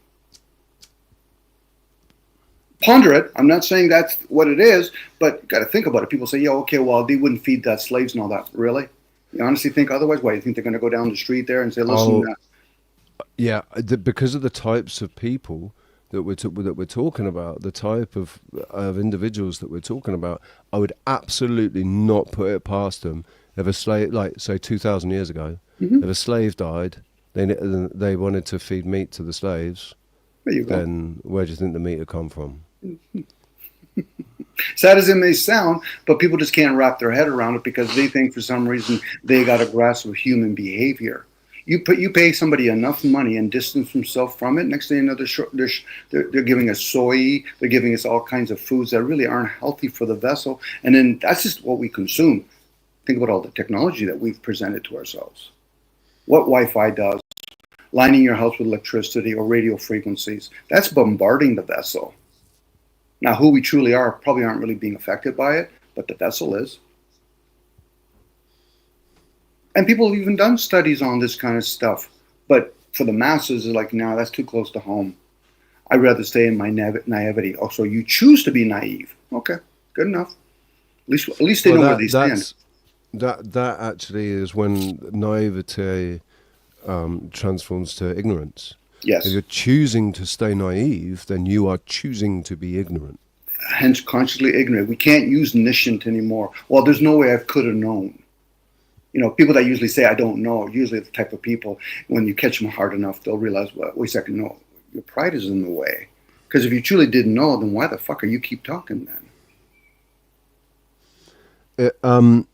That which is, how you doing? Yeah, I couldn't remember the name of it, but it's like Nestle apparently use it. Anyone that uses it, there's a particular flavor enhancer that is supposed to have come from aborted fetal cells.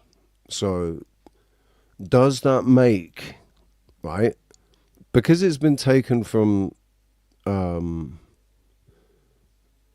samples were taken and then this thing was created as a result of it, do they need parts of aborted fetal cells in every single batch, or is that just that was a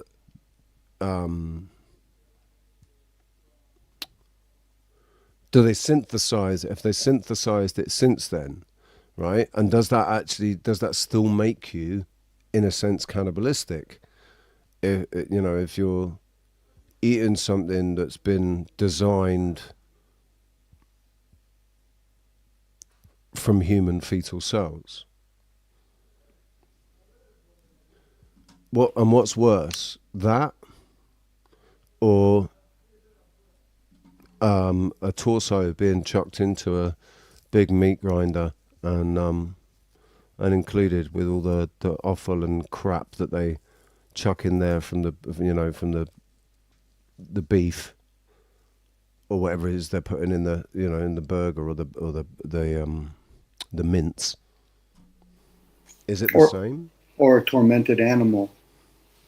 A tormented animal, you're going to be rewarded whatever the blood does to the flesh. There is decency ways of, putting something down, and honoring the spirit that's inside of that creature, whether it's a human or an animal, even a tree.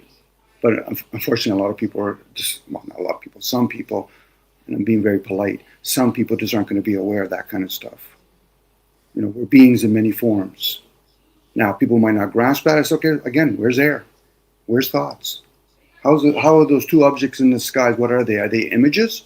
Are they material? Anybody actually gone up there and confirmed that? And then would we have to trust the person that's come back down? These are questions one can actually go inwards with in thoughts.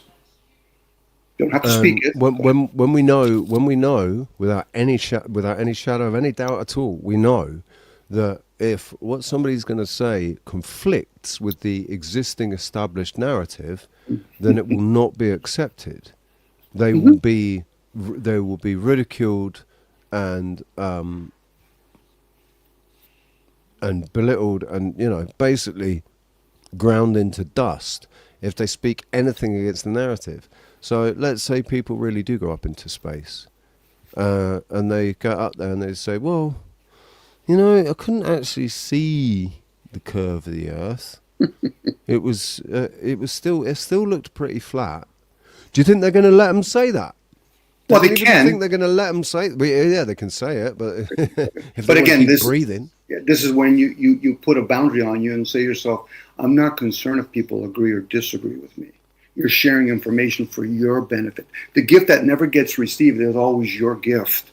This is why when people get caught up and say, wait a second, I've said I've agreed. I said, there's your trigger. Because once you put value to it, and in that case, that you're looking for somebody, to endorse you, nobody's going to see it through my views. Hence the eye of the beholder, or Plato's cave. So therefore, why would I need somebody to agree or disagree? If anything else, they're revealing their cards to me. And I'm like, but I'm not interested in it. Because if I was, I could fucking easily manipulate that individual without them even being aware. Because they're not even hearing themselves speak. Because if they're truly listening from within, they'll realize, See, remember, Richie, I'm being the fool by talking about it right now.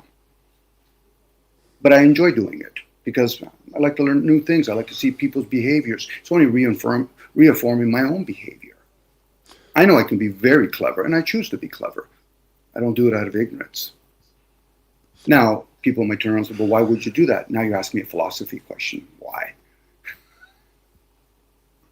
Well, it could be, I mean, it could be just, it's a facet of your ego to, to want to speak and say things. Like with me, I know that every time I speak, every time words come out of my mouth, it's a part of my, it's my ego that's doing that, because my spirit knows that my real true self knows that it's pointless saying anything anyway. It doesn't, because we don't, it would sit quietly, basically.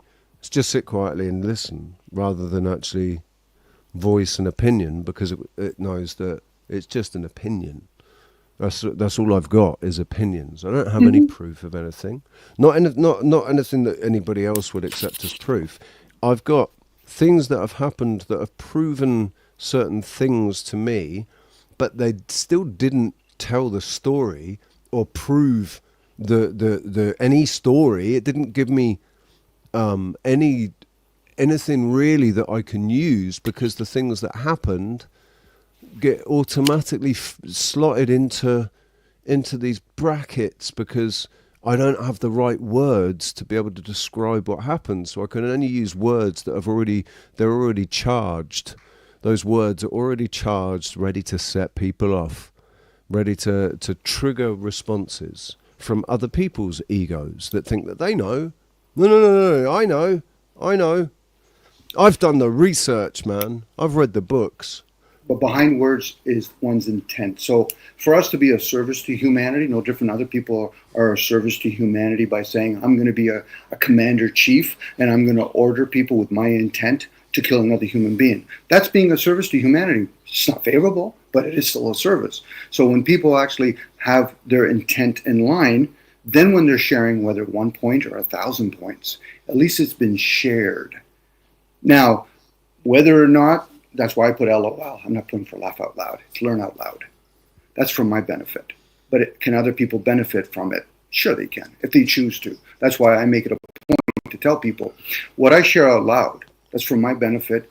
If you choose to accept it or tolerate it, whatever, that's on you. That's not on me. I'm not responsible for you.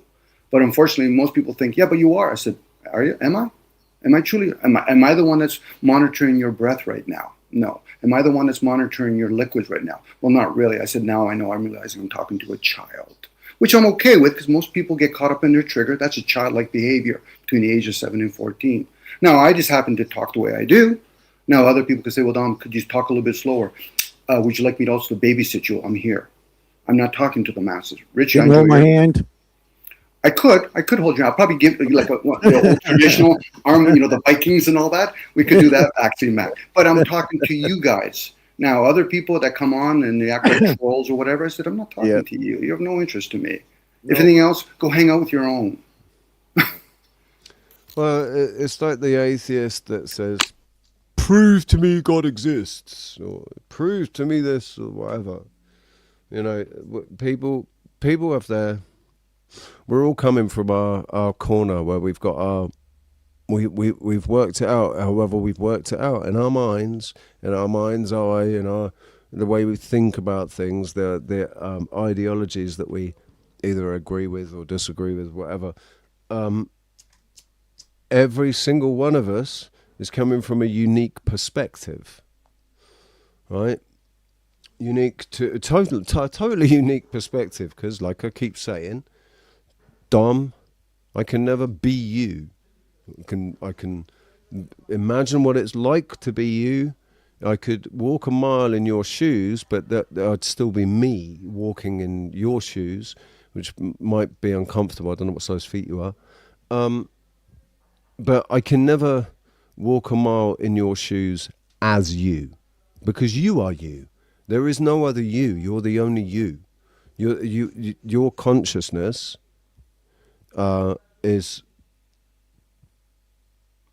individual, right? It's an individual consciousness separate to mine. I cannot. Maybe we can merge. Maybe our consciousness can merge. Maybe we can go and do some fucking ayahuasca and merge consciousness and whatever. But I pretty much guarantee that we won't actually be able to appear in the same trip and still communicate with each other and say, like, take ayahuasca, go into the trip and be like, Dom, shit, hey, we're here, man. Fuck, look at this is crazy. And you'll be, yeah, man, no worries. Like, no, that's not how it works. That's not how DMT or trips work. Even if it did.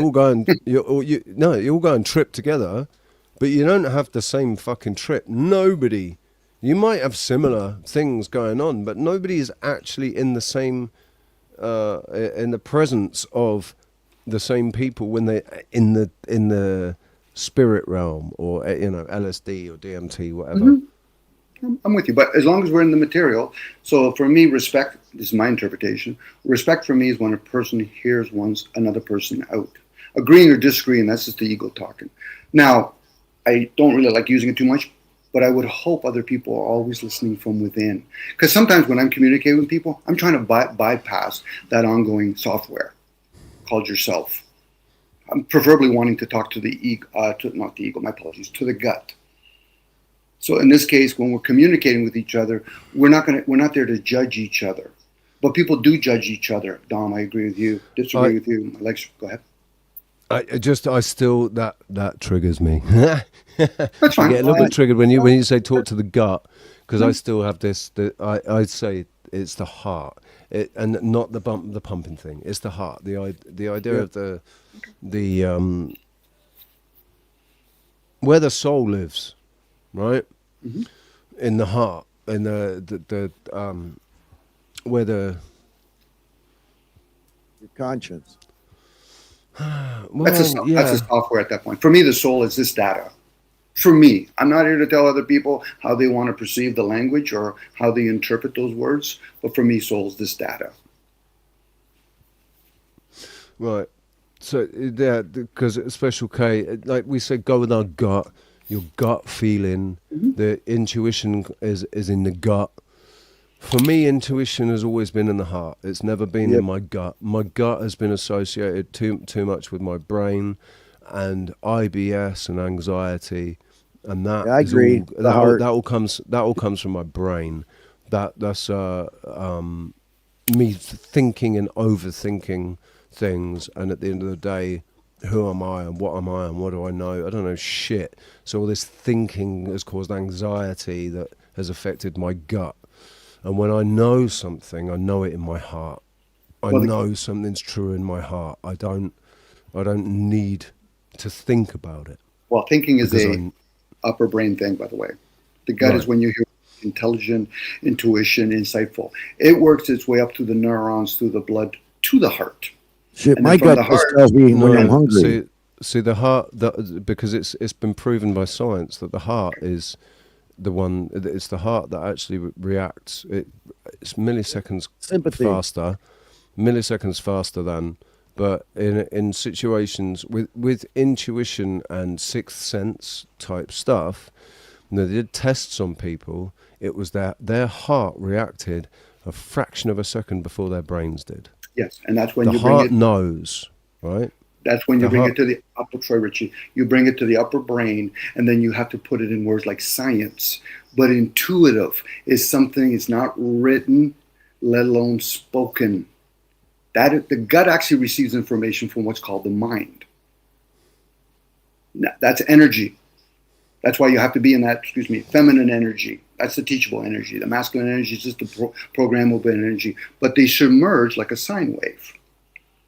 This is why when you hear people using words like thinking, they're telling you where we're coming from. Thinking is a upper brain. That's where scholars and scribes come from.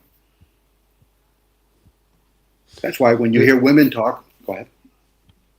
I'm just going to respond to Special K talking about that. I see what you're saying, right? But I'm in control of my emotions, and I understand my emotions. So, yeah. Yeah, the heart is where the emotions are. Yeah. We were playing with words, true or truth.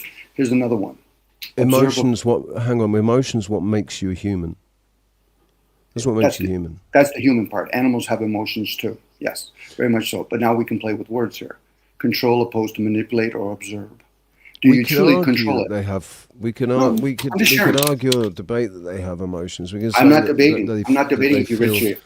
No, I know. I'm just saying that, like, some people will say that the animals don't have emotions, but I personally looked into the eyes of my dog Alfie when he was laid on my chest, and all I saw there when he was looking at me was love, like that he loved unconditional.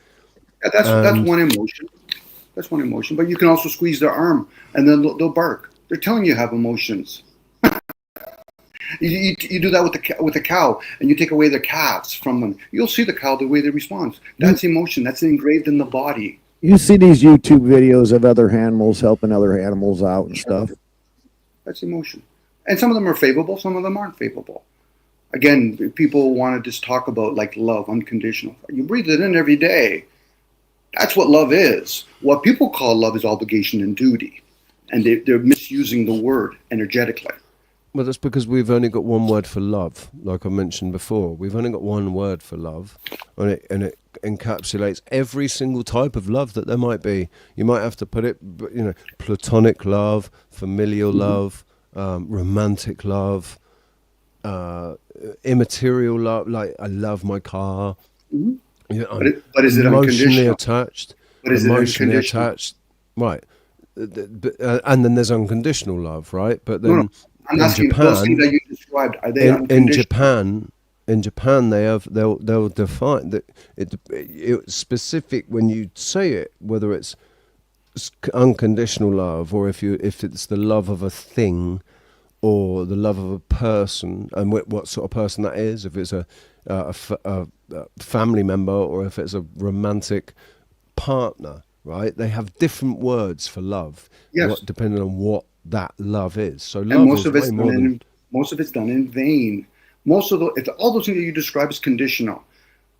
Air, breath of life, is offered to all living beings. It does not distinguish the difference.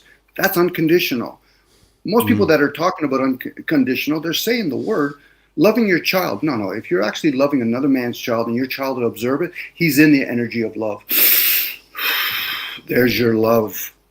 But what most people do is they warp it. They never go in and double check it with the energy behind it. It's like numbers. Most people use numbers to play with, but they don't actually grasp the energy behind numbers. Symbology. We all have energy. That rules over everything. It's called the essence, by the way. Again, I'm using more words to try to describe the undescribable. But when people start saying what love is, well, then start challenging it. Go inwards. Something will say, no, that's not love, Dom. That's obligation and duty. You'll do that for anybody. You go to work, I do it unconditionally, really. There's another vain word. But again, if you truly say about it, doesn't fire need air? Sure it does. But again, do we see it? It's like when somebody said, Dom, I had a near-death experience. Well, that's nice. So you had a near transformation, did you? Did you see the light? Did you see thoughts? Well, not really. Now, I'm being the idiot right now, Richie. But what I'm sharing, if a person goes inwards to say, why didn't I ever have that thought? Because people are too busy talking. Like me, I have diarrhea of the mouth right now. Sorry, go ahead, Rich. I think the issue, when people have an issue with with you, Dom, and what you say. It's because I don't know if this is the right word. It's you come across condescending. Mm-hmm. But that means very condescending. That means they must have had something inside of them. You can only bring out what's already inside of you. Now, you might not go pro. You know, it's like when people talk about narcissist, psychopath, and sociopath. What about the masses? What kind of path are they on? He plays the devil's advocate. Sure. No, actually, I'm not even the devil, but I do play the advocate. And I like to be the adversary. And I'm the kind of person, in some areas, I don't play by the rules. Now, they might not like it. I said, I don't give a shit about your likes and dislikes. Now, at that point, now, this is me talking when I talk to my buddies privately. I'm just sharing a little bit here because I realize I like to play games. At the end of the day, I'm taking home my toys. Those are your toys. These are my toys. If you think for some reason, I'm not saying this out loud, if you got triggered, the question is, that's already inside of you. Why haven't you dealt with it yet? Now, people are having a problem with me. What are they really saying about themselves? Yep. It's not as though I'm here to. I'm the kind of guy who will tell people I don't give a shit about you. Why? Because I'm not the one that's living in your body. Well, you're the one that's living in your body. I'll be polite. Usually, that's just a way of saying I'll tip you when around. people judge you, they're just judging on their own inadequacies. There you go. You got it, Mac. You know. Got it. But again, most people don't realize they want things that sounds nice. Which is fine. Even when people are trying to rip into each other, it sounds nice, doesn't it? You're trying to prove a point. That's nice. I got fucking 1,000 points. How does it serve you if I shared you 1,000 points? Well, it doesn't. So who are you trying to convince here? I'm doing that myself. I already know I'm projecting. It's like when somebody says to me, Dominic, you know I'm going to pay you for a job. I said, now I have to bring up my spidey senses. In my world, that's yeah. I was going to say... See you later, honey. Thanks for being here. Don't be a stranger. Don't forget to like, share, and subscribe. I was going to say, Rich, when I go to do jobs and the person has to tell me, you know, I'm going to pay, I'm like, now I got to be curious now. What do you mean? I said, in my world, that's a fucking given. You know, I'm giving people the benefit of the doubt. They actually have some sort of a thick skin. But if they don't, then what are we doing here then? It's like when people debate. If you're going to fucking debate, make sure the prize is well worth it. Loser doesn't talk for a couple of months. Outside of that, what they're trying to do is they're trying to get approval rating. Look at me, I want to debate. Look, you see all those people there that don't got a fucking clue who I am. They're applauding me. There you go. You pay them enough money, you'll see how quickly they'll turn the way they vote. Casting a vote for what end? Anyway, sorry. Whose voice sounds angry? Okay. Probably mine, but it's okay because I like to play. Because most people don't really tap into their EQ. So for me, getting a little bit this way or whatever, it's just revealing other people. Oh, so you actually have pocket aces. Well, that's nice. I got a guy waiting in the parking lot. He'll clean up after you. I'm being a goof when I'm saying this, by the way, guys.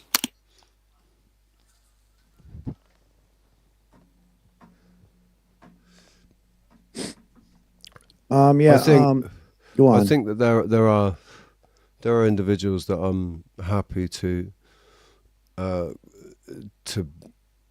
be condescending with, like Queen Stephen, for example, is a prime example of somebody that should be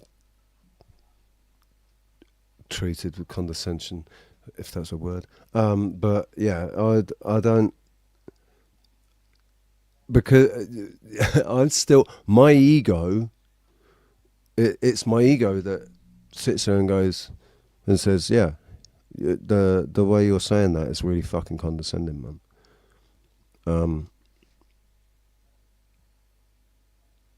And because I'm able to detach from that trigger and say, no, that's my ego that's doing that. That doesn't lessen the importance of what you're saying or make it any. It doesn't make it less true or anything. Just because it's being said in a condescending way, doesn't mean there isn't value in what's being said, right? So I'm able to detach and just listen to what you're saying. But there are individuals, there are people that can't, or don't, or don't want to, or can't. That's true, Richard. I could be condescending. I could be talking down. I could be talking past people. If a person's there for the message, they'll receive it if that's important to them. The ones that aren't there and they're just looking for like bonuses or please, go watch a movie, go watch a TV series. That's fine. To me, I know I can be in those play those roles. And there's other times I'll just keep quiet. Okay, interesting.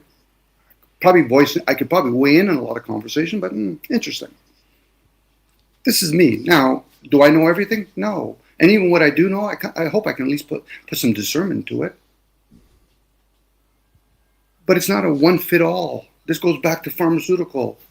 Usually most people that take pharmaceutical stuff, it's done on people that are healthy. People that are going to take on this kind of information, I would like to think they're in a healthy place. Because if they're not, this is not going to serve them. Go ahead, Rich. Yeah, I've talking about pharmaceuticals. I've actually had to resort to pharmaceuticals over the last couple of days. I had to resort to pharmaceuticals because it's just been, because I haven't, as much as I want to ride it out, and I'll ride it out by not going to the doctor and just taking some paracetamol to lower my temperature, because it is effective at lowering temperatures, and lessening symptoms. Doesn't really help with congestion, but sometimes there's a need for pharmaceuticals, man. Do you like taking oregano oil, or having I think it's called an iggy pot, I think it's called, where you can clean out your nose? The oregano oil at least will kill some bacteria, or at least maintain your health. Yeah, I can't get it here. Okay. Unless I order it online. I guess I could order it online, but I can't. We can only get. I have oregano in my pasta, but I can't get oil because there's other application, other reasons. Like oregano oil is really good for lots of things, man.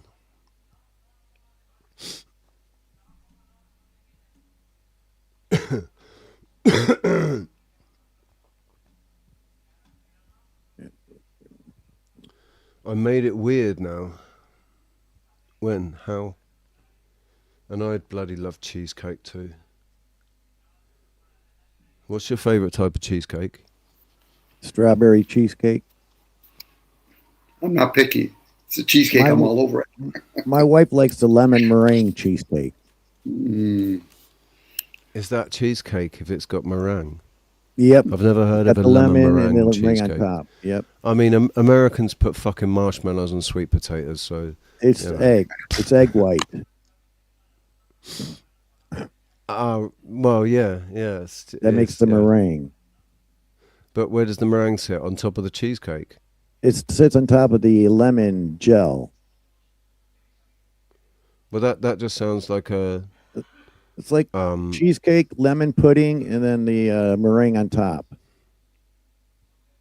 That sounds like a complicated lemon meringue pie. Yeah. I've never had lemon meringue.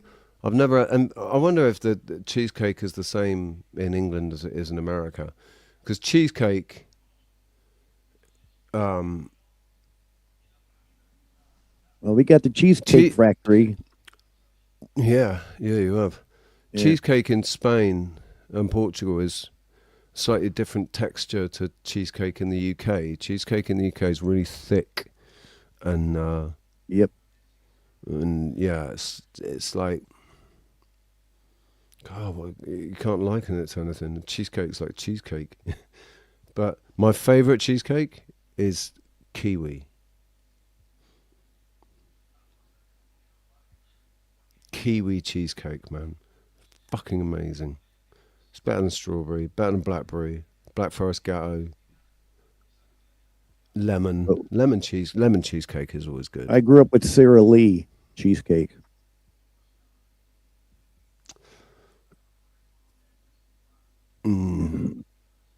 I don't even know what that means. All I know is that you live in America, dude, and you've got the fucking worst food on this planet.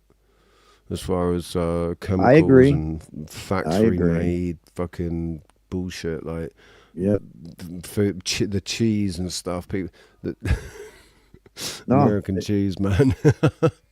There should be some laws passed, but I don't know why they're not doing it. Well, it's too much money. Yep. It's an entire fucking industry. They're not gonna. Well, it's big pharma has a lot to do with it.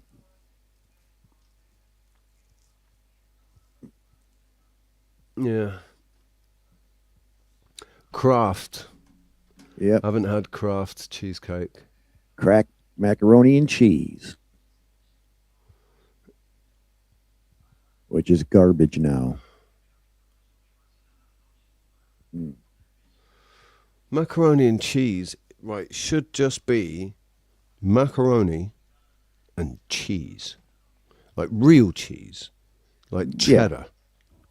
Like English macaroni and cheese is really good.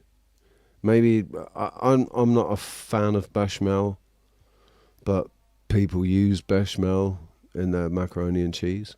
But just as long as it's got oodles of cheese and you can't really taste the bechamel. Well, bechamel doesn't really have a flavour anyway, does it? It's just... Well, Kraft is what?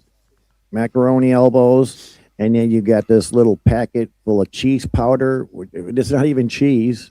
No. That's it. I like Kraft are the ones that provide the food, film sets and stuff, aren't they? Yeah. They have the Kraft. I like a twice baked cheesecake, or excuse me, macaroni and cheese twice baked.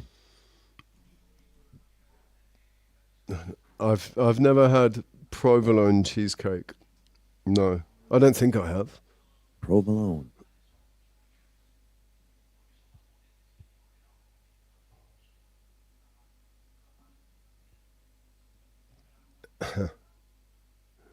It's junk food. You're all over it.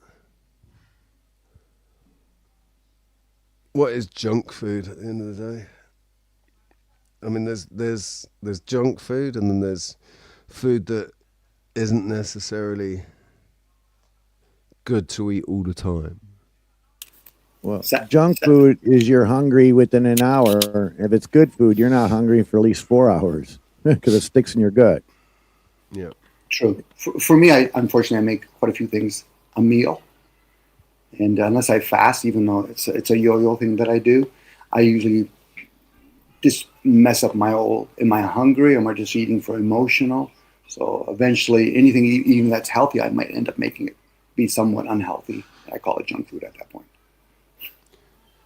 For the last 4.5 years now, I've eaten, it's just eat what I can when I can. And if that's junk food, if that's a fucking kebab or a, microwaved meatballs with pasta, that's what it is. It's like beggars can't be choosers, man. You just gotta eat if you're hungry. When I get to that point where I'm not fucking hungry, I have to eat something. It'd just be whatever is available to eat. If that's a packet of crisps, because I can't afford to be picky. Can't afford to be picky and choosy. Well, here the cheap food's the bad food to eat. Yeah, in absolutely. United States. Yeah, it's always been that way, though. It's always been that way. Everywhere is the junk food is cheaper. It's nice and cheap and quick and easy, and yeah, it's. And the most of the people here in Chicago that eat the poor food are the ones that are fat. Right, and that's not because they don't look poor. Meat. No, but what they're eating is all cooked in seed oils and and is genetically modified and isn't even food. Some of it is just chemicals. Skin rashes. They don't know what's wrong with them. Special K's in Chicago. Guys, I understand health in the sense that I know fermenting foods, kombucha. What else is there? Portion control. I understand it. Doesn't mean I personally practice it because I have a lot of habitual habits. But I'm honest about it, where other people will say, yeah, I would like to have fermenting food. I said, but do you understand what it can and cannot do for your probiotics and all that stuff? These are nice conversations. That's something that Callum knows all about. Like, he makes kombucha, and he creates those. It's something about letting the top go moldy, and that moldy, crusty top, you take that off, and that's what's got all the goodness, and then ferment that in fucking pineapple or something, and then he drinks that. Right, that's his magic potion. But yeah, that's all for the gut biome. Good thing to teach people, and hopefully at a younger age, so they don't form other types of habit. Like for us, a lot of it, well, not all of us, but for me anyway, the convenience of things. Grocery stores are even convenience, and even that. Okay, what foods are in there that are truly healthy? The meat, when was it picked? I mean, when was it slaughtered? How was it slaughtered? The apples or the oranges, the fruits, whatever. When were they picked? How were they logistically transported to a city? I would say that a grocery store doesn't sell meat and shouldn't sell meat, right? A grocery store, groceries are. I always think of groceries as vegetables and fruit and vegetables and stuff like. But we have the grocery stores here are different to the supermarkets, and I think that that in America and in Canada and in England think of supermarkets, groceries as supermarkets as groceries, but they're not. They're supermarkets and hypermarkets, and they're. Like that video that I made the other day about all those English people complaining about their food going mouldy, and it, or being rubbery and not really real, like pre-sliced, pre-packaged in plastic slices of watermelon. Oh, they're really rubbery and it's not like real watermelon. Well, if you want real watermelon, here's a thought: why don't you buy real watermelon? Just buy a whole fucking watermelon, then it's depending on where you bought. I wouldn't buy it from a fucking supermarket, right? Because even in a supermarket, it's been sat there in a warehouse for God knows how long. It's travelled across continents to get there. So True, Richard. That's where. Just this whole idea that I just remember back in the 80s, there wasn't as much fruit available as there is now. Well, a lot of grocery stores are supermarket. A lot of the, obviously people that do know this, a lot of the food that they have to throw away is because of the logistics. That's the biggest issue. How do you manage a bigger community, even with other things like hydro and all that, but with food, how do you ship a whole bunch of food that has an expiry date, even if it is healthy food? But a lot of them, they have to pre-pick it. By the time it gets there, has a shelf life, and then away it goes. Well, we should all woke up when they came up with the seedless watermelon, because you can't take the seeds and make any other watermelon. You know what I'm saying? Seedless watermelons, seedless grapes, seedless bananas. All bananas now are seedless. Yep. If you look at what bananas used to be like back in the 60s and 70s, black seeds. They're completely different to now. Like they're completely different. But the thing, Mac and Rich, once you break a society, you kind of own them now. So in this particular case, how would you get a whole bunch of people? Like, I know people want to get onto the GMO and all that, but if most people are going to grocery stores, and I'm one of them, obviously, how do you change your habit? Because you can't expect your master to change their habit. And if they do, it's for some other reason why they're doing it. So in this case, do most people really want to become farmers and hunters again? It's an honest question that one can ask oneself. And it's not for 1 or 2 days, not for a week. But the reason people don't want to be, right? Hang on a second. Just get my phone up so I can use it for the messages. The reason people don't want to do that is because I haven't got time to go hunting. I haven't got a lot of people don't want to go and kill animals, right? So, but they'll still want to eat the meat. But I think that happens in that probably happens or happened in tribes. Mm-hmm. There were individuals that didn't really want to go out and hunt and kill the animals, but they were happy to eat the meat. I would be happy to hunt for my tribe, right?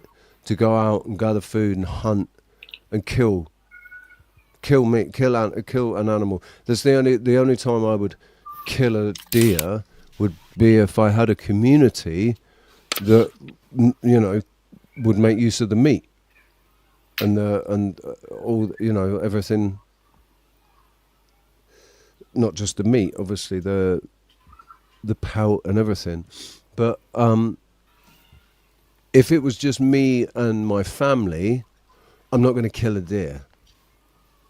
I'll kill rabbits and birds and and fucking mice and rats and whatever, just smaller animals.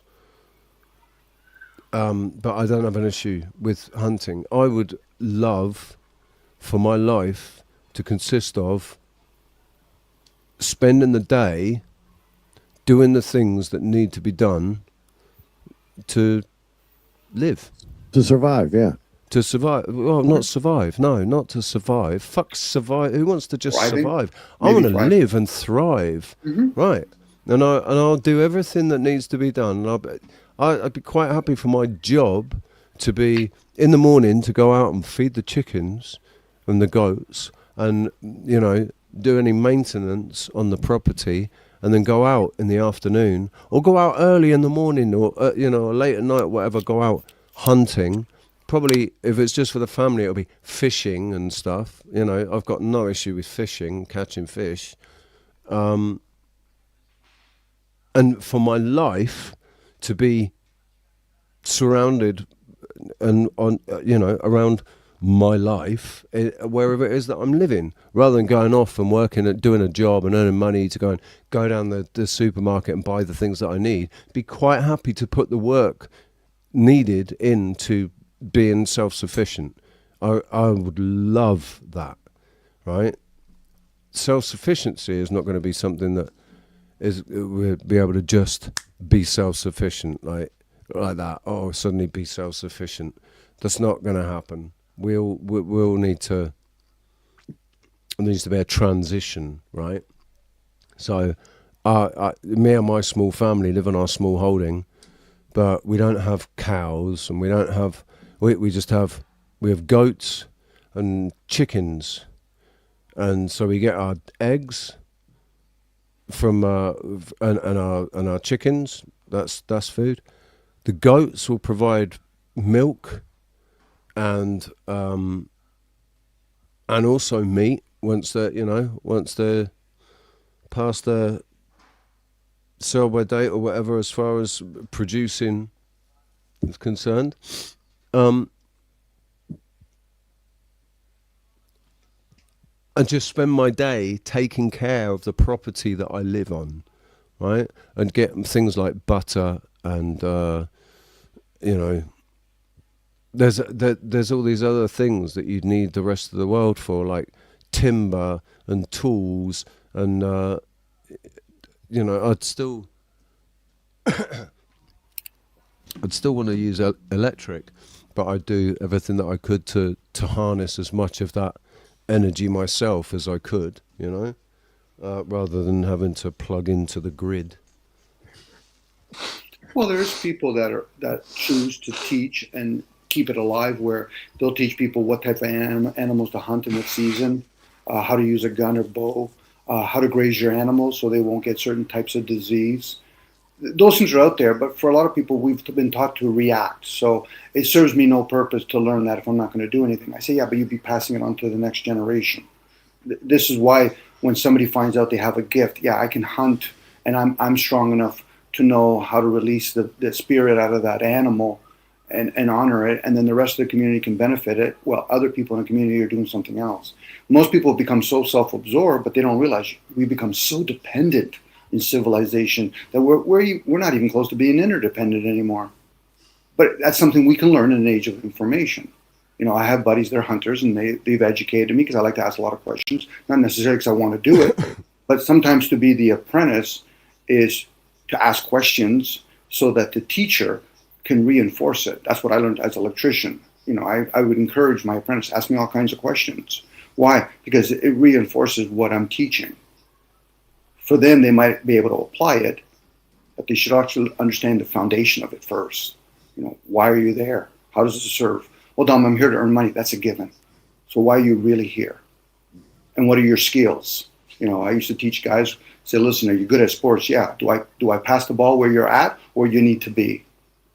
Now, that's just me doing it in my craft. But you can use that in other areas. Now, again, that might sound like I'm being tough or whatever. In some cases, you got to be tough. And you got to find out the children that can handle being tough and the other ones that are a little bit more sensitive. So, but again, are we really wanting to learn how to be farmers and hunters? Or are we going to wait for a desperate need time and say, okay, well, the economy is finally blowing up? Nobody wants to now because everybody's sights are set on the wrong things, right? Okay, And it's materialistic. I think maybe in the UK, I know that there are individuals that are cottoned on to what's going on, and they're growing their own vegetables, they're buying their own plots of land to grow their own food. But it's one thing to grow your own food and another thing to be a farmer. Farming is not something that's been encouraged at all, like farmers and the young farmers, like lads my age that grew up on farms. It's been made so difficult now to be a farmer. Who the fuck wants to be a farmer now with all the regulations? There's no money in it. Completely in control of it, right? When we have a nice little reset, and the powers that currently are no longer are, and things start to get decentralized as a result, then farming will be much more important, and there will be a lot more interest in it. But farming is important. Unfortunately, the masses have given into the ideal. They want somebody else to govern over them, which is fine. But I question, why do they complain then? Usually people that complain aren't truly informed. They've made a choice. If not, thank your forefathers. Now, there might have been other people that manipulated them. I'm saying, yeah, they might have manipulated you, but you've accepted it. It's like a rich person saying, yeah, I don't agree with slavery, but you do benefit from your forefathers having slaves, right? So you got to take some accountability now. Well, hang on a second. We're all basing this idea of slavery. We're saying, oh, it's a terrible thing, and man, all slaves hated to be slaves and whatever. There were actually conditions in America where the slaves earned their freedom, and they weren't technically slaves. They were still treated well. They were still, they had all their needs taken care of. But it's just the work that they were doing was the menial work, and their payment for that menial work was they were sustained.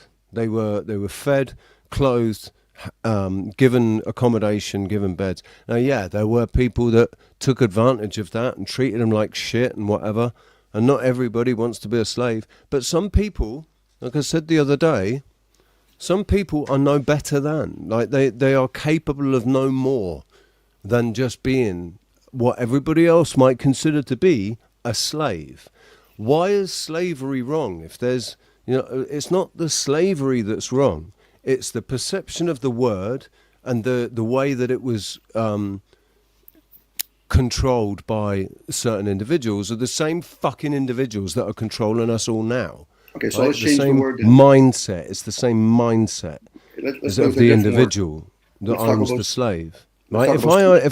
If I had people that worked for me doing the menial shit that other people might say, oh, they're your slave, right? But if I'm treating them like family and treating them really well, they don't need a lot of money, so they're not being paid a lot of money, but they're being taken care of. all of their food, health, clothing, and everything. That's all taken care of, and they work my farm or whatever, right? What's wrong with that? It's not about wrong. If they're being treated okay, and they're happy doing what they're doing, what's wrong with that? But you were talking earlier, Richie, about if you were a hunter, and in your tribe that you like to, you're good at killing animals. It's about knowing your place. So let me change the word: servitude, servant. Okay, because even with the mastery because people back in the days, even today, you're my lord, you're my ruler. Okay, it's like you're my boss. I respect you because you have to do a whole bunch of stuff. But usually people that complain say, well, the boss makes all kinds of money. They could, but there's a good chance they have to work a lot of hours. So people that are masters probably have to do a lot of things that other people that wouldn't want to do that. But what they end up doing is they start picking and choosing. I want the advantages of what a rich person has, but I don't want to do the work. So then you're not really respecting your position, not theirs. You don't know this is. Go ahead. That's when they don't recognize the fact that just because somebody isn't doing physical things, physical activity, going out there and hoeing the field and swinging a hammer and carrying sacks around everywhere, because they're just sat in an office and they're talking to people and they're writing things down, then they're not really working as hard. But what's going on in the person's head, what's going on in their the responsibilities of that individual that's right there at the top. They're at the end of the day, they are responsible for everybody underneath them, and if something goes wrong, it's gonna screw everything up. That's all on their head at the end of the day. So they have to try and manage the situation to ensure that the system that's being run is efficient and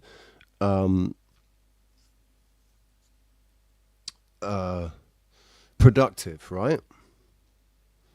Richie, I'll give you an example. I used to have young guys working with me, and we'd be going to a job site. It was a residential job site, and we do commercial. And a couple of them would complain as we're driving up there, I really don't like residential, I like commercial. I actually would pull the van over to the side. I said, guys, I need you to have your head straight. I need your attitude right now. Why? We're going to do residential. Now, if you don't want to do this, by the end of the day, when we go back to the shop, pitch your story to the boss why you want to do commercial. Because it's the attitude a person has to be when you're there. Now, people that might complain about the governments, I said, do you understand all the roles that the government has to do? Now, they might say, yeah, but they do a lot of evil things. I said, yeah, that might be a given. But what's your role in all of this? By the way, Mac, everything's materialistic. We eat foods. We need shelter. That's all materialistic, by the way. But I get where you're going with it. It's about consumptions of overstuff. But hey, it'd be very difficult to convince people to say, listen, I don't want to buy another iPhone. But I want an iPhone to last forever. I said, well, then make your own fucking iPhone. See, a lot of people have not grown up yet. And what they do is they complain. Now, they might have picked up that energy from their community, from their family. I don't think any of us have grown up yet. I'm with you. You hear the way I talk, right? None of us have grown up yet because none of us have been given the tools that we need to actually be truly grown up and adult about things. That's the worst, and the worst thing about it is the people that are supposed to be the most mature, the leaders, right? The elders, they're all like fucking children. They could be. You go into the House of Commons. Bunch of children. It's like you might as well be in a fucking class full of 14-year-old boys. Richie, would you be wise enough to realize I don't want to babysit people that are pretending to be wise? And again, it's one of those things is like, okay, so let's say none of us are adults, but let's say somebody does. It's okay. I'm either going to get a popcorn. I'm going to say, listen, there's a unicorn among us. How would we know the difference? We've been conditioned to think that our leaders are these people that are government. No, our rulers, they put them there. I would respect a guy that's the mafia in my community. Okay, what are the rules? Well, if you respect my rules and you pay your dues every month, women aren't going to be affected. They're not going to be mistreated. Children are going to be safe in my community. Okay, I'm with that game. But for most people, what they want their cake and eat it. I said, no problem. But are you even making your own cake? Probably not. So what we end up doing more times than not, and I think it's staged by the media for us to complain. YouTube is a breeding ground for that kind of shit. You see people arguing with each other. I said, okay, so have you grown another limb? Have you changed the world system? Especially when they realize a lot of people that are running the world system, we never hear about them. And I'm guessing when I'm saying that, by the way. But I still got to look at it and say, okay, well, what, you think the mayor's running the system? No. You think the politician's running? I don't give a damn if you're a prime minister, a chancellor, a president. You're a puppet. Find the strings. And at that point, to what? That's somewhat revolutionary or maybe tough love to oneself, if we're going to use the word love. But how many people are truly going to do that to themselves? You might have done it, Richie. Mac sounds like he's mature in that way. But push comes to shove. Most of us have bought into the system. Forget about selling out. Those are the people that just hold out for a little bit more.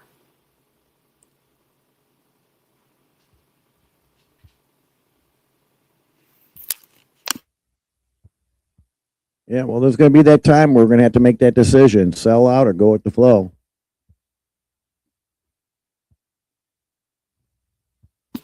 I'm with you, Mac. It's a matter of being honest with oneself. Okay, so that's exactly what it is. If somebody gave me $1 million, okay, what would you do? I might ask questions. I was muted. Oh, sorry, go ahead. It could be like, for instance, the choice where you're going to say, well, you need to have this chip in your hand. If you don't, well, you'll be taken care of. And some people think that that's definitely the mark of the beast, and they don't want it in their hand, so they'll be dealt with in another way. As we're walking with a cell phone in our hand. Yes. Yeah. Well, guys, I got to get taken off. I got to go to a doctor's appointment. Oh, shit. All right, mate. Well, best of, I hope everything's okay. Whatever It's snowing thick out here right now, and the roads are going to be all fucked up, so I got to take off a little early. Drive safe. Drive safe, man. Yeah. All right. Y'all take care. Take care. See you later, Take care, Special dude. K. I'll see you tomorrow, hopefully. All right. Take care. All right, man. Yeah, what I'd said, but I didn't realise I was muted, is that nothing would please me more than to be able to buy into the system. But unfortunately, the system is a disgustingly corrupted system. So I can't buy into it. I'm not going to buy into that because it is so unbelievably, disgustingly corrupted by ego, right? By individuals and their little fucking egos. Or big egos, I guess. But yeah, you become more, man. But you become the virus to the system, and I'm saying that as a positive thing. You become a virus, and that system will wean out you. Oh, yeah. And that's why you know, as long as you're okay. It's like when people go on a journey. You know, we're going to do this journey. Get your head straight. What do you mean? We're going to be outcasted. Now, for me, I waver back and forth. I like to play this game or whatever because I really haven't really shared my position on this. To me, it's funny, but I really haven't shared my position. Say, Dami, are you for or against the elites? It's of no concern to me. But for other people, they have. I said, then be prepared for your reward, not punishment, reward. And at that point, people can say, yeah, but I didn't anticipate. Be careful for what you wish for. Be careful for what you bitch and complain about. So for you, you probably are a virus right now in the system, Richie. Absolutely, I'd agree with that. When I embarked on the mission, when I embarked on the journey, I already felt completely outcast by the system. So, you know, and everything that happened, the system was never there to help me. And that was absolutely obvious and apparent, right? Even before I fucking woke up and became consciously aware and spiritually aware, right? It was happening way before. It's a bit like, it almost seems like for most, since I said, no, I'm not doing that, right? Back when I was 6-7 years old, when I said in my own mind, I'm not fucking doing that. I'm not going to be part of that. I want to do this. Right? Ever since then, it hasn't worked in my favour. It's never worked in my favour. I didn't realise quite, the I didn't fully appreciate all of the ramifications of sticking your head above the parapet and saying, "Oi, Emperor's got no clothes." You're that child asking questions. Meanwhile, all the other sheeples are like, "Oh, you can't say that. You can't say that." Right. But I've always been the kid that said, "Why can't? But why can't we say that?" Like, you could be carrying over things from previous lives.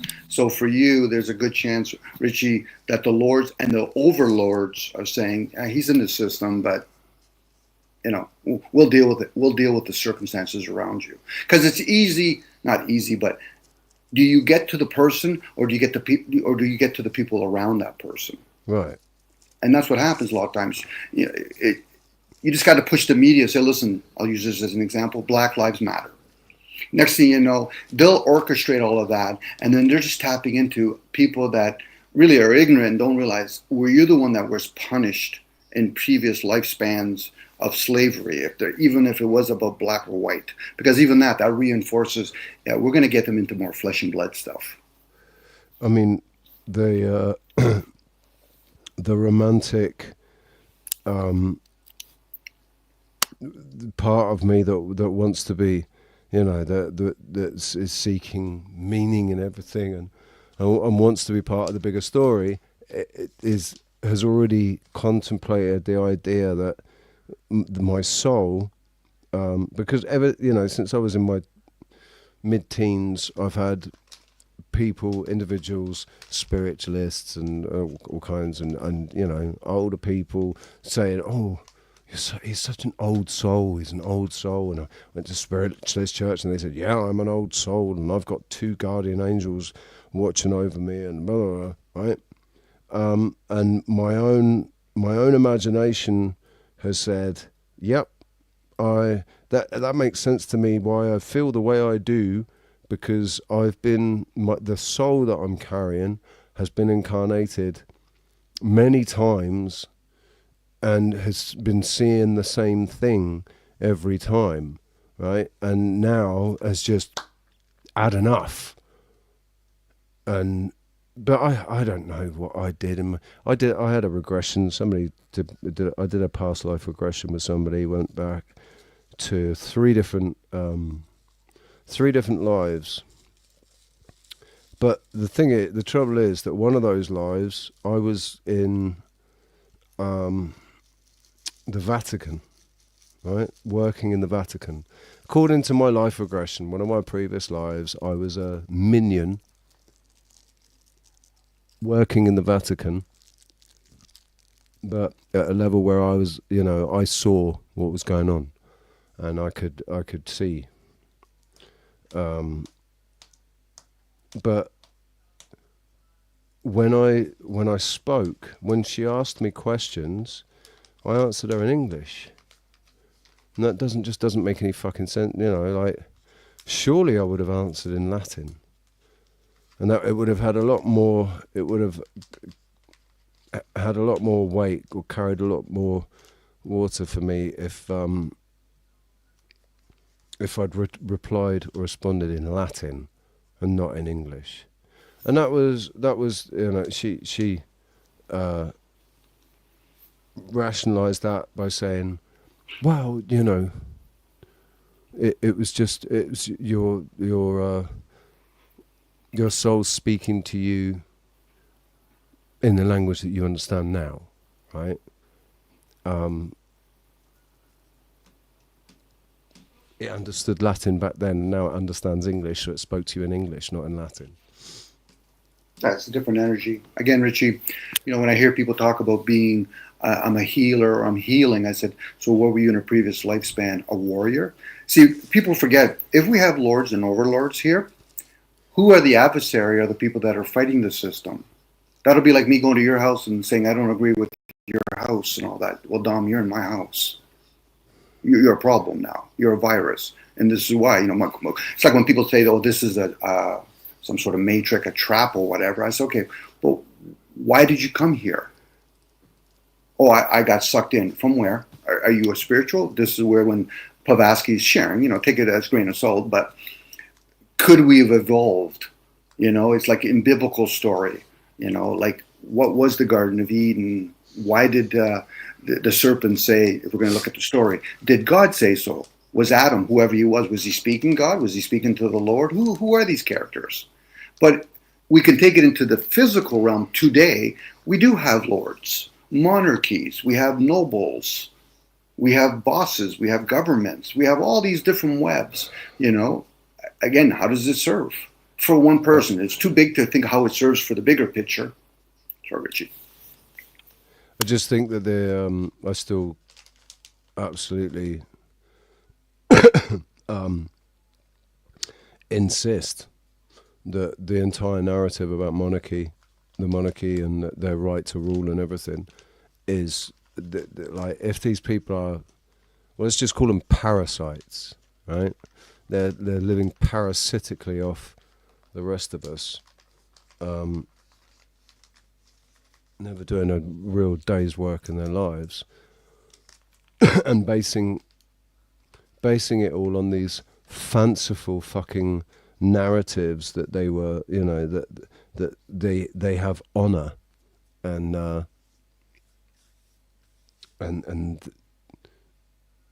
what's the word? I'm in mind blanks. Just for simple fucking words.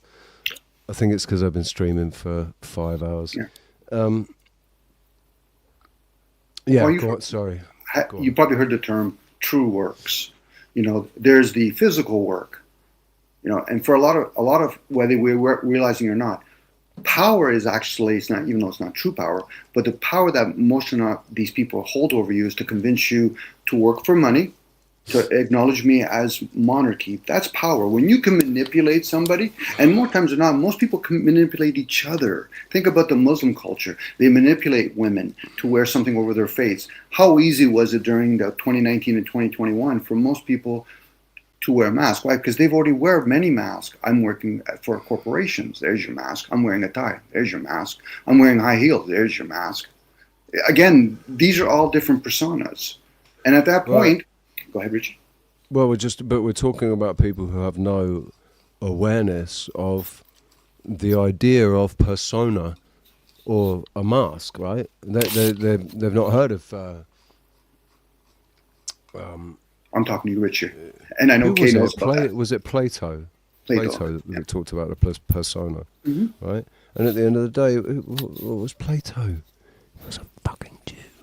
He probably was, but you still can take the message and go inwards and say, how does this serve me from what I heard? Who cares about who Plato is or isn't, let alone Jesus or Muhammad? Again, I'm talking to you, Richie, and you're recording this, and the ones that have an ear will lend an ear to it. For the masses, they've already told you where they stand. And it's clearly, they like entertainment. I like entertainment too, but I'm not going to promote, oh, this movie's better than this movie, or a nationalist, my country's better than somebody else. Well, have you been to all the other different countries? Well, because it's a subjective opinion. You can only have a subjective opinion on that. Like I fucking love Star Wars, the ones from 77 onwards, right? But I have disdain for the ones made in the last 20 years.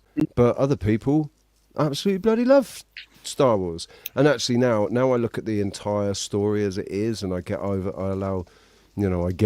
it, this Jar Jar Binks and all of that, right? And you actually look at the lore, then it makes more sense. Well, it's like music. And can see where it's coming from. Yeah, it's like music. I like all kinds of genres of music. I don't have a preference, Well, you might do at a certain time, like that moment. Yeah. Right now, in the moment, you would prefer to in the moment, I might prefer to listen to some bluegrass or some fucking drum and bass, or maybe some blues, or I'm the same. I love music. I don't care really. Like there's music, there's all kinds of music that can sound really good and be really evocative, you know, really stir emotion and have an effect, a physical effect on your body. Like that's why I like the idea, and I sort of warm to the idea that I've definitely, my soul has been here for a long time, and for a lot of that time it was spent where the music would be more like in the Middle East, right? So when I listen to Middle Eastern music, I love it. Like, and I listen to the ancient stuff, the Sumerian stuff, the Sumerian Epic of Gilgamesh by Peter Pringle. Just, it moves me. There's this, it's like an echo, you know, from a past life. It's like, that it's familiar. It's familiar to me, and yet the first time I heard it, it was incredibly familiar to me, and yet I don't think I'd ever heard it before, right? So it was almost like, maybe that was my soul. Maybe my soul remembers that music. Well, I'll give you an example of a more moving forward conversation. I could talk to my buddies and say, listen, I enjoy Euro music, dance music. I enjoy like rap music. I enjoy like, say, new wave music. And then say one of my buddies intercede, well, Dom, I don't like that. I said, more productive conversation is, we're talking about enjoyment right now. What do you enjoy? Now, if we want to change gears and say, listen, let's talk about all the things I don't enjoy, you're probably not going to hear me talk at that point, but they can share. This is why people, they feel, a lot of folks don't realize how much their conversation is combative. Like, I don't enjoy this. Well, that's nice. So I was talking about me and I was sharing something. Now, if you want to add to it by saying, okay, well, Dom's using the word enjoy. So what do I enjoy? Dom, I really don't enjoy music. Okay, I don't need to hear that. That's noise to me. So what do you enjoy? I enjoy sports. Okay, go right ahead. And I will engage in a what do you like about sports? Or I prefer, like, that's another word actually, actually, I prefer silence. I prefer to sit in silence and in my own thoughts, because I find that music actually confuses my mind, and I don't feel that I can think clearly when music's playing. So I prefer not to listen to music. I'm not that. I've just muted myself. Yeah. I'm not that person. I love music. Music helps me to work. It helps me to think. It helps me to feel better. I don't listen to music that I don't enjoy. At that point, it's a mute point. That's why when I hear people, I say, listen, if there's things that you don't like, if you don't have anything positive to say, especially if we're leaning towards a conversation, it's a positive conversation, then mute yourself. Learn to boundary yourself. Like, I enjoy Baroque music. If I want to study something, I know the frequency behind Baroque music helps me focus. But that's me, because I put some study to it. That's the harpsichord, isn't it? There's harpsichord in Baroque. You would probably you would know more about that. See, for me, I will hear people talk about it, and then I will apply it, and then confirm for me it does serve exactly the way that person had said it does. But you're saying harpsichord? I'm going to give you the benefit of the doubt because you have an ear, Richie. I don't. You know, in that sense, by breaking down all the different musical instruments. How you doing, Cage? Welcome back, buddy. Carter, don't forget back Carter. to the welcome. Yeah, so Baroque is Bach. It's not necessarily harpsichord. It's Bach, Vivaldi, Corelli. Yeah. So actually, that is what. Yeah, I enjoy Baroque as well. It's a period, isn't it?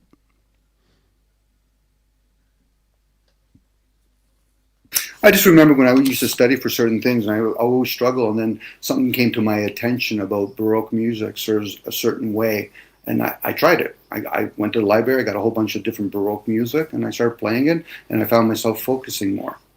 Yep. Yeah, it's good music for study, because it doesn't. Part of my ignorance, but what is that kind of music? I'm not even. Baroque. Yeah, what is classic? That? Well, I mean, most people would just know it as classical. It's classical music. So Vivaldi, Four Seasons, Bach. Oh, Bach and all them. Okay. Yeah. Yeah, we got some Mozart and all that kind of Beethoven. Is that considered just classical? Okay. Yeah, I wasn't familiar with that term. Okay. It's class. It's a particular the Baroque period. It's a period of like 100 years or something. I'm not sure, but yeah, and it's those composers that fit into that period. They'd be called Baroque. Oh, okay. All right. Well, thank you for clarifying.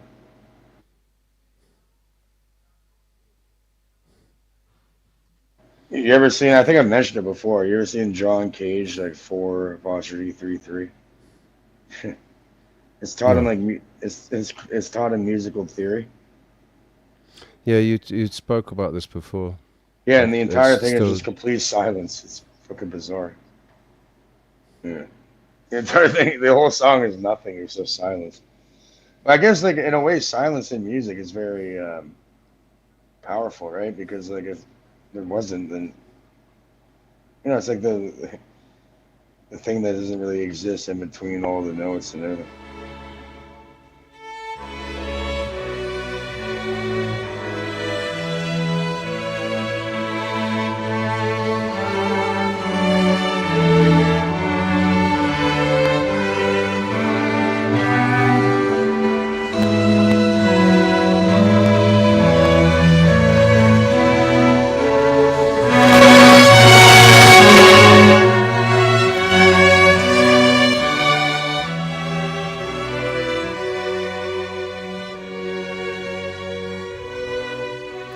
That's the more boring side.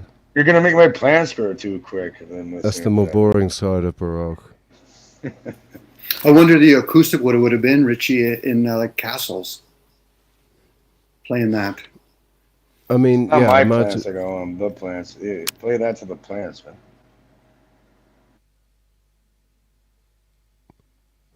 Sorry. This is more my.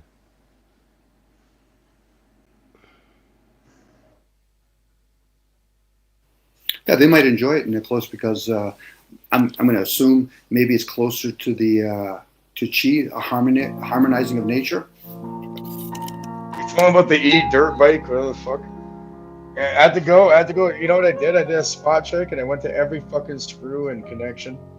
It took a long time, and there's loose screws in that shit. Good thing I went and fucking did a 1-over on it. I paused there. I'm like, there's loose screws in that fucking shit. Yeah, always check, even when you ride it for a while. Just check all those points to make sure the screws are tight. For safety. Bro, like literally, like some of them are not even like barely even in there. I'm like, what the fuck? These guys want to kill me? Here, I'll show you. Thanks, Richie, for that. That's all right. I'm just gonna. I just want to see what this Tommaso Albinani. Adagio, because I know Adagio. That's Vivaldi, isn't it? Is it Vivaldi? See this fucking Adagio, thing? Yeah, Vivaldi's Adagio for strings. Yeah, this fucker. If I didn't go, you know what? Like I seen some video. I forget who played it, but like the guy was talking. Oh, Snafu. Snafu played some, and the guy was like, "You better check every fucking screw." And I went and checked, and like so many of them were so fucking loose, it was retarded. These guys are really trying to. It's not done. What are you, Dracula? Yeah, this is very. It really taps into the emotions.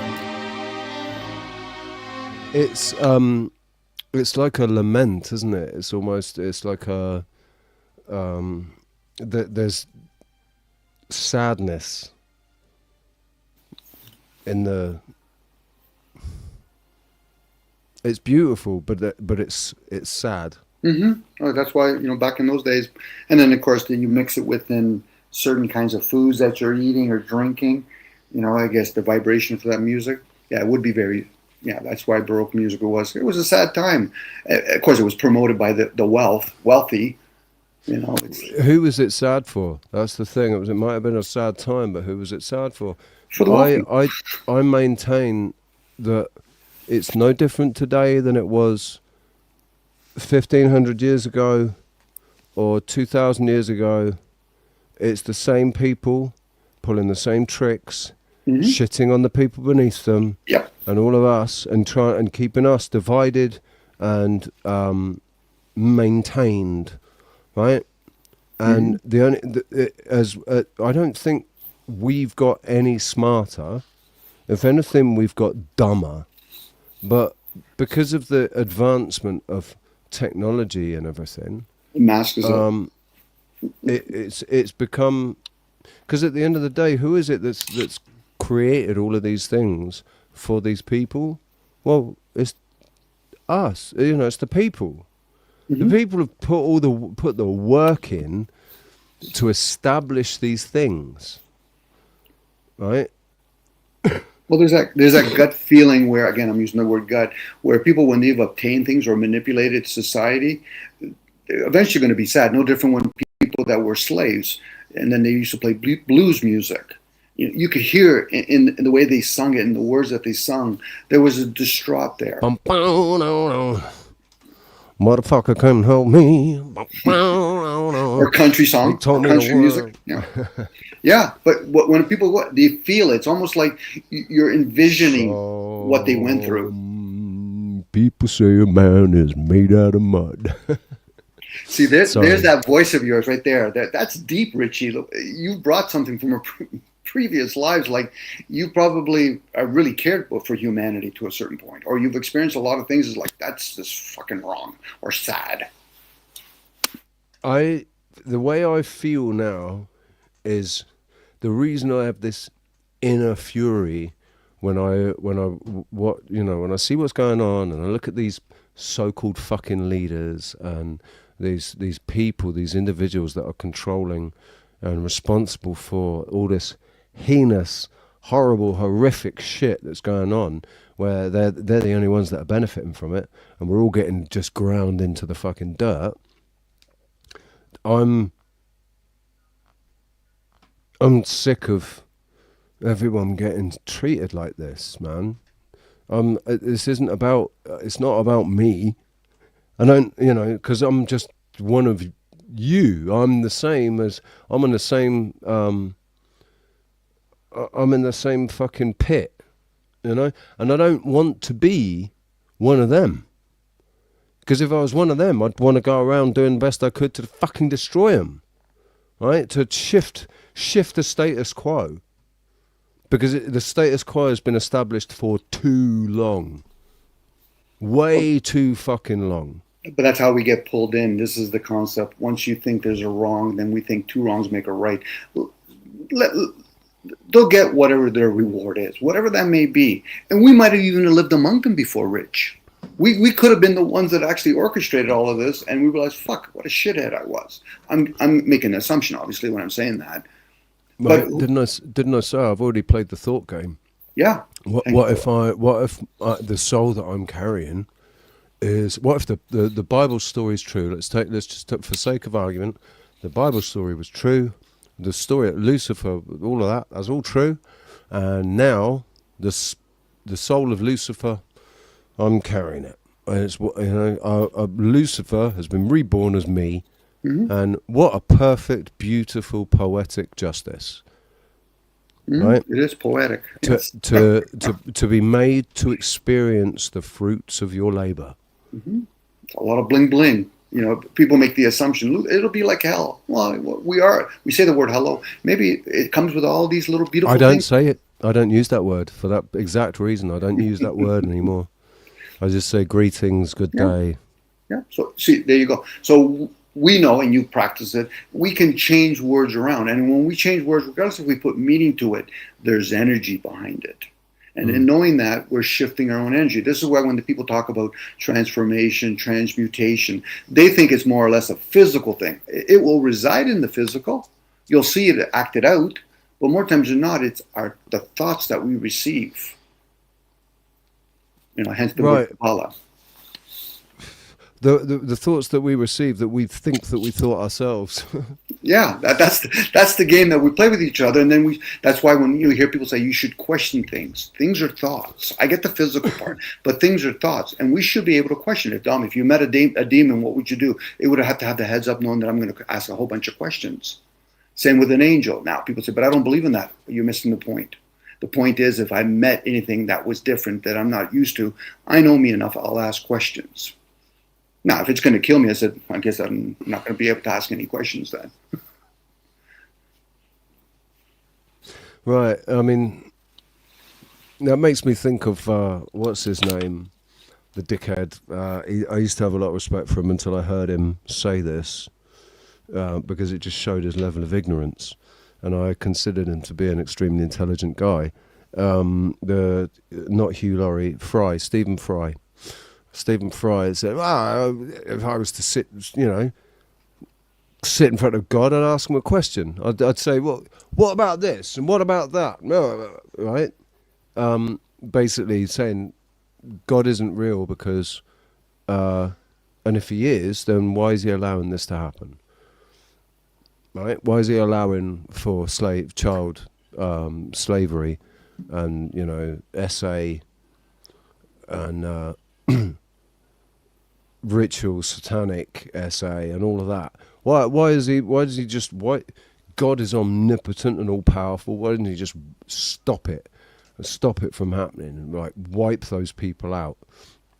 He used to do it back in the Old Testament times, right? He used to just smite people because hundreds of thousands, entire civilizations, smite them because they didn't believe in him. Why is he allowing what's going on now? Because now nobody, it seems like hardly anybody believes in God. Not that God, right? There's a lot, obviously. Still, there's 3 billion or whatever it is. But those are all statistics. Do we trust statistics? Do we trust that? Do you truly? Who actually trusts? Who believes that there are 8 billion or 8.5 billion people on this earth? I guess, Richie, if I told you a story and I said there was a guy named Jesus, the only thing you could do is apply a belief system to him. But if I told you something was written in his name, you can at least take what was written in his name and then apply knowing to it. See, when people talk about beliefs, it sounds like this character Fry. I'm thinking about Martin Fry from the band ABC, but it sounds like this character here, he's being clever. That's why smart people become clever, never wise. Because question would be more times than not about God, why do humans do that? Well, you've been in a human form. I'm pretty sure if you understand your own behavior, you'd realize why some people would kill each other, let alone animals. That's a clever question. Now, the question I would be asking, so can you explain to me how the sun and the moon came to be? Okay, there's a good question, Dom. How did the mountains come to be? How do you hold the bodies of water? See, a lot of times humans only deal with little human things, but then they ignore the plants that they're destroying, let alone the animals. If God truly did exist, which I'm going to speculate because humans haven't created the sun and the moon, so I can use any other word, aliens, reptilians, God, whatever, to describe something that I've never seen before. But at the same time, if God did exist, it's not just about why haven't you interfered with humans? Well, he hasn't interfered for the animals and the trees. At that point, then that's usually a person that's self-absorbed. Well, no, but he gave us dominion over in that story. He gave us dominion over the plants, the fauna and fauna, right? So to be cruel to it. Yeah, exactly. Why? That's why. If that was the case, then that it was in order for us to be custodians of, to be caretakers of, not to dominate over. Right? Because once you start dominating the plants, you're going to dominate each other. Right, and that's ego that seeks to dominate. Right? Only ego seeks to dominate. The trouble is because we're always dealing with this unseen aspect of ourselves, right? But there's different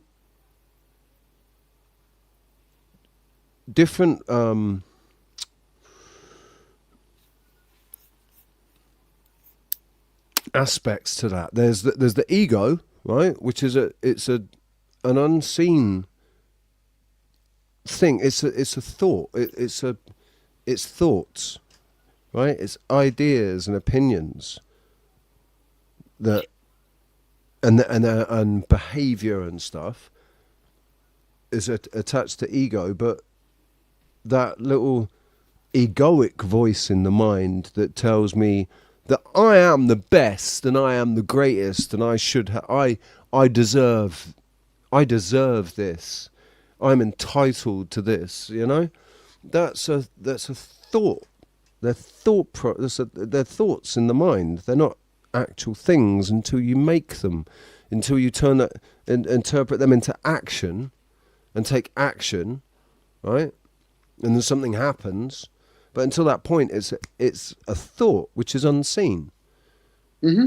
Now, whether or not that's being manipulated, sorry, Richie, whether or not that's being manipulated somewhere else, we still have to take accountability. Like I usually, when I have certain conversations, I'm going to go on the premise gods are indifferent to us. And that's an advantage if I'm going to speculate that way, which I don't mind speculating. But at the same time, what we can obtain here is our human behavior. Regardless if we're a puppet on the string, it's like me commanding somebody else to harm another human being. That person ultimately, if we're going backwards, has to take accountability first before he starts pointing fingers to me. This is why when you use the verbal language, you can command people to do a whole bunch of stuff, but where do they get conditioned first? See, people never challenge that. So why am I following a thought process that's done in the afterthoughts? How does it serve me? Now, if people were honest with themselves, yeah, Dom, I get financial gain from it. At least you know where you stand. So you're not a hypocrite. What about this other character? Well, Dom, I follow Christ and all that. I said, no, you follow commerce. But hey, you're dishonest. Get the fuck out of here. So now, then we can start categorizing these things. If we're going to truly categorize things, know where people stand. And only way we can do that is if people start becoming honest with themselves. Even though I'm full of shit, but I'm okay with it. For a lot of folks, they don't even dare not say that. Because for them, it's like, well, wait a second, Dom. The reason why I say full of shit is because if you're planting a seed, you still need some sort of fertilizer. The trouble is, most people are.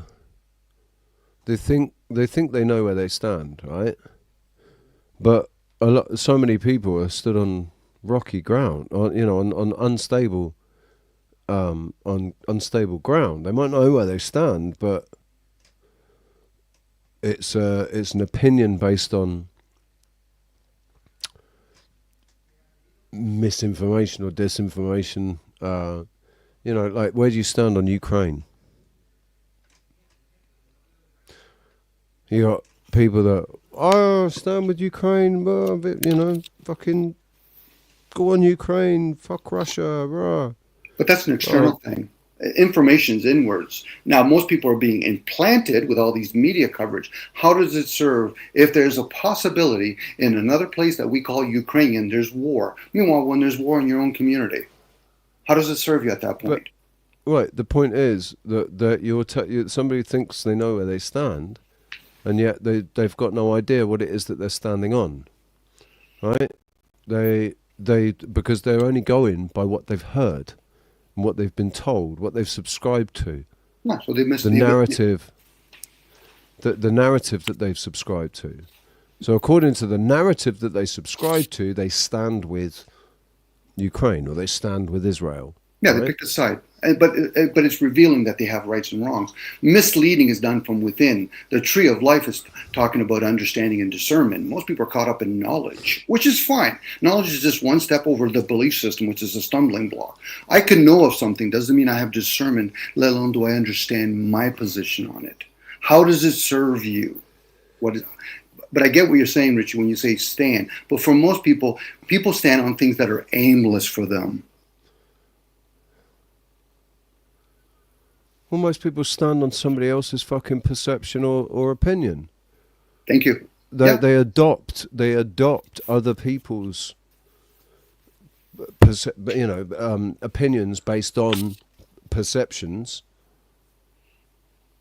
and they don't actually have any solid foundation to that belief that they hold.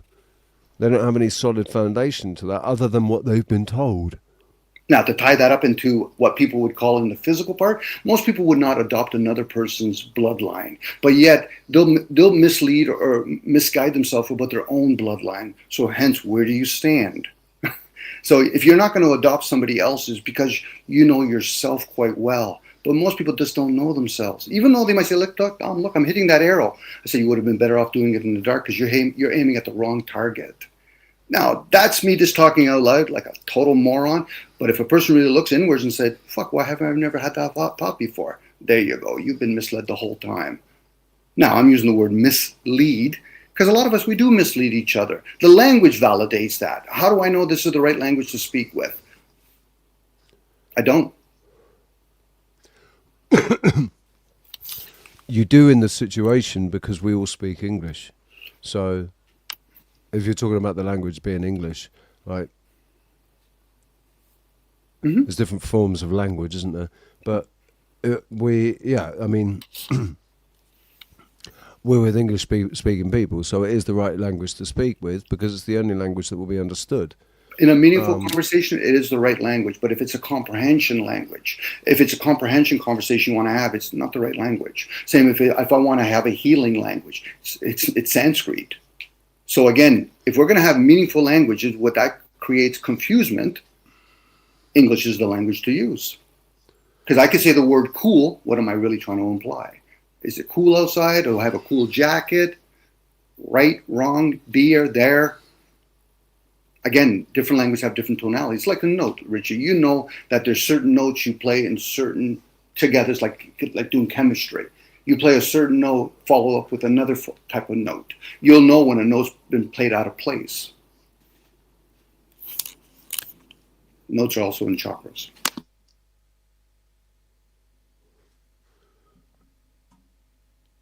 Leafy's live from Rome. What are you on about, Leafy? Go on, Leafy. What are you on about, mate? You're in Rome, but you can't hear a thing. As hush here. I will show you. What? Speaking of English,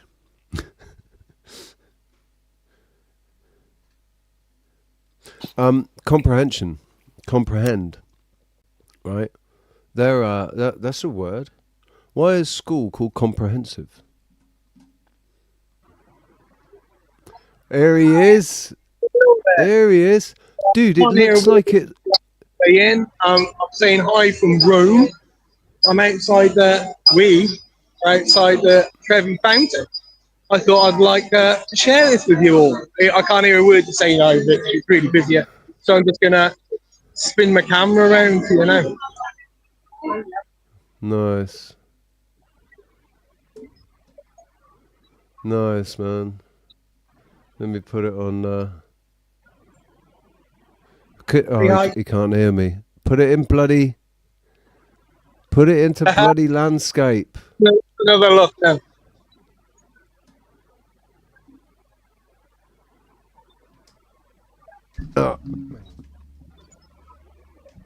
Put my camera on so you can see me. What's up? Really busy here. I don't know if you could see that. Was it any good? Yes, mate. We can see it. We can see it. Right, we can hear you. I can't hear you very well. It's very busy here, as you can see. So I thought I'd share that with you, and I'll catch up with you soon. Adios, guys. Thanks for sharing, dude. Much love.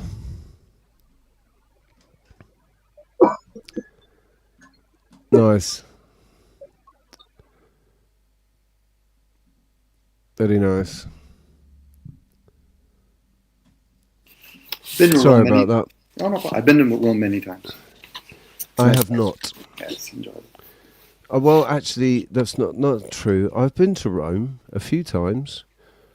I was on missions, obviously working for the Brotherhood and the Assassin's Creed.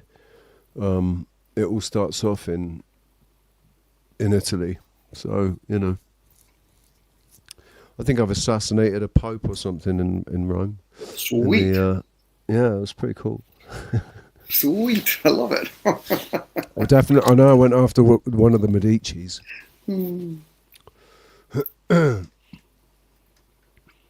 But yeah, that's it's a beautiful place, man. I'm Very surprised. antique. But actually, I'm not surprised because the Vatican's based there. If the Vatican wasn't based there, I'm sure they would have bombed it by now because it's full of so much architecture that completely destroys the narrative that they're trying to feed us. But because you can't date stone, you know, how handy for them, eh? How handy for them that you can't date stone. You could probably date architect. You could probably date architect. You know, when certain tools were basically made. Maybe. Yeah, I mean, we've got the whole, you know, Bronze Age, Iron Age thing, right? But they're talking about stonework taking place in Bronze Age times and before, where we didn't, as far as history tells us, we didn't have tools made with material hard enough to be able to carve stone, particularly stuff like granite, you know, like the granite carvings that are done. And we did that with bronze, did we? We carved that with bronze, because funny, if you put bronze against granite, it doesn't do much. It just bends. Certainly doesn't take, you know, doesn't shave chunks off. If you get a bronze chisel and try and carve granite with a bronze chisel, good luck. Good luck with that. I'm pretty sure there's a good chance they took advantage of the sun's ray. You know, people still do it now. They can use magnifying glasses, strong ones anyway, and they can use the sun's ray to heat up a pool, you know, crack certain things. Again, it's what is the sun? You know, is it heat? Is it a crystal of some sort? Is it a ray? Can we tap into it? You know, hence laser technology. I think the point that we've never been able to get we've never been able to get close enough to it to observe it. It says it all. It says enough. We've never been able to get close enough to it to be able to actually truly observe it. To take we can make assumptions based on equations, based on formulas. You know, we've scanned it, and we can say that there are these gases going on in that. It's burning gas, right? According to the narrative, it's a great big fucking ball of burning gas. It could be. That's perpetually burning, and one day it's going to burn out. But how do we actually know? We don't. We don't. Richie. We don't. We don't. And here we are in 2025. What difference has it made? What actual real difference has it made? Other than we know what we need to know. The sun's there during the day, and it makes things light so that we're able to go out, and it makes plants grow, and there's heat behind it, right? And it can give you a nice suntan. The heat actually might come from underneath, actually, or the magnets, the plate that we're in. Could be. Right. Yeah. That I've heard an argument that the sun isn't hot, that it's cold, that it's cold fusion going on inside, and inside the sun isn't really hot. It's actually really fucking cold. Well, they do use terms like as above, so below. They're not talking about the Earth. The Earth is the middle plate. So again, we can, you know, maybe not me and you, but people have harness what's called the sun, and it can come in form of what devices can we use here, and then other people use that as a sign. Okay, so I'm going to plant a certain seed where the sun and the moon are located. So those are signs at that point. But we can also say that other people have used it to harness it, you know, from this point, from down here, not from up there. I think that it's it's obvious that because electricity, without electricity, there is no life. Right? There's a little tiny electrical charge going through absolutely every fucking living thing. And without that electricity, without that communication, even in plants, there's an electromagnetic signature in plants, right? So we might be dealing with electricity at levels that we can't really fully appreciate or contemplate, because we only know what we know, right? Tesla was playing around with electricity in the early 1900s, late 19th, early 20th century. Tesla was playing around with that free electricity and everything, showing how. And there's been experiments done since that prove that electricity doesn't have to be made; it just needs to be harnessed. When they talk about Tesla, the sun and the moon, when they both have magnetic output, right? They both give off magnetic fields. The moon being the most obvious one. With it apparently it's supposed to be the moon that causes the tides, right? Mm-hmm. The rising and falling of the oceans as it goes round. I don't think that. I'm not sure how connected the two are, but it's male and female, right? Positive and negative. You have to have a sine wave. Yep. It's part of duality. It's actually singularity. The sine wave that you're talking about, or in this case yin and yang, they're attached together. What Tesla came across was alternating current opposed to direct currents, but there's all encompassing currents. This is why electricity is a byproduct of nuclear energy. So at this point, what people call electricity, it's the spark. But what's the essence behind it? I get it. It was never free energy. It was energy that was, you can tap into plants, into trees. That energy exists everywhere. What is it? Is it a multi-thing, the breath of life? Is it thoughts? Or is it all encompassing? Like us. How do we get generated? I can't define it. All I know is if I go and sit in the dirt at the bottom of a tree, after 15 minutes, I feel absolute peace, calm, and serenity. Mm-hmm. Yeah. I'm with you on that, Richie. But again, we can use words that have been given to us, or a language, to try to describe it. It's like I'm going to speculate outside of the box with all the tools that have been given to me inside of the box. It's usually funny when somebody says, well, Dom, I can see outside the box. I'm like, okay, I'm going to talk about a whole bunch of details. And they say, well, Dom, I don't see that. So then you're just saying it out loud in vain that you see outside the box, which is fine. And I'm using the word box.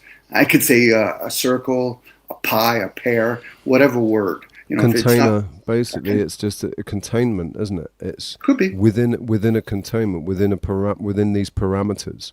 There are parameters. Once you have a box or a circle or anything that has an enclosed space within it, right, that separates the outside from the inside,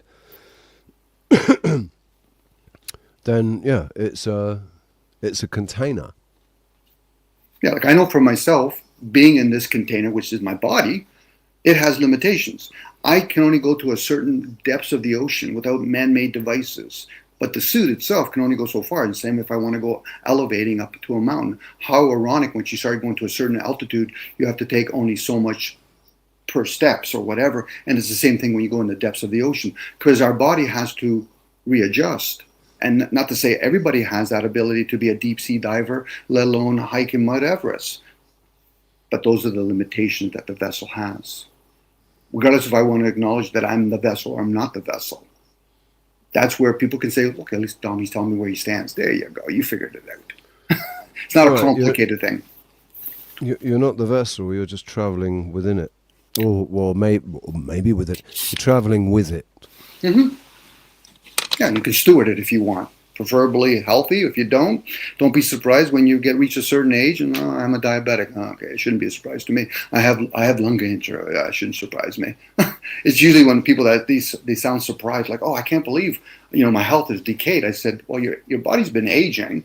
It's probably been telling you don't exercise a lot. Okay, I get we stimulate our minds.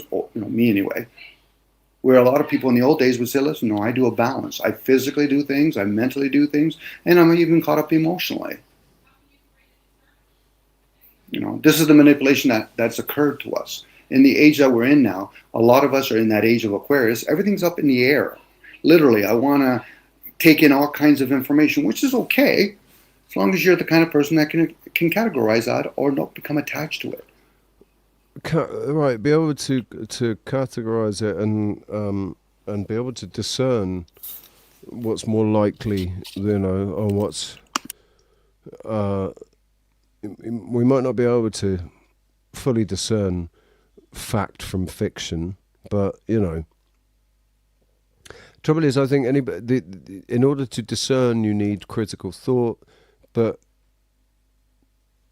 then there needs to be this added element that I say comes from outside, that's intuitive, right? There's an intuitive aspect to discernment. Again, the gut receiving from the mind. Words like Kabbalah.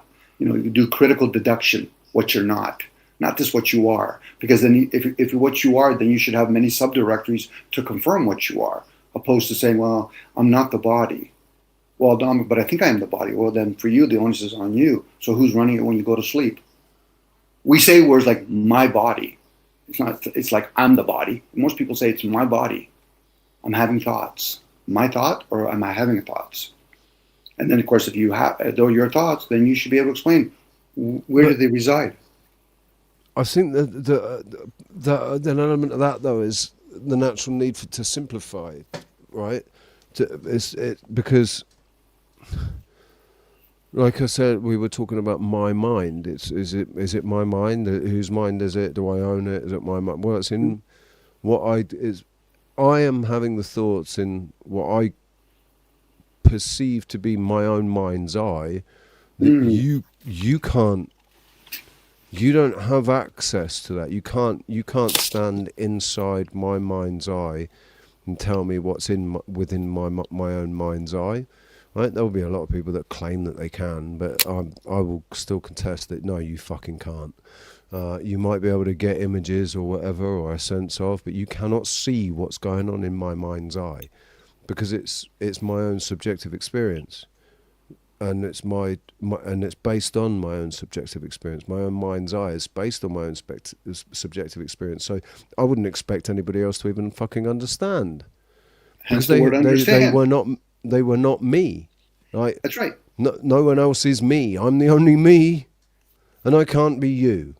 I can empathize, I can imagine, I can pretend, I can visualize, I can do all those things, but at the end of the day, it's only ever from one perspective, and that's mine. My perspective being me, the vessel that sat here, autonomous, and sentient.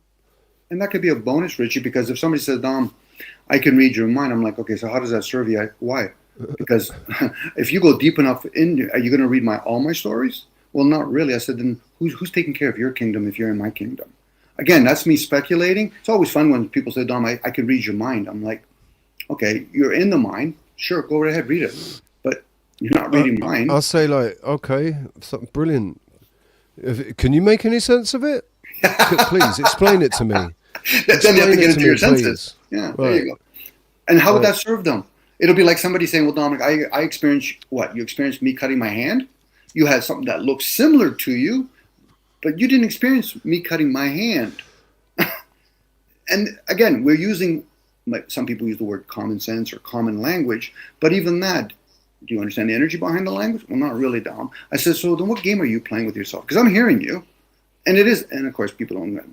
We had this little thing about fucking the word game. Life is a game. If people look up the definition, they'll realize what it actually implies. But anyway, that's here or there. It is a game for me, and for a lot of people, are they concerned about the outcome of the game, right or wrong? Go ahead. Do you want to hear just a quick, funny little anecdote based on life being a game? Please. When I was. My mum used to work for a lady called Mary Danby, who invented games for Waddingtons and all of the big game designers. She was a games inventor.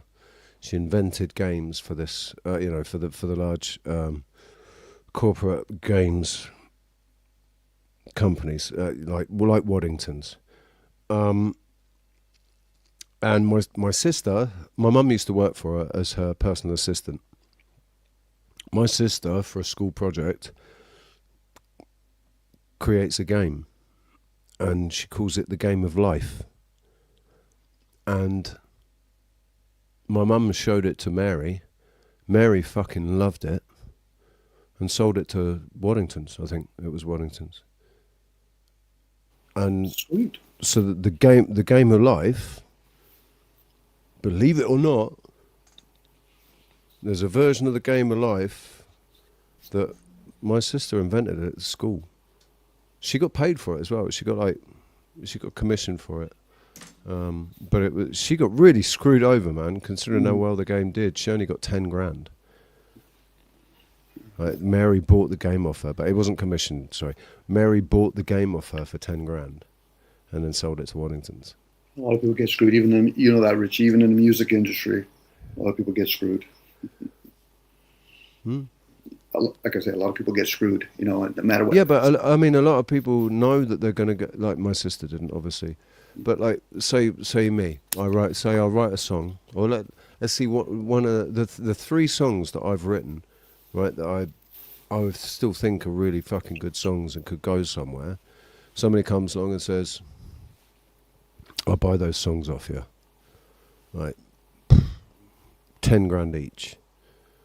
I'd know, you know, and then the songs go on and fucking get number 1 and millions are made, and I've only made 30 grand out of it. Well, it's hit and miss. But I have to have known that entering into that, you know, it's a gamble, isn't it? You take the gamble. You say, well, it could be a number 1. No, fuck it. I only want commission. I just want royalties. Don't worry about pay me a small fee and I'll get some royalties from it. Versus a big fat lump sum in one go. That's all down to circumstances, isn't it? Right now, I might accept 30 grand for those 3 songs, right?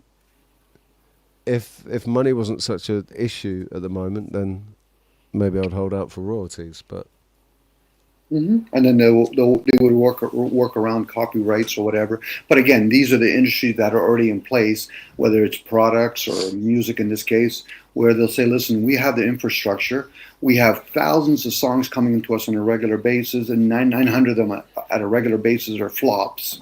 So we're going to make up the difference by saying, we'll give you 10,000. We're taking a chance. And if it actually does well, that's a win for them. Yeah. You know, but if it flops, they eat up that 10,000. It's a win for you. It can be. It can be if you do the right thing. Well, if I accept 30 grand for 3 songs and all 3 songs just don't do anything and they end up essentially losing money, no, I haven't lost anything. You gained. I've won. I've gained. I'm 30 grand up. And those other people, if they do sell one of your songs and it makes $1 million, they make up for all the other $30,000 that they've been given to a whole bunch of other people. Right. You know, it's demand and all that, and you know, but you also do need the structure and the finances, regardless if they're printing it or not, to put it up to hedge it. You know, again, that's part of the business. And for people to understand it, it doesn't matter. It could be the toy industry. You know, they're taking always a chance on that kind of stuff. They might be manipulating the market too while they're doing it. You know, like if I have it in place that I own a lot of radio places, I can play your song everywhere. But I have to pay those places to play your songs.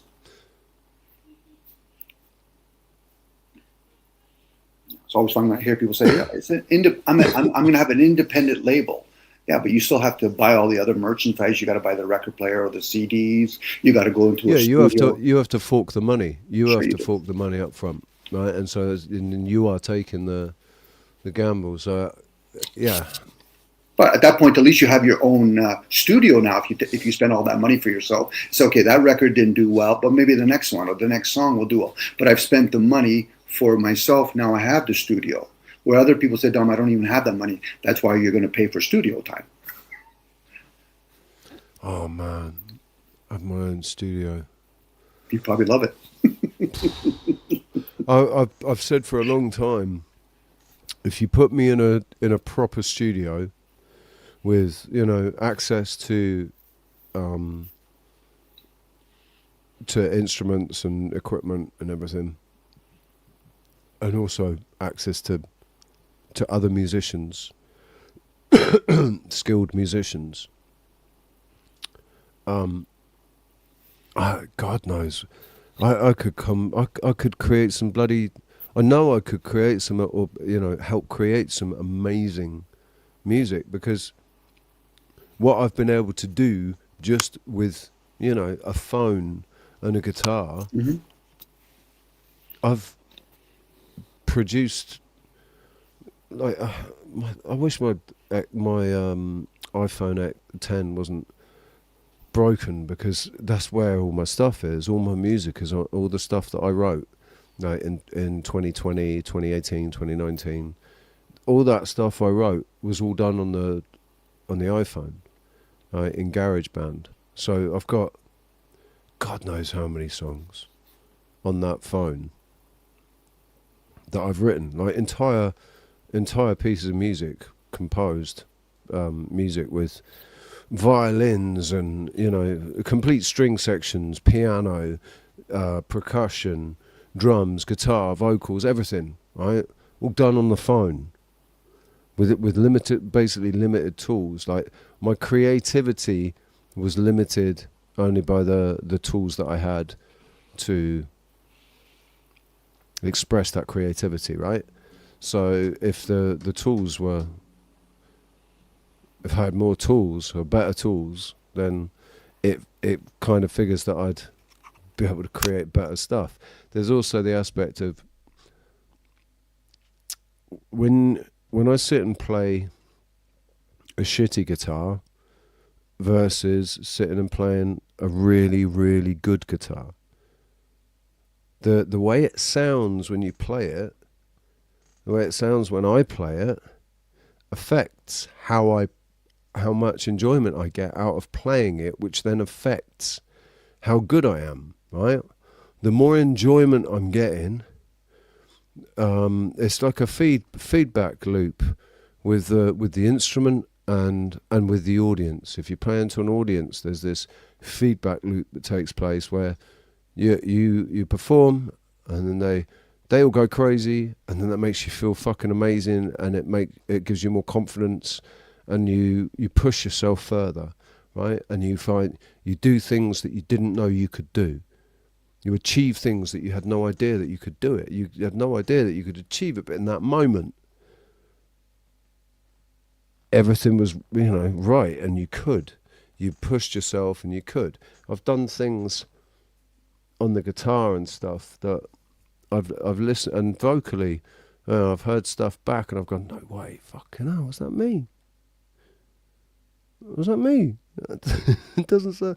It sounds too good to be me. But it was me in the moment, at the time, right? So if I had a really good studio, I just think that really good things would happen. Oh, for sure. You'd be like that. That would be your candy in a candy store moment for you. It sounds like.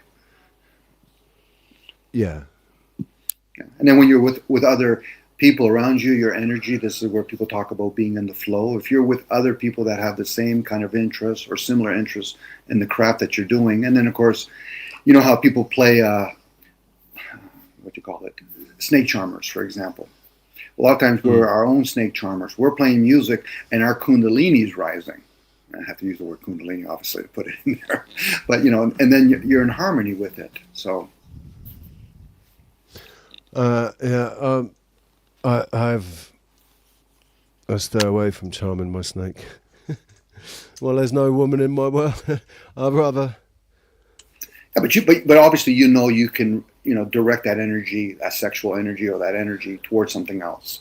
I get it. You know, that's habitual. We like that part of it, you know, but we can direct it in other ways. It's funny because music, I get there's an African, like here in Portugal and in Spain, all you hear all the time, all they fucking play, all the Spanish and the Portuguese, all they play is this,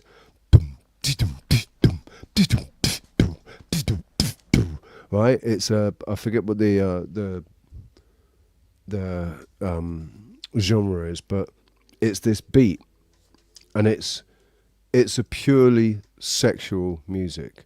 It's the dancing that takes place and everything. Is it Kazumba? Yeah, Kazumba, I think it is. And it's purely sexual, right? And that pisses me off. It pisses me the fuck off, because that's not what I listen to music for. I'm not wanting to constantly simulate fucking women, Well, there's a lot to be said about drum beat opposed to synthesized music, or people that do the trombone or the flute. So yeah, the heavy beat from a drum, it does something to us, whether sexually or in some other areas. Well, it's about rhythm. Yeah. It doesn't necessarily mean to be a drum. It's about rhythm. And I just, wow, it pisses me off so much, because seeing little kids, doing it, dancing to it, and fucking twerking and all that it's the way that everybody has been sexualized. Mm-hmm. And sex has become such a casual, everyday thing now, right? There's nothing special in it now. Now it's just fucking, Well, the fact that we have birth control and all that, there's no more, not more. It's been less of accountability. Back in the day where, if you did it, the gods or whatever you want to call it, now you've impregnated them. Now you have to be accountable for it. So what ends up happening, we've encouraged more sexual energy because we're denying the reproduction of it. See, a lot of folks, I get it, you can do it for entertainment purpose, you could do it for sexual, like I want to desire or whatever. But for a lot of times, it was for reproduction purpose. And if we're damning that, blocking it by having birth control day after or whatever, and unfortunately it affects the women's body when they do the birth control pill, eventually you're putting out in the energy there that sexuality now has to be even that much more. So again, this is part of the side effects of depopulation that certain groups are doing. Because they like I said, they've broken society, and now they figured, how do we get rid of them now? What do you mean? It's like a team. Do you get rid of the team or you get rid of the coach? And for them, they think, well, we're not going to get rid of the coach. We'll get rid of the team. So depopulation is in full swing, whether it's promoting same sex and all that. That's about depopulation. But, because really, they're the ones that are feeding us. Most of us, not all of us, but most of us. They're the ones that are bringing in the technology, and we're using it. Unless we're going to walk away from that, or the system blows up. I don't think the system per se is going to blow up. They'll just direct it in a different direction. Welcome back, Nicholas. Back to the welcome. I mean, I said it the other day. The technology. It's not the technology that's inherently evil, right? It's because it can be used either way. It's like a sword. It's like a word. It doesn't have to be. It doesn't have to be evil. It doesn't have to be used for bad things. Like take the internet for example. Look, this technology that we're using right now to come together in a. Is a gun evil? In a room. Depends how you use the word evil. Depends how you use the word evil. I use the word. Is a gun malicious? What about malicious? No, a gun's a tool, but is a gun, in my interpretation, material? Yes. Again, it's the connotation people put behind the word evil. It's not bad or good. There's a bunch of metal elements all put together in a form that could. Yeah. It's a tool. Yeah. That's all it is. It's nothing more, nothing less. It's a tool, and just like a hammer is a tool, and a hammer can be used to smash somebody's skull in and remove them from the. Or it could build you a home. Or it could build you a home. It's your intention, your attitude towards it. Yep. No, it's the individual. It's either a person's malicious or benevolent, depending on what action they want to commit, and that's free will. Everybody can go and do whatever the fuck they want with whatever they do. Well, it's like a vehicle. A vehicle. People can just smash people with a fuck. You can run somebody over. Or you can like. I don't think it's a question of being benevolent or malicious, because not like some people. You don't just if you're not. You don't have to be benevolent. You don't have to have be intent evil. to. Okay. You don't have to be benevolent to not be evil and not be bad, right? What does that even mean? Explain that to me, please. What benevolence? Well, I know what benevolence is, but like I don't get what you're saying. Like you don't have to be benevolent to be evil, or. No, you don't have to be benevolent to be to not be evil. Right? If you're or malicious, you don't. Well, isn't that somebody with malevolent intent is malicious? Somebody who has good intents is benevolent. I don't know. But what if somebody has no intent? They're just indifferent. Well, that is a form of being malice or malicious. If you have no intent and you're just going, who cares, right? Like that's. But isn't that just a perceptual thing? It's in the eye of the beholder. If you think that the person's malicious by their non-involved or their indifference, it's up to you. You decide if they're malicious or not. But they might not agree. If it causes harm, if their indifference causes harm to another sentient being, then yeah, it's malicious. But this is like the question that was posed on Monday with Sasquatch about the fucking train track thing. Oh yeah, remember that one? That was a good conversation. And at the end of the day, like Sas said, I didn't set the situation up. I didn't set the situation up. I'm being dumped in the middle of it and told to make a decision, but I didn't set that situation up. But you can't answer the question. But you can't answer that question. What was your patterns prior to being put in that situation? You got to base it on patterns. If you've shown in past that you would not harm another person, that's a no-brainer question. See, people put themselves in magical situations, but they forget you're not just being born and put in that situation. It's like somebody saying to me, Dominic, if I put you at a card table and all of a sudden you have pocket aces and you have a chance to win $1 million, I have to know the story. Is it one of those tables where I can just leave it any time I want? Because I know me. So that situation that Sasquatch was, answer, it's a very simple question to respond to. What was your patterns prior to being put in that situation? If not, then you're being a hypocrite.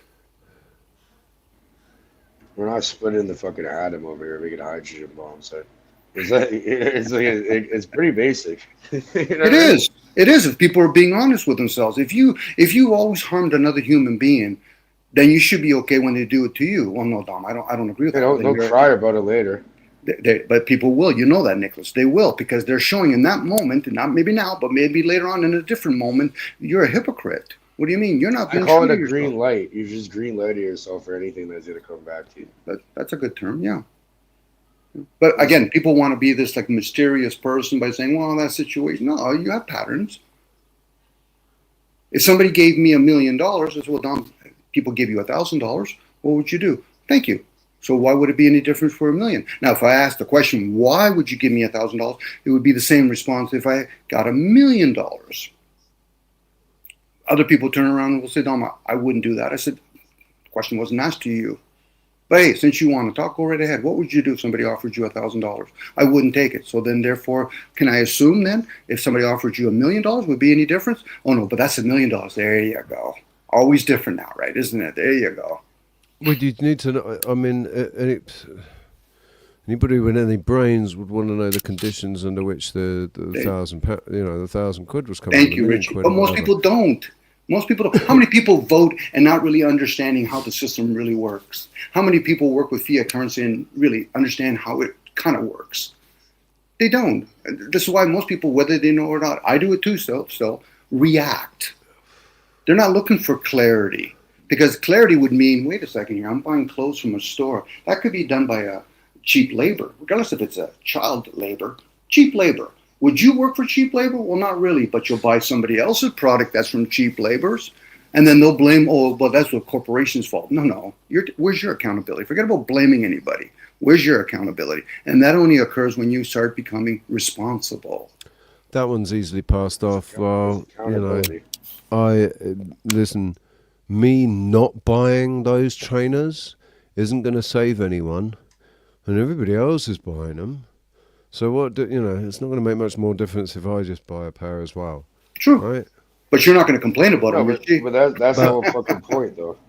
But let's play that scenario out, and everybody wins. The free the slaves win. All of the factories get shut down, and there is no more slave labor for those individuals. Now, how are they going to get fed? There you go, Richard. You got it. It's like when people say, let's end wars. You know how much millions and trillions of dollars are made by that? That's like, let's stop making widgets. Yeah, but how would you employ all those people? And then people say, well, maybe we'll do depopulation. Are you going to put up your hand first? Probably not. This is where this new fucking communist, socialist, whatever it is, this new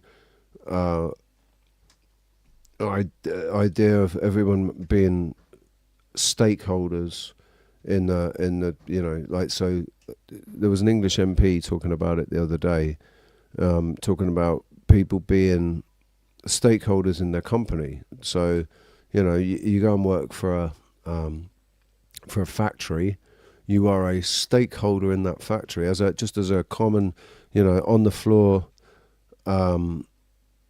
skivvy packing boxes. You're a stakeholder in that business, right? And so you get to share in the profits of that business, and you have a more invested interest in that business doing well, right? I think that's a good idea, but the trouble is, it's part of this system or this idea that is not okay. It's not good, like the idea of communism. I can see where it's coming from, and I think I can see why so many people say, oh yeah, well, look at all these communist countries and it's terrible, and it's just because it hasn't been done correctly, right? Well, it will never be able to be done correctly, because there will always be individuals that seek to climb to the top of that ladder, sit on the top and control what everybody else is doing. They might start off at the bottom thinking, they're part of the system, that they want to get to the top. They don't want to be at the bottom. With the million, the whole million for 1,000 kind of thing, so it's like a gradient, right? Okay, you want to set 1,000, but if you add a few zeros, maybe well, what about this? What about we add your life could be bought too, literally, because people will do anything for this fucking fake money fiat nonsense. You know what I mean? Like, if I had $1 million, that means that I could have everybody listening here probably killed. Mm-hmm. I guess Richie.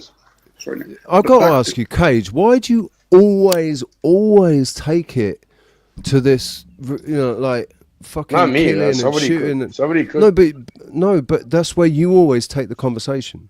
You always take it somewhere like that. I don't think I always do, but I'm saying no, you do. Life is because people put their time and energy into something that it could be printed out by who knows who. You know what I mean? It's retarded. Right, because the value. It's where they put the value, right? They think that the money is valuable, but it's not the money that's valuable. It's the life is valuable. Right. Where is real value? Right. If value, actually, the most valuable thing on earth should be food and water. Food, water, shelter, and energy should be the four most valuable things on earth. First thing is air. And yet, yes, we've got. Well, air is kind of abundant. They can't really stop air, right? They can't control. They can to an extent. You just spray shit around. Well, they are. They're doing it. They're trying to control the air now, but there's still. There's a heck of a lot of it. It's in absolute abundance, and it's accessible to everyone unless you lock someone in a fucking airtight container, you know? Where anybody that's walking outside is air's freely available. So is water, though. But you know that there's actually from the fucking sky, and most of there's more. I wouldn't trust any of that anymore. Yeah, I wouldn't either. But I'm saying, sky. but look, I know it's a lot of it's salt water in these oceans, but I'm saying most of the Earth is made out of fucking water. Okay, yeah, there's ways around that. Right, so you could distill it and fucking get rid of the salt. Salt water. I've said for ages since I first distilled water, and consider the fact that I was living near the sea, and hey, I could just distill the seawater, couldn't I? And yes, you can. Fresh water out of it, right? Okay, why can't we just do that on a fucking industrial level? With great big vats of seawater, boil them down into real, create real H2O for people. You can easily do that. But you do it, Richie. The thing is, corporations, unfortunately, when people start grouping up outside of 100 in a community, it becomes something where it's for their own personal interests, and they take advantage of others. So, sorry, Nicholas, you were saying earlier, air and a breath of life is the same thing. It's abundance. What we have is when we're in these vessels, these temples, whatever word you want to use, it has its limitations. So it does need things that are a medium, like water, liquids of some sort, food. But life exists with or without you. Once you get popped out of that suit, no different look at an animal, life still exists. So it's kind of erroneous to think it's my life. You're in it. You use it. You breathe it. Now, you can call it air. You can call it oxygen. You can call it whatever you want. But it's something that you can't see. And it only takes a quick example of hold your breath for a couple of minutes. We'll see what's more important. You don't have to go 30 days without eating. You don't have to go 3 or 4 days without drinking water. You'll find out in a short period of time what you really need for your essence. So now at that point, do we value that or do we just ignore those things? Maybe everything is in abundance and everything's there, but how do you create a market? How do you create a market and it's through scarcity? Like most of the food that's produced is thrown in a fucking garbage. Right, which is what's inherently wrong with capitalism. Yes. Bingo. Richie's, yep. Because it feeds off of communism. Even though communism in theory, out of all the isms, in theory, would work. But the reason why it doesn't work because of human factors or other factors. Exactly. That's why it will never work, because of the human factor. But they'll say, oh, well, we'll implement AI. Right? It's going to, but that'd be great if AI is what they said it was. That would be awesome. Have you heard about Bill S-206? I think I brought it up last time or another time. But they're doing this like it's communism and the guys are socialism in Canada. It's being passed through Senate right now. So they're proposing, which is probably communism, socialism, and diplomacy. So Bill S-206, almost done. Democracy, right? Socialism, communism, and democracy, all three interlinked. Right, one leads inevitably have one without the to other. the next. Yeah, it's perfect. It's a path. It's a path, and also you got to chuck in fascism, because at the end of the day, democracy just becomes fascism. All right, so what they're doing over here, I'm going to try to say Bill S. / 206 is a universe or a livable basic income or whatever they want to call it, or something like that. So, Universal basic income. No, it's not. They're calling it something different. They're calling it like a living whatever. Yeah, but that's all it is. At the end of the day, it's just another fucking pretty name for universal basic income. No, it is. Which is just another name for. In Canada, for example, I'm not joking. This has been happening since like forever. What they do is they test certain things out here and then spread it across the entire world later. Yeah, they do test in place everywhere. So now behind AI, no different behind religion, no different behind myths, is humans. Whether or not they're the ones that created it or they try to maintain it. So AI will be performed by humans. And again, it's like communism. The reason why it doesn't work because of human behavior. So it doesn't matter what it is. You would need another species, and we would have to assume that they would be kind to us. Because if not, then they would say, we can only give you the energy that you guys are. And you humans have shown you have those nice moments. You like to play music. You like to dance. But then why do you spend all that time to build all those military stuffs? Why are you abusing your kids? Why are you neglecting your kids? Why do you have law systems in your countries? Again, that's human behaviors. Go ahead. Yeah, but let's deep that though. How many people work for weapons factories? A lot. Right. Well, how many people here are working for a weapons factory?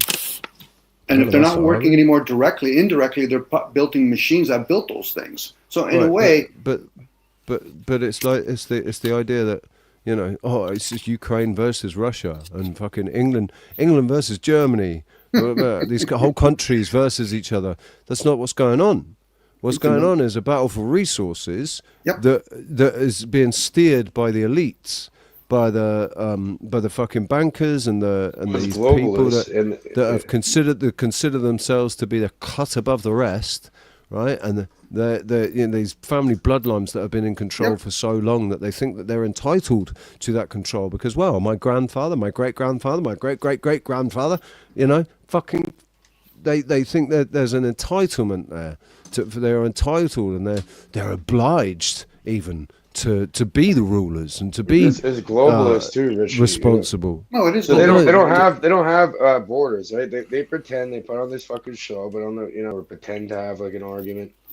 You know, but so the only thing we can do, and it's called collusion. That's the word for but the only thing we can do, Nicholas, and even Richie, is just share the information because really. Even public, I question, we do it publicly where they're doing a lot of things privately and then it pokes its head out a generation or two down the road. But then again, regardless if they're like shapeshifters, we still have to realize, like a virus only works if we've made ourselves not immune to it. And then it'll just ping pong around us. So unless a person starts becoming informed for themselves, how does the system work around where I'm doing? Then and only then you could turn around and say, okay, now let's manifest it into the physical. Because the elites, whoever they may or not be, go ahead, Richie. Sorry, it's because you use the word shapeshifter, and I think that, like I said, it's a word, it's a label, it's a thing, right? But actually. People shouldn't think of it as a thing and think of it as a concept, an idea. A shapeshifter doesn't have to be something that actually morphs physically into something else. Mm-hmm. A shapeshifter is anyone that's pretending to be something else. Yeah, there's our personas. I'm with you, Richie. Regardless if literally somebody can actually do that. But the thing is, a lot of us have our own personas, and how many people would say, well, I don't agree with war. I said, no, you've already shown that you agree with war. What do you mean? You work for a company directly or indirectly that is about war. Stock market. Oh, yeah, well, it's just a stock market. No, they hedge a lot of military stuff there. Now, that's Lockheed Martin. You can go on and over. That's it. That's only to have a conversation to the people that say, Dominic, I'm against it. Well, now you're going to have to really test yourself. The ones that say, listen, Dominic, I just don't care about those things, or I'm indifferent. It doesn't matter where I work. Okay, so you're not interested in these kind of conversations. Please remove yourself. Why? Because it's not going to serve you. This is why when people get all, and then they have these trolls. The trolls can only exist if the people that are actually having these conversations are wavering back and forth. If not, it's like, no, you have no interest. Get out of here. It's like YouTube right now. A lot of us are working on YouTube. We're giving public information to a database system that feeds back into the elites, whoever they pay, and they pay a lot of people a lot of money to gather this information. So it's one of our own working for them. And then they're going to take that information. They're going to say, how can we use it to manipulate the market? Well, okay, but they're harming humans. Oh, that's just a side effect. And that's where we're at right now. If not, we've been here for a long time, and it's shifting again. They've been talking about it. Okay, we're going to do a reset. Okay, well, how many people get a new program in their computer and then they have to reboot their computer? It's the same ideal. Don't know. If that's how it started, it's morphed into something else. So that's not what it's about anymore. What's going on right now with technocracy, that is fascism.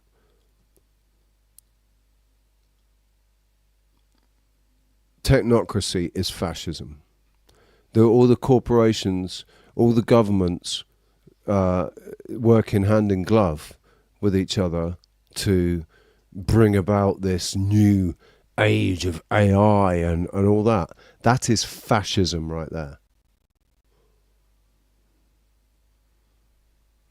just the idea of the fasces being tied together they're stronger, right? That was supposed to be the idea for us. It's a great idea, but it can be misused. It can be implemented, with malicious intent. It would be a good idea for all of us to fucking unite and find cohesion. That would be a form of fascism. The trouble is, it's turned into this word. It's turned into this word that's associated with a certain group of people from a certain time. Mm-hmm. The narrative of which is extremely questionable once you dig deep into it. Well, I know when the Nazis supposed to promote, even though it came from America initially, where they're talking about being the superior race.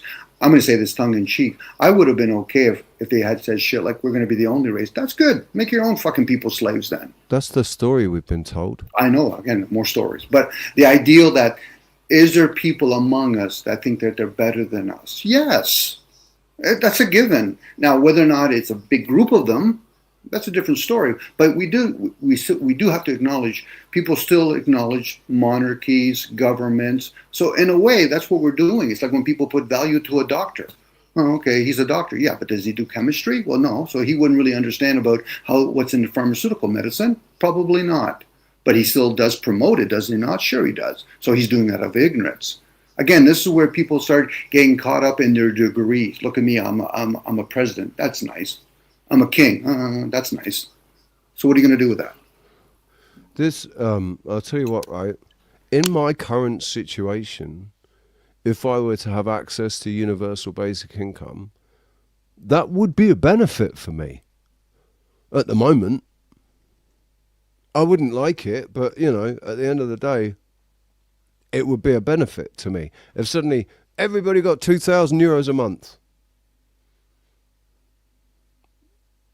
you don't even have to work for it. Yep, but it'll be UBI, Universal Basic Income, on a digital system with a credit system attached to it and an expiry date on it. Well, it's not just about Universal Basic Income. Yeah, and also I'm pretty certain that I wouldn't be able to get it. I wouldn't qualify for it somehow. I fall through the cracks somewhere. Can absolutely bloody guarantee it. Could be, and maybe because I'm of that mind, that's why. That's how I feel it will be, so that's how it will be, because that's how I know it's going to be like that. Well, in that case, that's how it's going to be, isn't it? But if it's a digital system, you no longer have currency. So if you decided to go to a grocery store, they say you're not on the books. We don't know who you are, so we can't serve you. This is how they get people into the system, where you won't be able to buy or trade anymore. And the only reason why it works is because we've, whether naively or not, have occurred it. It started with GPS, started with Wi-Fi, started with cell phones. You can talk about pagers. You can talk about whatever you want. We're the frog in the water. So once they decide to say, listen, you got 3 weeks to spend that $300. If not, it starts devaluing as we speak. Yeah, but it's my money. It was never your money. You gave up your energy a long time ago for that piece of paper. And they know that, Richie. That's the reality of that. And when I say reality, I'm talking about the physical world that we're talking about. It's just people just never put two and two, let alone four and four together. And then they turn around and say, well, I'm fighting the system. You don't got a clue how the system works. What do you mean? The fact that you're arguing with the system that took maybe generational to get to this point, it's already in place. Just they're going to test it in different places. And there's people in other parts of the world that are, and even in these parts of the world, that they're going to look homeless just because they can't buy and trade anymore. No longer it'll be money is king, because they got pissed off when we play with cash and we don't give their cut back to them. Remember, we're using their airlines, their trains, we're using their post office, we're using their internet. It's not like as though we're all participating in creating all of this. We're making it, we're plugging and playing, we're paying for its usages. I just noticed something, or just thought about something. I'm not sure if I've seen any Australians in today yet. No, they're getting bombarded probably with other things. Well, their law changed today, didn't it? How so? Please share if you don't mind, Rich. Eh? Please share. It's the first I heard of it. Yeah, a new law came into place. Nobody under 16 can join social media, so that now everybody has to jump through hoops to get their access to social media. Wow. So I don't know how quickly it's going to roll out, but I haven't noticed any Australians in here today. It's a bit late now. It's 5 o'clock in the evening, so there will be. Mm-hmm. They might be waking up. Some of them might be waking up, but most of them are asleep. I've got a couple of Aussies. Actually, no, Chris was. Oh no, Chris is in New Zealand. Well, if they do the 15-minute city, let's go with the 15-minute city. Technically, in ages past, 15-minute city would have been small communities where you're not going to really walk too far away from where you were born and where you're going to die. So there's a good chance with the 15-minute cities or whatever, we're probably not going to be able to have access beyond certain frequencies. So my Wi-Fi can only go so far.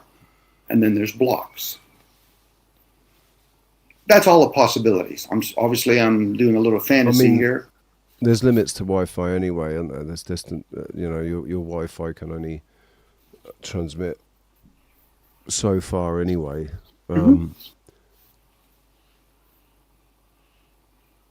But the fiber optic cables connecting the city to the interweb. That's where they can they can restrict the information going into that city. True.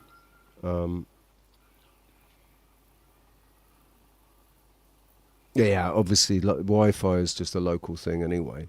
It's not. The rest, it's all done by cables, isn't it? Well, I know for myself as an example, when I fly my drones, there might be 15, 16 different GPS pinging on that drone. So they can literally control it at any moment if they want. Well, unless you got a DJI, and then when you got a DJI, they control it.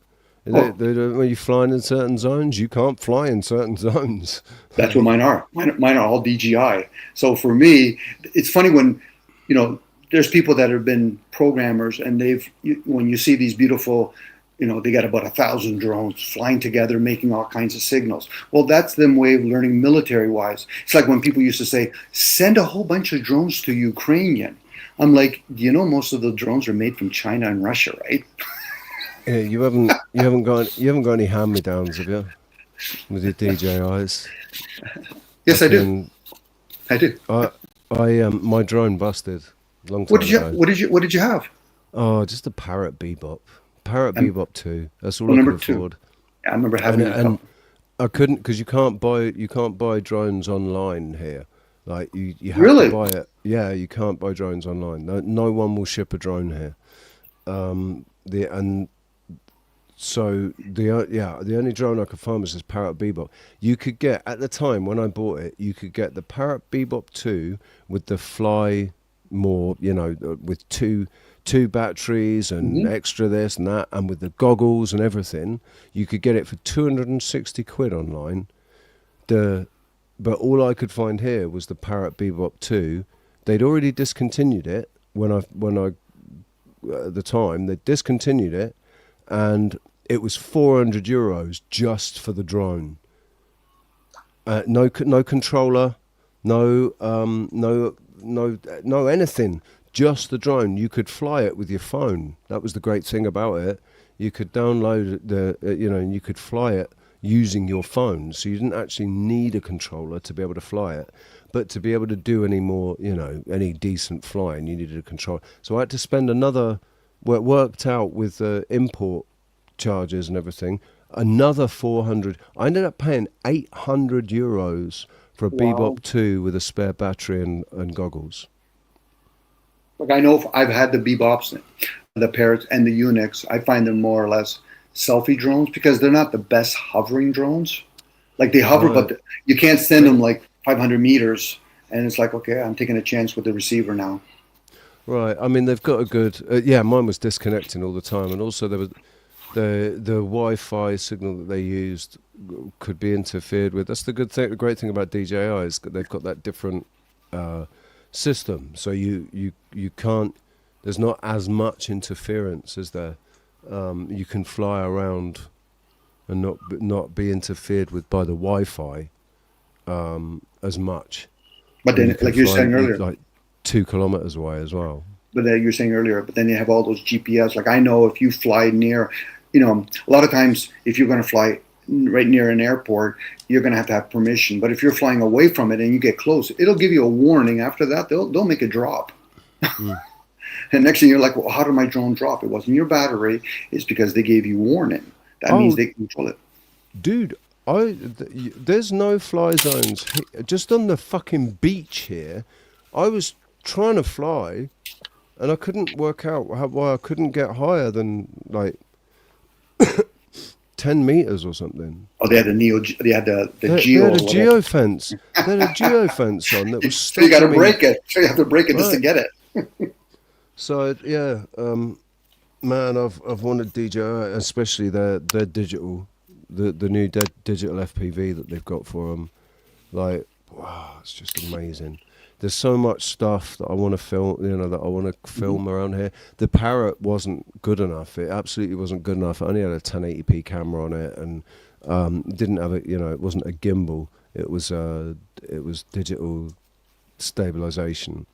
So not really epic quality. Good, really good fun. I got some awesome shots, got some amazing shots, but just not a touch on DJI.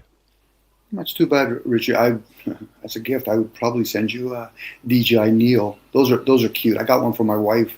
It's even though they have a follow me feature on all the other drones, that one there you just can hold it and it's durable. You push a button, it'll do rocket or whatever, and it'll just fly away and do its thing. Even if it crashes, the thing doesn't break. No, it's because it's got the protective. The propellers are encased within those. It can bounce off walls and all sorts, kind of, and it's only small, so it doesn't have the weight to really damage it. Even if if it's traveling at speed, it might crack the plastic or something. But yeah, they're much more durable, and they're good FPV as well, aren't they? They're good for FPV. If you get the goggles. I like watching guys that do FPVs, but I get a headache because they're doing tricks. I'm like, that's just too much for me. I like the tricks, but I like I really like the epic cinematic stuff, where it's not so much about tricks, but like fly up to the top of Tady and then come flying down the side of it, and down into the valley and all of that stuff. That's the sort of flying that I'd be doing. I'm not a tricks guy. That was the thing about the Bebop 2 though, the Parrot Bebop 2. It had a tricks feature on it. Yes. You could get it to flip. Well, what I meant to I should have said it when I say it wasn't really tricks as much as you're behind a goggle and you're going fast. I like having a camera drone where I can go up there, and I got quite a few DJI, so I can go up high and then literally get to see it from a bird's eye view and then just scan it. You know what I mean? Like have a panoramic view of all the different rivers and all that kind of stuff. I'm not really interested in videotaping people. I like going over top of forests, over rivers, and all that kind of stuff. So. Yeah, me too. That's what I liked about the Bebop. I mean, I didn't take it over 100 meters. Then you would like DJIs then, because you can go further. Yeah. I mean, 100 meters up high, like. Oh, 100 up, yeah. 100 meters up in the air. I wouldn't go higher than that because I lived near the airport, and no, they probably wouldn't even let you go there because they're dissenting. But the thing is, with the DJI, I don't remember if the Parrot actually had it. The DJI in the remote would literally show you in the corner what the weather is up there. Like they'll show you the wings if it's left or too far to the left, too far to the right. And of course, it also had the return to home feature, which I love because you can lose signal, it'll come back home. Yeah. The Parrot had that as well. That was cool. But do you know what? Like where I'd spent basically €800. When I flew that thing, and I had the goggles for it, so because I like when I play racing games, I like to be in the cockpit I like that view. I don't like the third person view. Right, I like the cockpit right down there, right down as close to the tyres as possible. Right, if I can sit right on the front of the bonnet, that's where I like. That's where I'm most effective in the driving games, and I think it's the same with the with the drone. But when I was flying, especially when I was up there with the goggles, there was a constant rumbling anxiety, like this is 800 euros, man. This is a lot of money flying up here right now. Been there. been there. I bought a whole bunch of toy drones when my wife bought the Air 2 and the Mini 2. And I told you that because she really loves camera and she does a lot of things for YouTube. And I said, and she wanted me to learn how to fly the drone. I said, Jude, I just can't get over the idea of how expensive it is. I'm kind of glad I bought all the cheaper drones, but I found that I was spending too much time in the garage fixing the damn things. Because, they had cheaper components on it. I never really truly enjoyed flying the thing like to do video. And once I started flying the other drones, I'm like, oh, I was using a Honda, but meanwhile I had a Mercedes. Because the DJIs, like I said, mine are Mini 2s and Air 2s, but they're not like the 4. A buddy of mine, his brother, just got into the franchise business of cleaning windows with drones. High rises with drones. And I think he paid $25,000 for his drone. Jesus.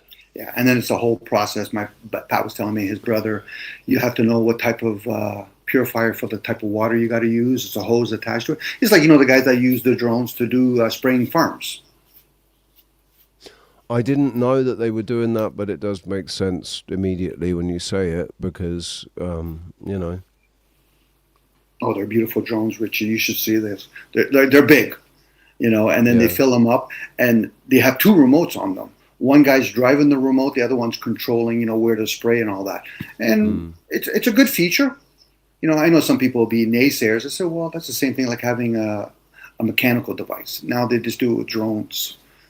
Now, can drones be misused for military purpose? Sure, they can. And that's where the distrust comes in. That's why all countries now are clamping down massively on their fucking drone laws. That there's even laws about flying drones. Like it cracks me up.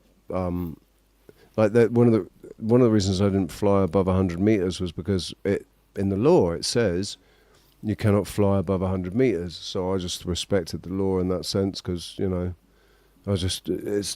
not worth the fucking €5,000 fine. But yeah, damn, I forgot. I don't know where I was going with that. I was going to say something. About civilian drones. I had a phone call. Right. I've been looking at. I mean, I don't know how much of it's real and how much of it's AI nowadays, but like, there's a game called Mind's Eye, right? And they've got drones in that. They're fucking awesome. But there's actually drones like the drones in Mind's Eye, apparently available now. Like, you can buy a drone that is capable of taking passengers, and you are capable of flying. It's possible to get a drone now that you can fly around in yourself, What do you mean? Like a little helicopter? I've seen them. They're super light. I don't know how, that's the thing. I don't know how real they are. Oh, they're real. But like when I got a drone, one time I bought a drone. I got it from freaking Best Buy. And as soon as I got it, luckily I was able to return it because their excuse in Canada was because somebody flew a drone too close to an airport in the UK by like Heathrow Airport or something. All of a sudden they're banning them, and now you have to register and have like a piloting license if it weighs over like 246 grams or something like that. Like 250, I don't know what it is, something like that, 48. So I was able to return it, luckily. There you go. Yeah, they're going to have a lot of restrictions and a lot of things. Even you, Nicholas, we were talking about that yesterday with the electric bike that you bought. Same with I have scooters. There is restrictions. Yeah, that's the one there, Richie. Yeah. If it's real. Wow, what was one of them? Oh, those are definitely real. They're the jets and stuff.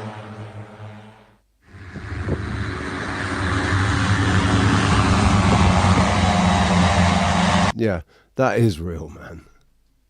Oh, that's real. That's like low level tech. But are they going to sell it to the average consumer? I fucking if want you have one. money, if you pay. I fucking want one. But, okay, I would absolutely fly those fuckers. But that's the thing. Yeah, no, they're so light. Like I've seen one where it's like it's some blonde lady who like tests out supercars, and she shows this drone off, and she's like able to pick it up very easily. What happens when a gust of wind or some shit hits you if it's that light to fucking? Oh, they'll cut through all of that, Nicholas. But the thing is, it would be restrictions. So you would have to get some sort of license of some sort to drive those. You don't need a pilot's license, but you do need constant communication with air traffic control. You have to be able to speak to air traffic control. You have to ask for permission to take off and land and everything. There's that guy that created a drone, like a hoverboard thing, and he was flying around his city. He got done by the police for it, and was arguing, but you can't do me for that because they said you just got to get permission. You've got to check in with air traffic control and get permission to take off and fly. No, that's but all the it altitude, is. Richie, the altitude has first of all, that's not true. There's a lot of people that they smuggle drugs and do all this shit. What they do is they fly under a specific altitude, and it's not picked up on radar. Okay, that may be true, Nicholas, and I'm with you. The air but traffic he's talking about something for the average user. Now, insurance might be included in all of that, or they might say, what area are you going to be flying those? Because a lot of times there's restrictions even on regular drones if you're flying over top of people. It's probably a bylaw then, depending on... Yeah, it would be. You have to have liability insurance. Yeah, if you're doing anything in public, it's like if you're going to be a professional drone pilot, right? You have to get a drone pilot's license and you need you need have liability insurance to be able to fly a drone over public places. Oh, you do. That's what I'm saying. Like over here, they banned them from like 240 or 249 grams or something. So anything over like 250 grams or whatever the hell it is, you literally need a license. That was the great thing about the Parrot, the Barrett Bebop 2, and DJI in general, like the Mini and the Mat. They're under the weight. They're under that weight limit, so you can fly them without a license. Well, but that's the thing. Okay, in Canada, anything under 249, you don't need to. You don't even need to register, let alone get a pilot. But this the thing is, there is only certain areas that you can even fly those drones. A lot of times, what we do it. There's a bunch of restricted zones. Like if you look at where I'm at in Toronto, or we're dominant, we're both in Toronto. You go on their little DJI map, most of it's like, okay, it's either like green, yellow, or fucking red. And most of it's all red and yellow, like pretty much everywhere now. But, there's ways to upload a new software and you take all limitations off of it. So the year before I got my drone, this is another little anecdote for you. The year before I got my drone, I was telling everybody that I really wanted to get a drone, and the reason was because I wanted to fly up to the mountain, into the mountains, up to where I wasn't going to be able to climb, and have a little look around up there, because I figured there were some caves up there that maybe, who knows what's in those caves, because it's clearly you can't get there. You can't. Maybe you'll be able to climb up there, but nobody's doing it. Nobody's done it. So what's in those caves? And I spent the next year trying, getting the money together to get this drone. And by the time I got the drone, they changed all the fucking law. They changed all the laws about flying drones, and said it was going to be by the time I got my drone, it was illegal to fly my drone where I said I wanted to fly it. And then it turns out that 9 months or something after I said that this is what I want to do, the government sent a drone up there, found some caves, and in the caves found 1,000 Wancha mummies. Yeah, but they probably got all the paperwork. Again, it's one of those things. You could fly it there, but there's a good chance you're going to get a fine. Oh, if you get caught flying your drone, there you go. I saw it happen in Tady. If you fly up around in Tady, if you get caught, it's a €5,000 fine. Yeah. And now they've made all of the National Reserve part of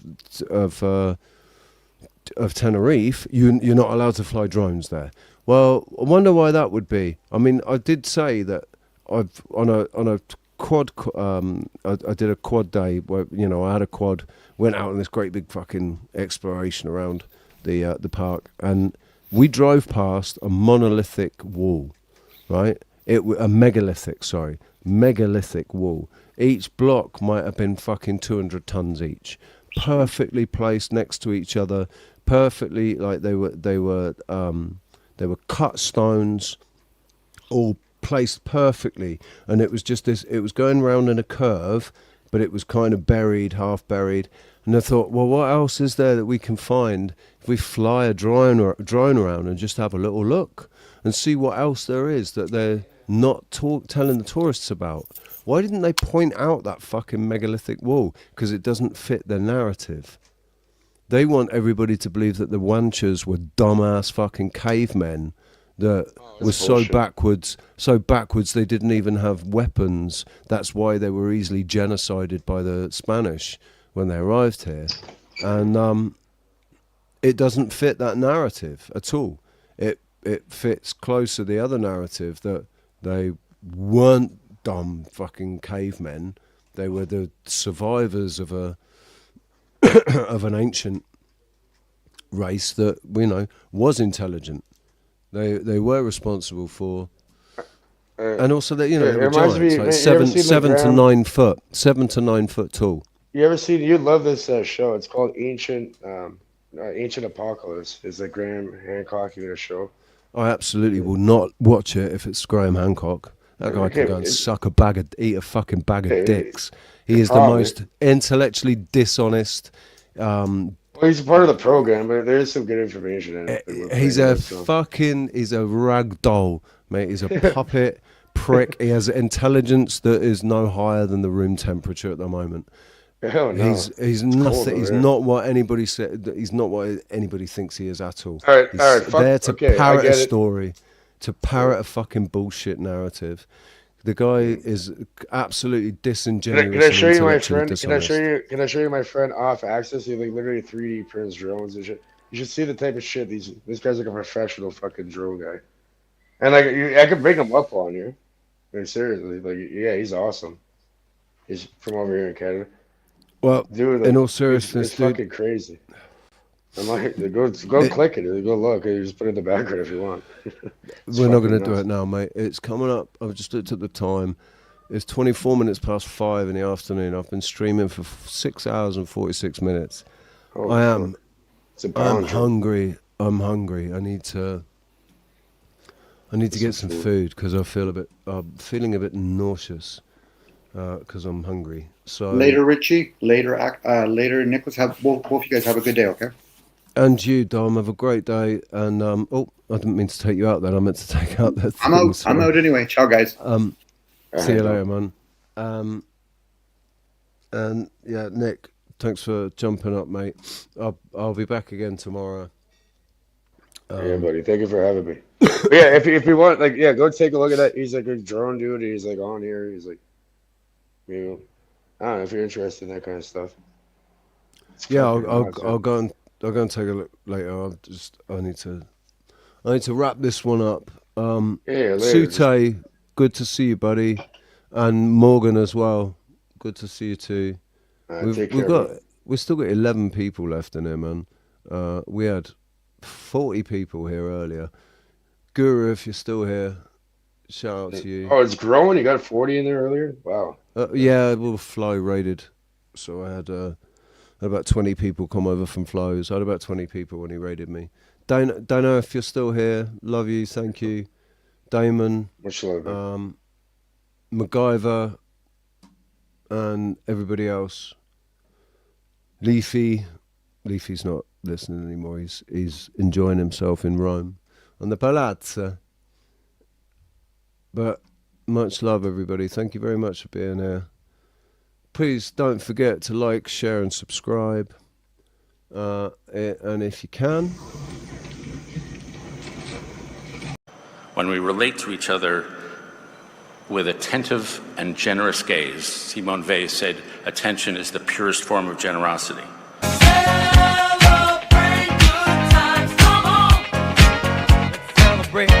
If you keep saying it, Stuart, it's not going to make it any more we all know the phrase, mate. We all know the phrase.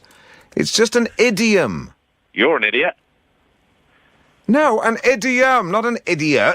Hey, here I am in chat. Says when a woman pulls a knife on you, give her a jar of mayonnaise and her instincts will kick in.